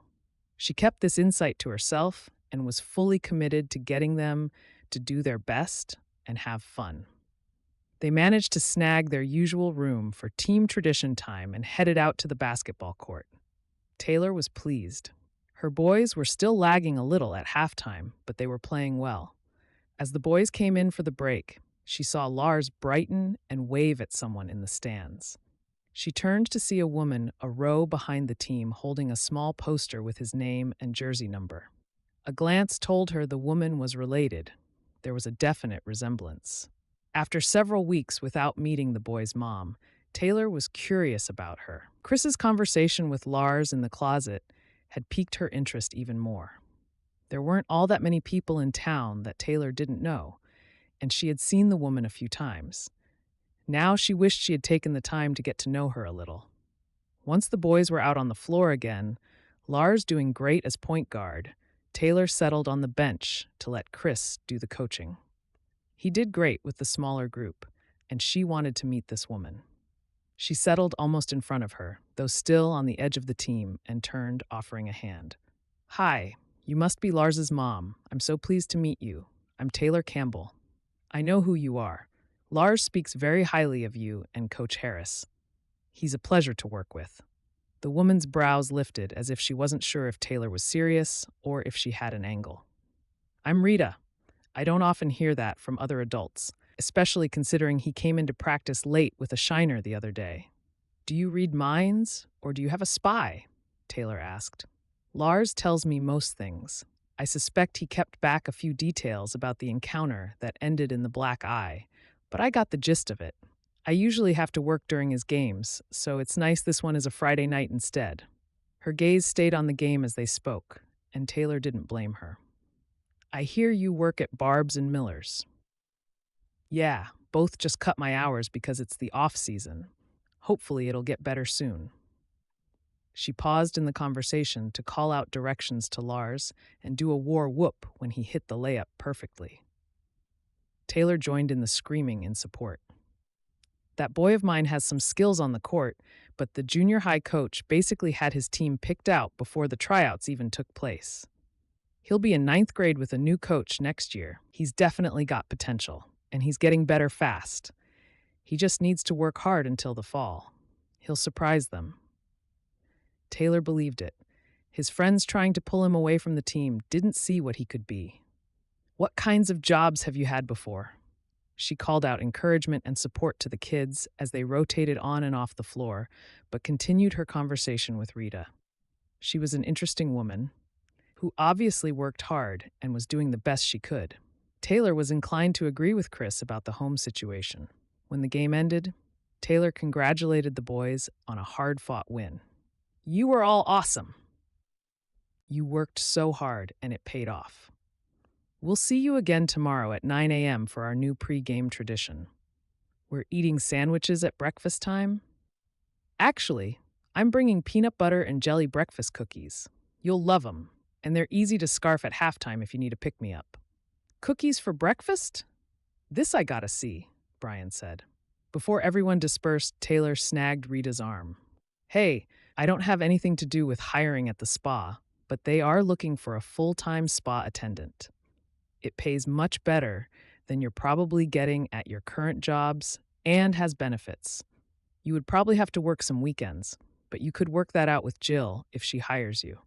She does her best to make shifts work for families. Applications opened yesterday, but she'll fill it as soon as she finds the right person. You should apply." "Wow, thanks. I'll do that." Rita looked stunned before Lars tugged on her jacket, and with a goodbye, they headed toward the door. They talked animatedly, clearly excited about the game as Lars mimed a jump shot. "That was very nice," Chris said. "I just told her about the job. It's up to her to get it, but I asked her a few questions during the second half. I think she'd do great, and it would help them get a better footing. I'm crossing my fingers for her." "Come on, you want to grab dinner before we begin the breakfast cookie bake-off?" Chris asked. Taylor grinned and took his offered hand. Saturday morning, the boys were amped up when they arrived for their breakfast cookies before their game. Taylor enjoyed the sense of anticipation among the guys as they talked about their Christmas plans now that school was out for the winter break, and how they were going to win this game. She was all about positive self-talk and buoying oneself up mentally before a battle, even if that battle was only on the basketball court. They lost the first game and won the second.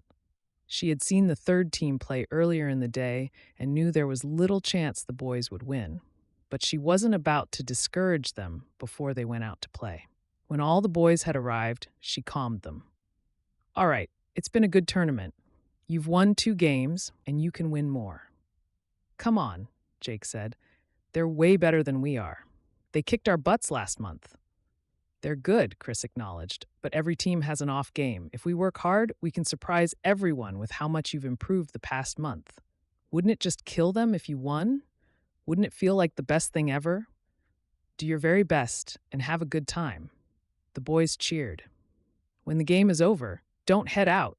Come back here because we have a little Christmas present for each of you. More cheering. All right, let's go kick some butt, Chris said, and led the boys into the hall, heading for the gym. Taylor grinned to herself and cleaned up the remains of the snack they'd shared between games. Several of the boys had gone out to eat with parents during the day, but they still scarfed down an impressive number of cookies. They lost the game, but the score was much closer than when they played them earlier in the season. They all tromped back to the classroom for their Christmas booty. Taylor spread her arms and gestured for the boys to quiet down. First off, you guys rocked out there. I'm so proud of how hard you've worked and how much you're improving, and I can't wait to get back to it after the holidays. They cheered. Okay, gift cards all around. She passed out the Christmas cards, each labeled with a boy's name, with a personal note inside, in addition to the restaurant card. We hope you all have a great Christmas and try to do some good out there in the next few weeks. You can make a difference to someone else. Yeah, we're all a bunch of Boy Scouts, Lars said, leading the exodus. Well, that was fun. We're halfway through the season. You up for part number 2? Chris asked. I think I could use that couple of weeks to recuperate after today. I forgot how exhausting tournaments could be. No kidding. Chris stuffed his coaching paraphernalia into a duffel bag, and they headed out into the throngs of participants and their families. What do you have planned to do this week? Chris asked when they emerged into the damp cold. The sun had gone down a little while ago, and the last bits of light were sliding from the western sky. Christmas was only 6 days away, and the week was chock full of things to do. Well, other than the family dinner tomorrow, there is a caroling group on Monday night. We'll hit the nursing home and the senior center, plus a few houses between. I need to take a few gifts to neighbors. We have our employee holiday party lunch, and I have a few last-minute gifts to pick up and wrap. Do you want to carol with us? I'm not much of a singer, he said. I remember, but it'll be a big group, so hardly anyone will hear your croaking, and it's fun. I don't sound like a frog.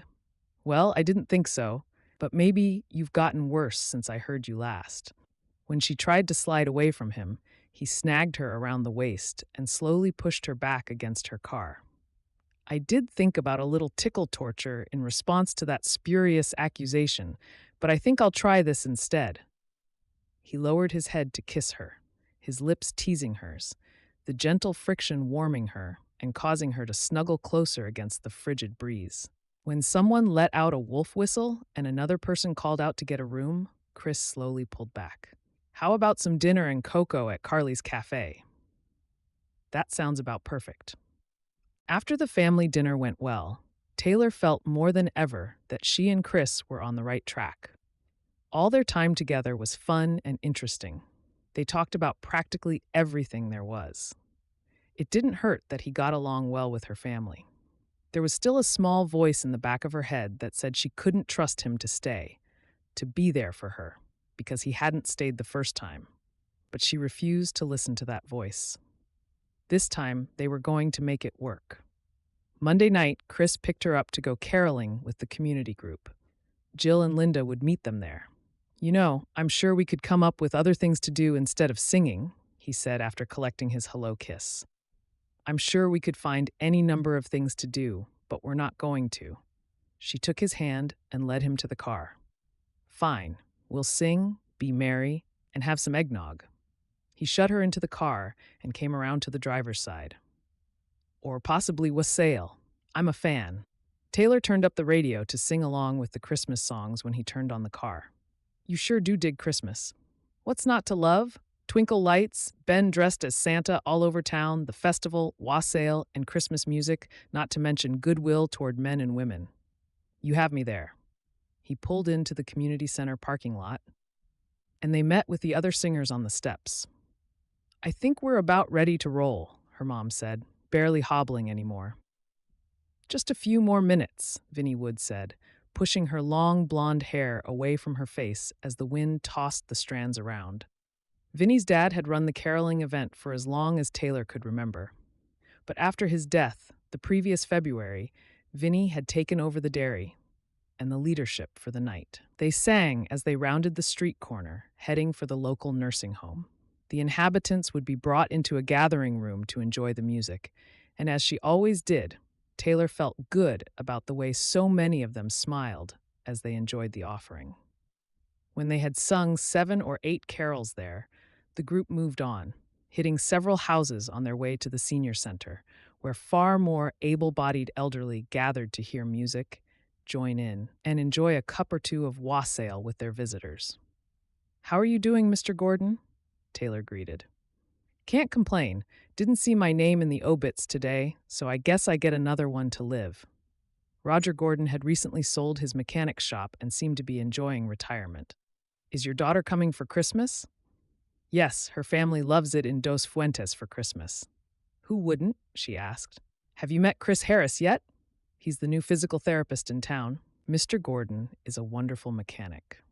She guided Chris around the room, introducing him to as many people as possible. They were getting ready for the trek back to their car in the cold when Chris's cell phone rang. He held it up for Taylor to see the readout and pulled her toward the entryway where it wasn't so noisy.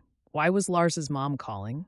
"Hi, yeah, oh no, is he okay? Wow, no, we'll both come. Yes, thanks for letting us know." He hung up and hurried toward the coat closet. "What's going on?" Worry crawled up Taylor's back as Chris pulled their coats out of the stack. "Lars is hurt. He's at the hospital in Fort Bragg. He's asking for us." "How did he get hurt?" She was not long on explanations. A little hysterical, actually. "Come on." He helped her with her coat, and they hurried along the long block and down a set of stairs in the middle of the block that deposited them near the community center. "Did she say anything about his condition?"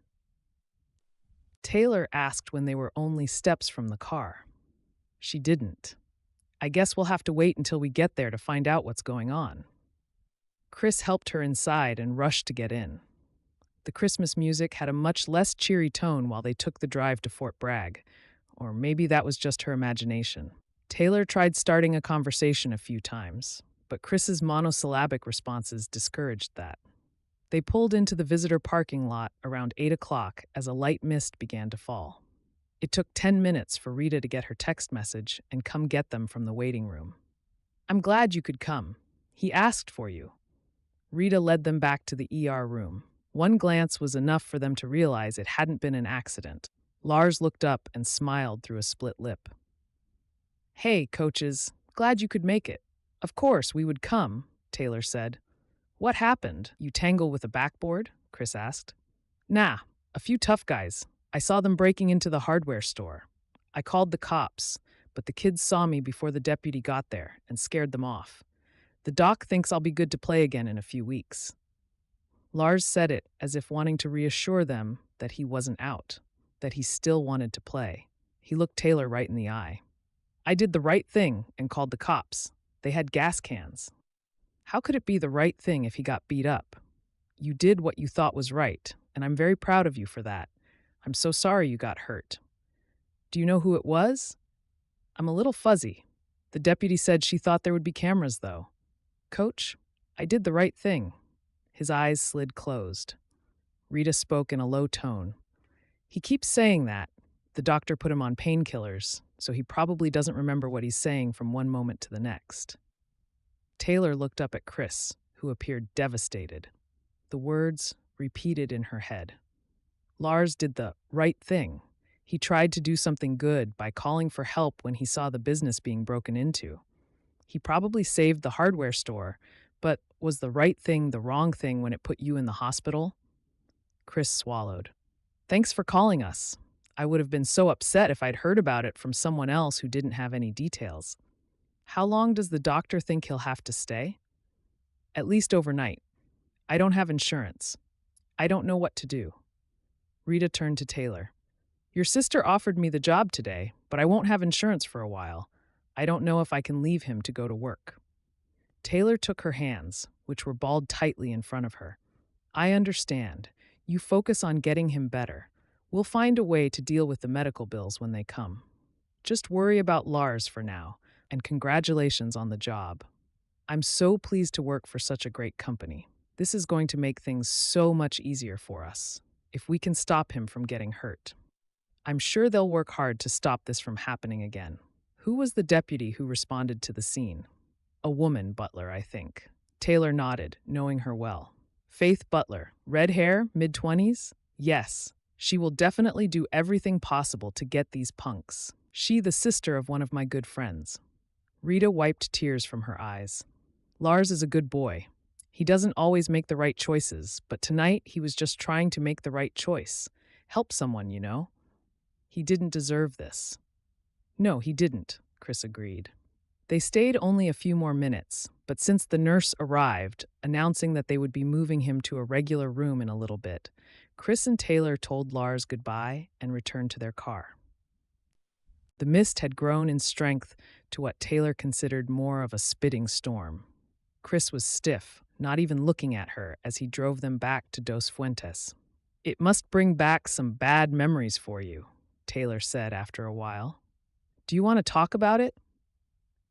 Do I want to talk about how my jaw ached for weeks while it healed, and how I could barely see out of my right eye for quite a while, despite spending almost a week in a coma before I woke up? Do you want to know what it feels like to try to breathe, but barely be able to get in any breath before your broken ribs start to ache? Taylor sat and let him rant on. Obviously, this had been even harder for him than she had expected. Being thrown back into a bad memory, especially one as bad as that one, could seriously mess with your head. He pulled in front of her apartment and put the car in park. You told the boys to do the right thing, didn't you? Not exactly. I told them to do some good and make a difference to others. I guess he took my words seriously. What a time for the kid to actually listen to her. You could have gotten him killed. He was following your guidance, and now he's in the hospital. You pie-in-the-sky do-gooder types really don't get what it's like to live in the real world, do you? I wasn't trying to hurt him. I was trying to teach him to be a better citizen, a better neighbor. How had this become her fault? You have no idea what you asked him to do, protected in your ivory tower on the hill.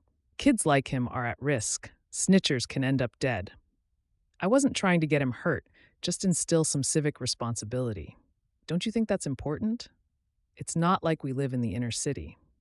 Chris balled his hands on the steering wheel. Of course, it's important, but you have to temper those words with caution. I'm sorry he was hurt, more than you can imagine, but how was I supposed to expect this? This kind of thing doesn't happen every day in Dos Fuentes. It almost never happens here. This is not deep gang territory, Chris. How could he, of all people, blame her for this? Obviously, you don't have to be involved with an actual gang to get messed up. I don't know how to talk to you when you're like this. Taylor pushed out of the car. Great. I don't want to talk anyway. Taylor slammed the door and rushed up the stairs to her apartment, shutting the door hard behind her. She stared at the Christmas decor and silence and wished she were back at her mom's.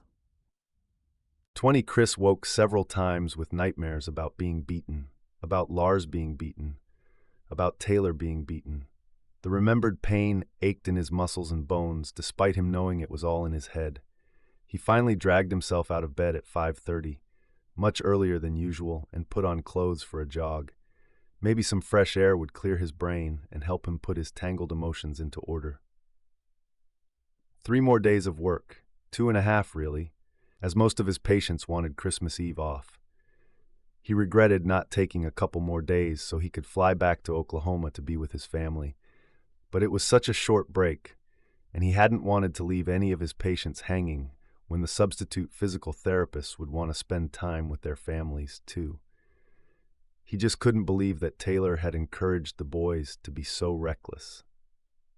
Sure, he wanted them to be good citizens, and maybe he hadn't thought much about her words at the time, but maybe he wasn't helping these kids after all. His whole purpose in becoming a coach was to make a difference, to keep kids from having to suffer like Lars was suffering right now. He'd failed. After his run, he came back and lifted weights and did some other exercises. Then he shifted into the rest of his morning routine, going through it by rote. He had a very full day scheduled today, and he was grateful for the distraction. When he saw he had a text message from Taylor, he slid it off his notification bar. He had no idea what to say to her. Had he overreacted? It didn't feel like he had, not in his gut, but a little voice in his head said to chill. So he would take a little time to chill and see what happened.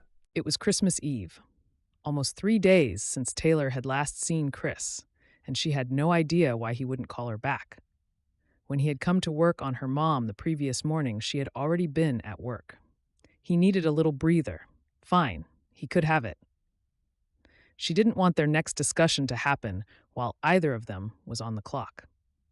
A breather was fine, but 3 days, and he hadn't responded to her texts or voicemail messages. She was starting to feel like she was back in college, wondering what was wrong with her because he'd ghosted her. Except this time, she knew what was wrong. Her advice had gotten Lars hurt. After all the time Chris had spent trying to convince her that she wasn't responsible for bad things that happened to others, he had actually blamed her for Lars and acted like she should have known better than to tell the boys to help make the world a better place. How did that make her responsible for what happened? She left work early and headed to Linda's to help with Christmas Eve dinner, their big holiday meal. It wouldn't be nearly as big of a crowd as Thanksgiving, but they were still having a few extended family members over, as well as a couple friends. Well, one friend now, she guessed. Anna would be there after Taylor had extended the invitation Quinn had made first. It would be good to have an extra distraction since she had to assume Chris would not show. Even though she was 2 hours earlier than expected, Taylor found Jill already standing at the kitchen counter, mixing dough for what would probably be dinner rolls. "You're early. So are you," Jill said. "Mom said we would be a dozen for dinner with the kids this year. I didn't have any treatment appointments in the spa today, so I came over early to help and hang out. 11 for dinner, unless she's heard something from Chris." Taylor pulled out a bag of potatoes and started scrubbing them for mashed potatoes. She mentioned that he seemed to not be himself when he was here yesterday, and when she said she'd see him today, he said he didn't know if he'd make it and left. "What's going on with you two?" I don't even know if you'd call it a fight, though it felt like one.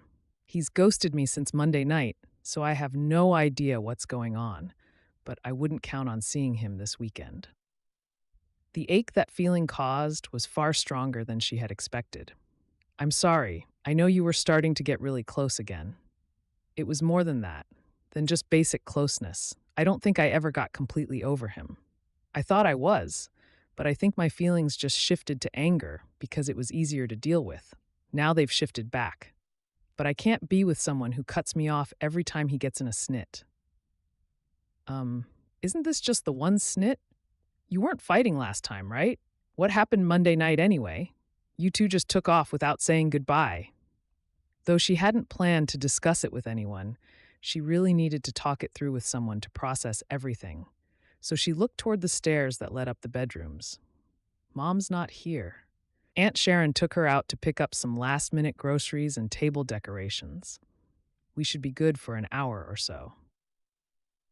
Taylor started by talking about Lars, a few of his personal issues with his old friends, and then getting jumped on Monday night. How she worried that her words had caused him to make an unsafe choice. "I know it's not really my fault, but Chris freaked out. He accused me of pushing Lars into it and not understanding how dangerous it is in the real world, as if Dos Fuentes was some inner-city gang world." Jill's hands moved skillfully as she formed uniform balls of dough, sliding them close together on a baking sheet. "Why do you think he reacted so strongly?" "I don't know. Except she did, at least on some level. I guess because he was beaten up on the street and nearly killed 10 years ago." She had moved to peeling the potatoes, filling the scrap bucket for the chickens. Jill gasped and gaped at her. "That's why he didn't come back to school?" "Yes. He ran with a gang in high school and came here to get away. His family moved out of the neighborhood too, but somehow they tracked him back to their apartment when he got back to town for the break and beat him badly. This is a PTSD thing for him. He knows you aren't responsible on any level for what happened, but he's probably stuck in his own loop trying to put his past back in perspective. He may be blaming you because he identifies so strongly with Lars and needs an outlet for all those emotions." Give him a little time to deal with it, and then try again to get him to talk. I know, this isn't a healthy way for him to react, completely disappearing and blaming you, but it may have taken him by surprise. What I don't get is that he's been trying to get me to accept that I'm not responsible for other people's lives, choices, and misfortunes. But the second this happened, he shoved blame down my throat. He wouldn't have anything to do with why you backed off about my issue with Cameron, would he? Because I really appreciated you backing off and letting me handle things on my own. Taylor topped the bowl of potatoes with water to keep them from browning and decided to add a few more to the total. He's the one who told me to back off. I guess I've gotten into a bad habit of trying to fix other people's problems. Kind of. We know you do it out of love, but you don't have to take so much on yourself, and sometimes I wish you would trust me to handle my own problems.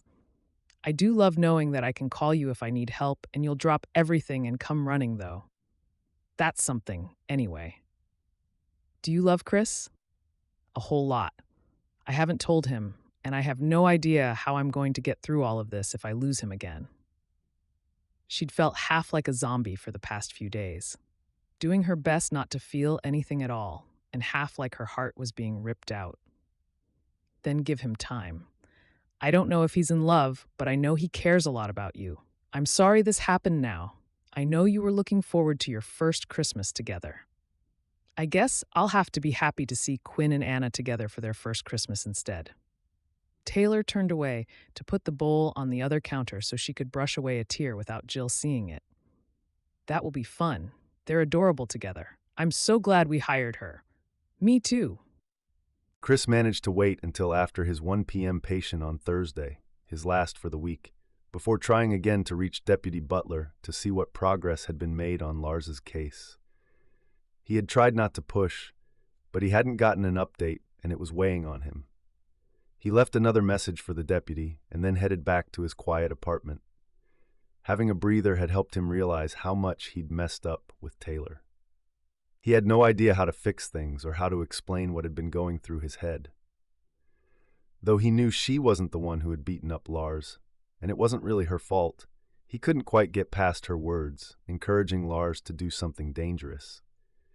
He knew even innocuous comments could cause damage. He took his car to the car wash, did some laundry, picked up enough groceries for the next week, reviewed his patient plans, and did research on new methods to help his patients. He wondered how things were going at Linda's as he ate his solitary TV dinner and made a video call to his family. He was trying to decide if he wanted to watch another episode of NCIS or switch to a movie when he finally got a call from a blocked number. Hello? Hi, Chris. This is Deputy Butler. I'm sorry I didn't get back to you earlier. We caught and arrested the boys who broke into the hardware store today, as well as the kids who beat up Lars. Wait, they weren't the same kids? No, actually. When we pulled surveillance videos from local businesses, we saw Lars hanging back and making the call, putting the phone back in his pocket, and then he moved to go around the building out of sight. Some other boys approached from too far away to have heard the call, saw him, and attacked him. The kids from the hardware store started out with pipes they were wielding like baseball bats when I arrived on scene. There was enough of the kids' faces on the video that we were able to get confirmation of who they were from teachers at the school once Lars told us who they were. We also were able to pin down the Band E kids to the Kirkham fire and the barn fire now that we had somewhere to start. They're all going to spend some serious time in juvie. He could hardly believe it. Thank you so much for getting back to me. You have no idea how much I appreciate it.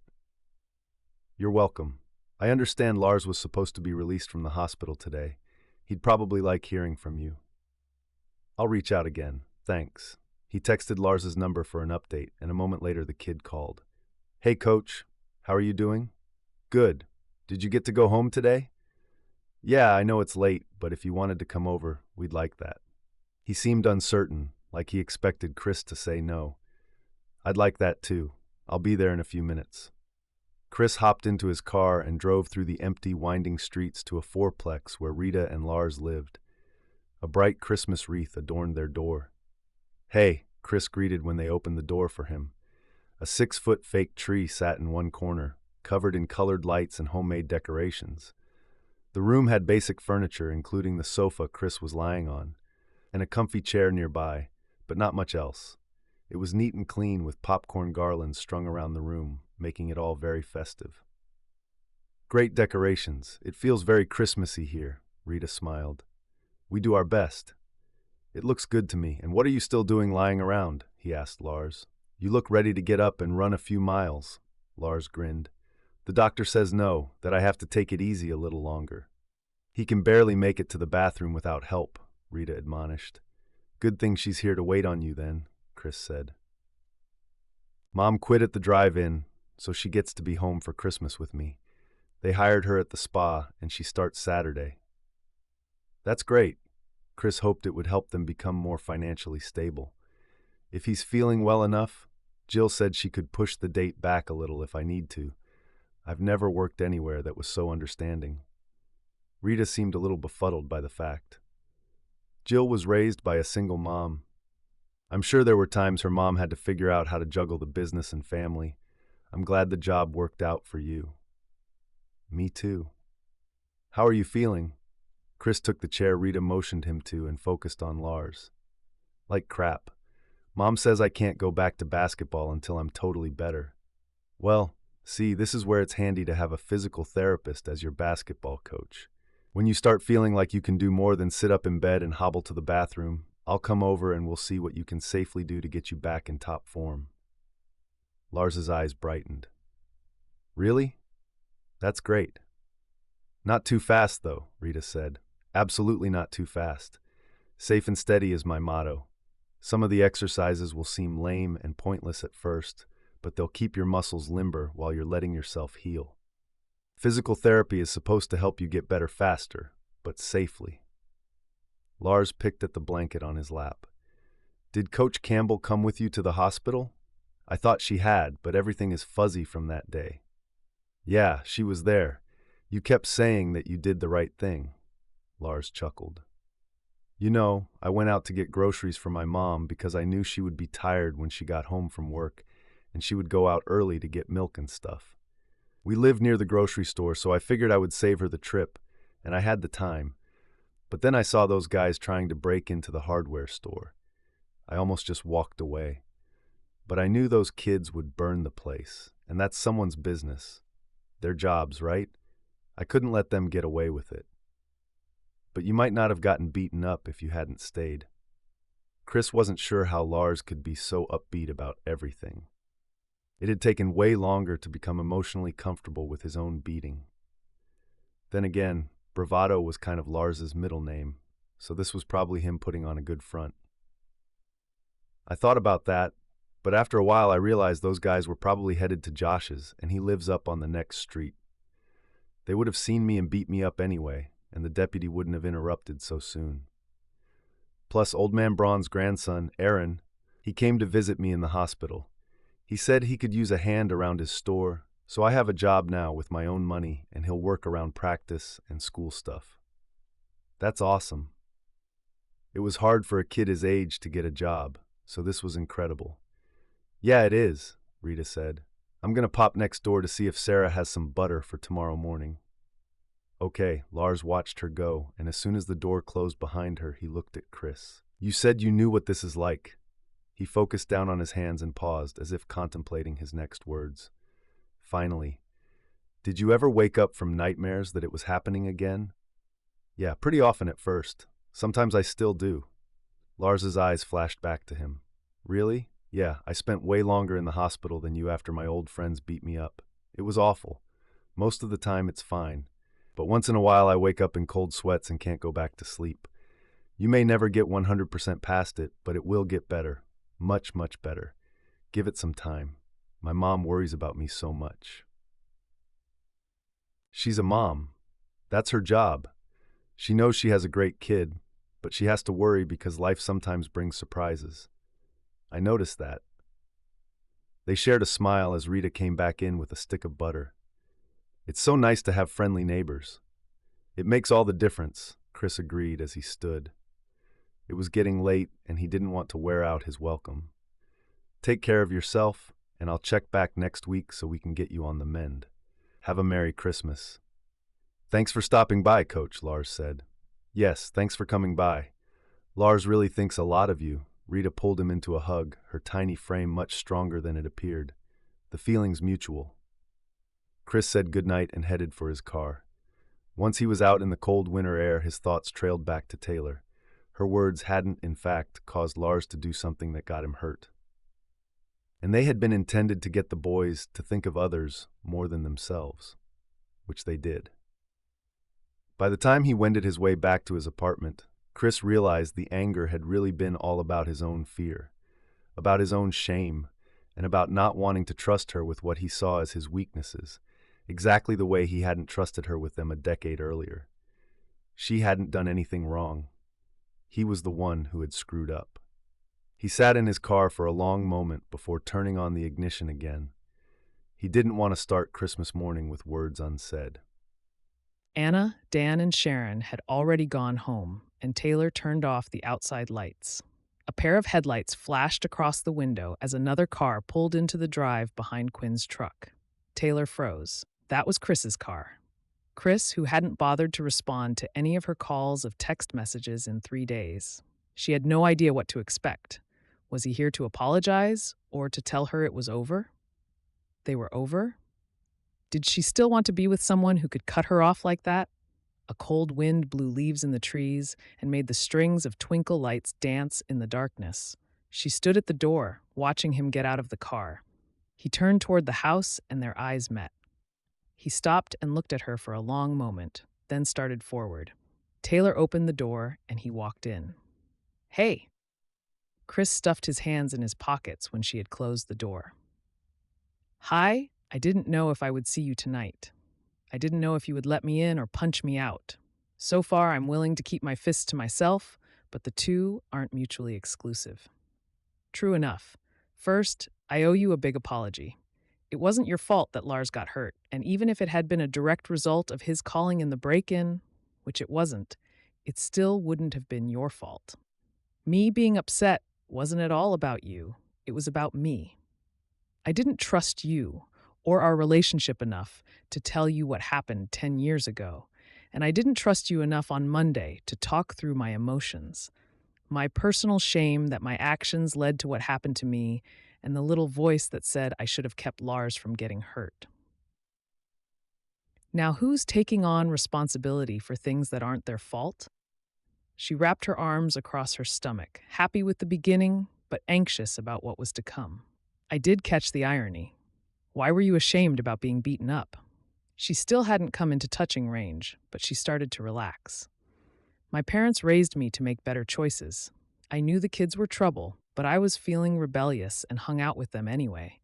I didn't kill anyone, but I know that my actions hurt people. I'm not okay with that, but there's no way to change what happened. No, there's not. Just like there's no way for me to go back to the day my dad died and be there with him.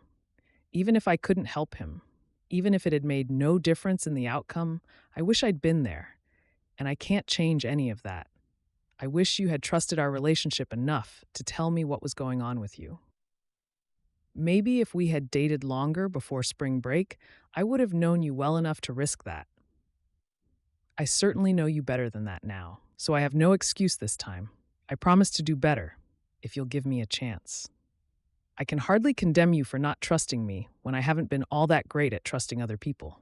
Jill said, earlier today, that part of why I try to step in and help is because I don't trust that they can do it on their own.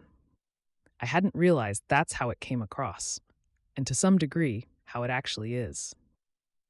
You didn't chase after me to try to fix whatever was wrong in my head.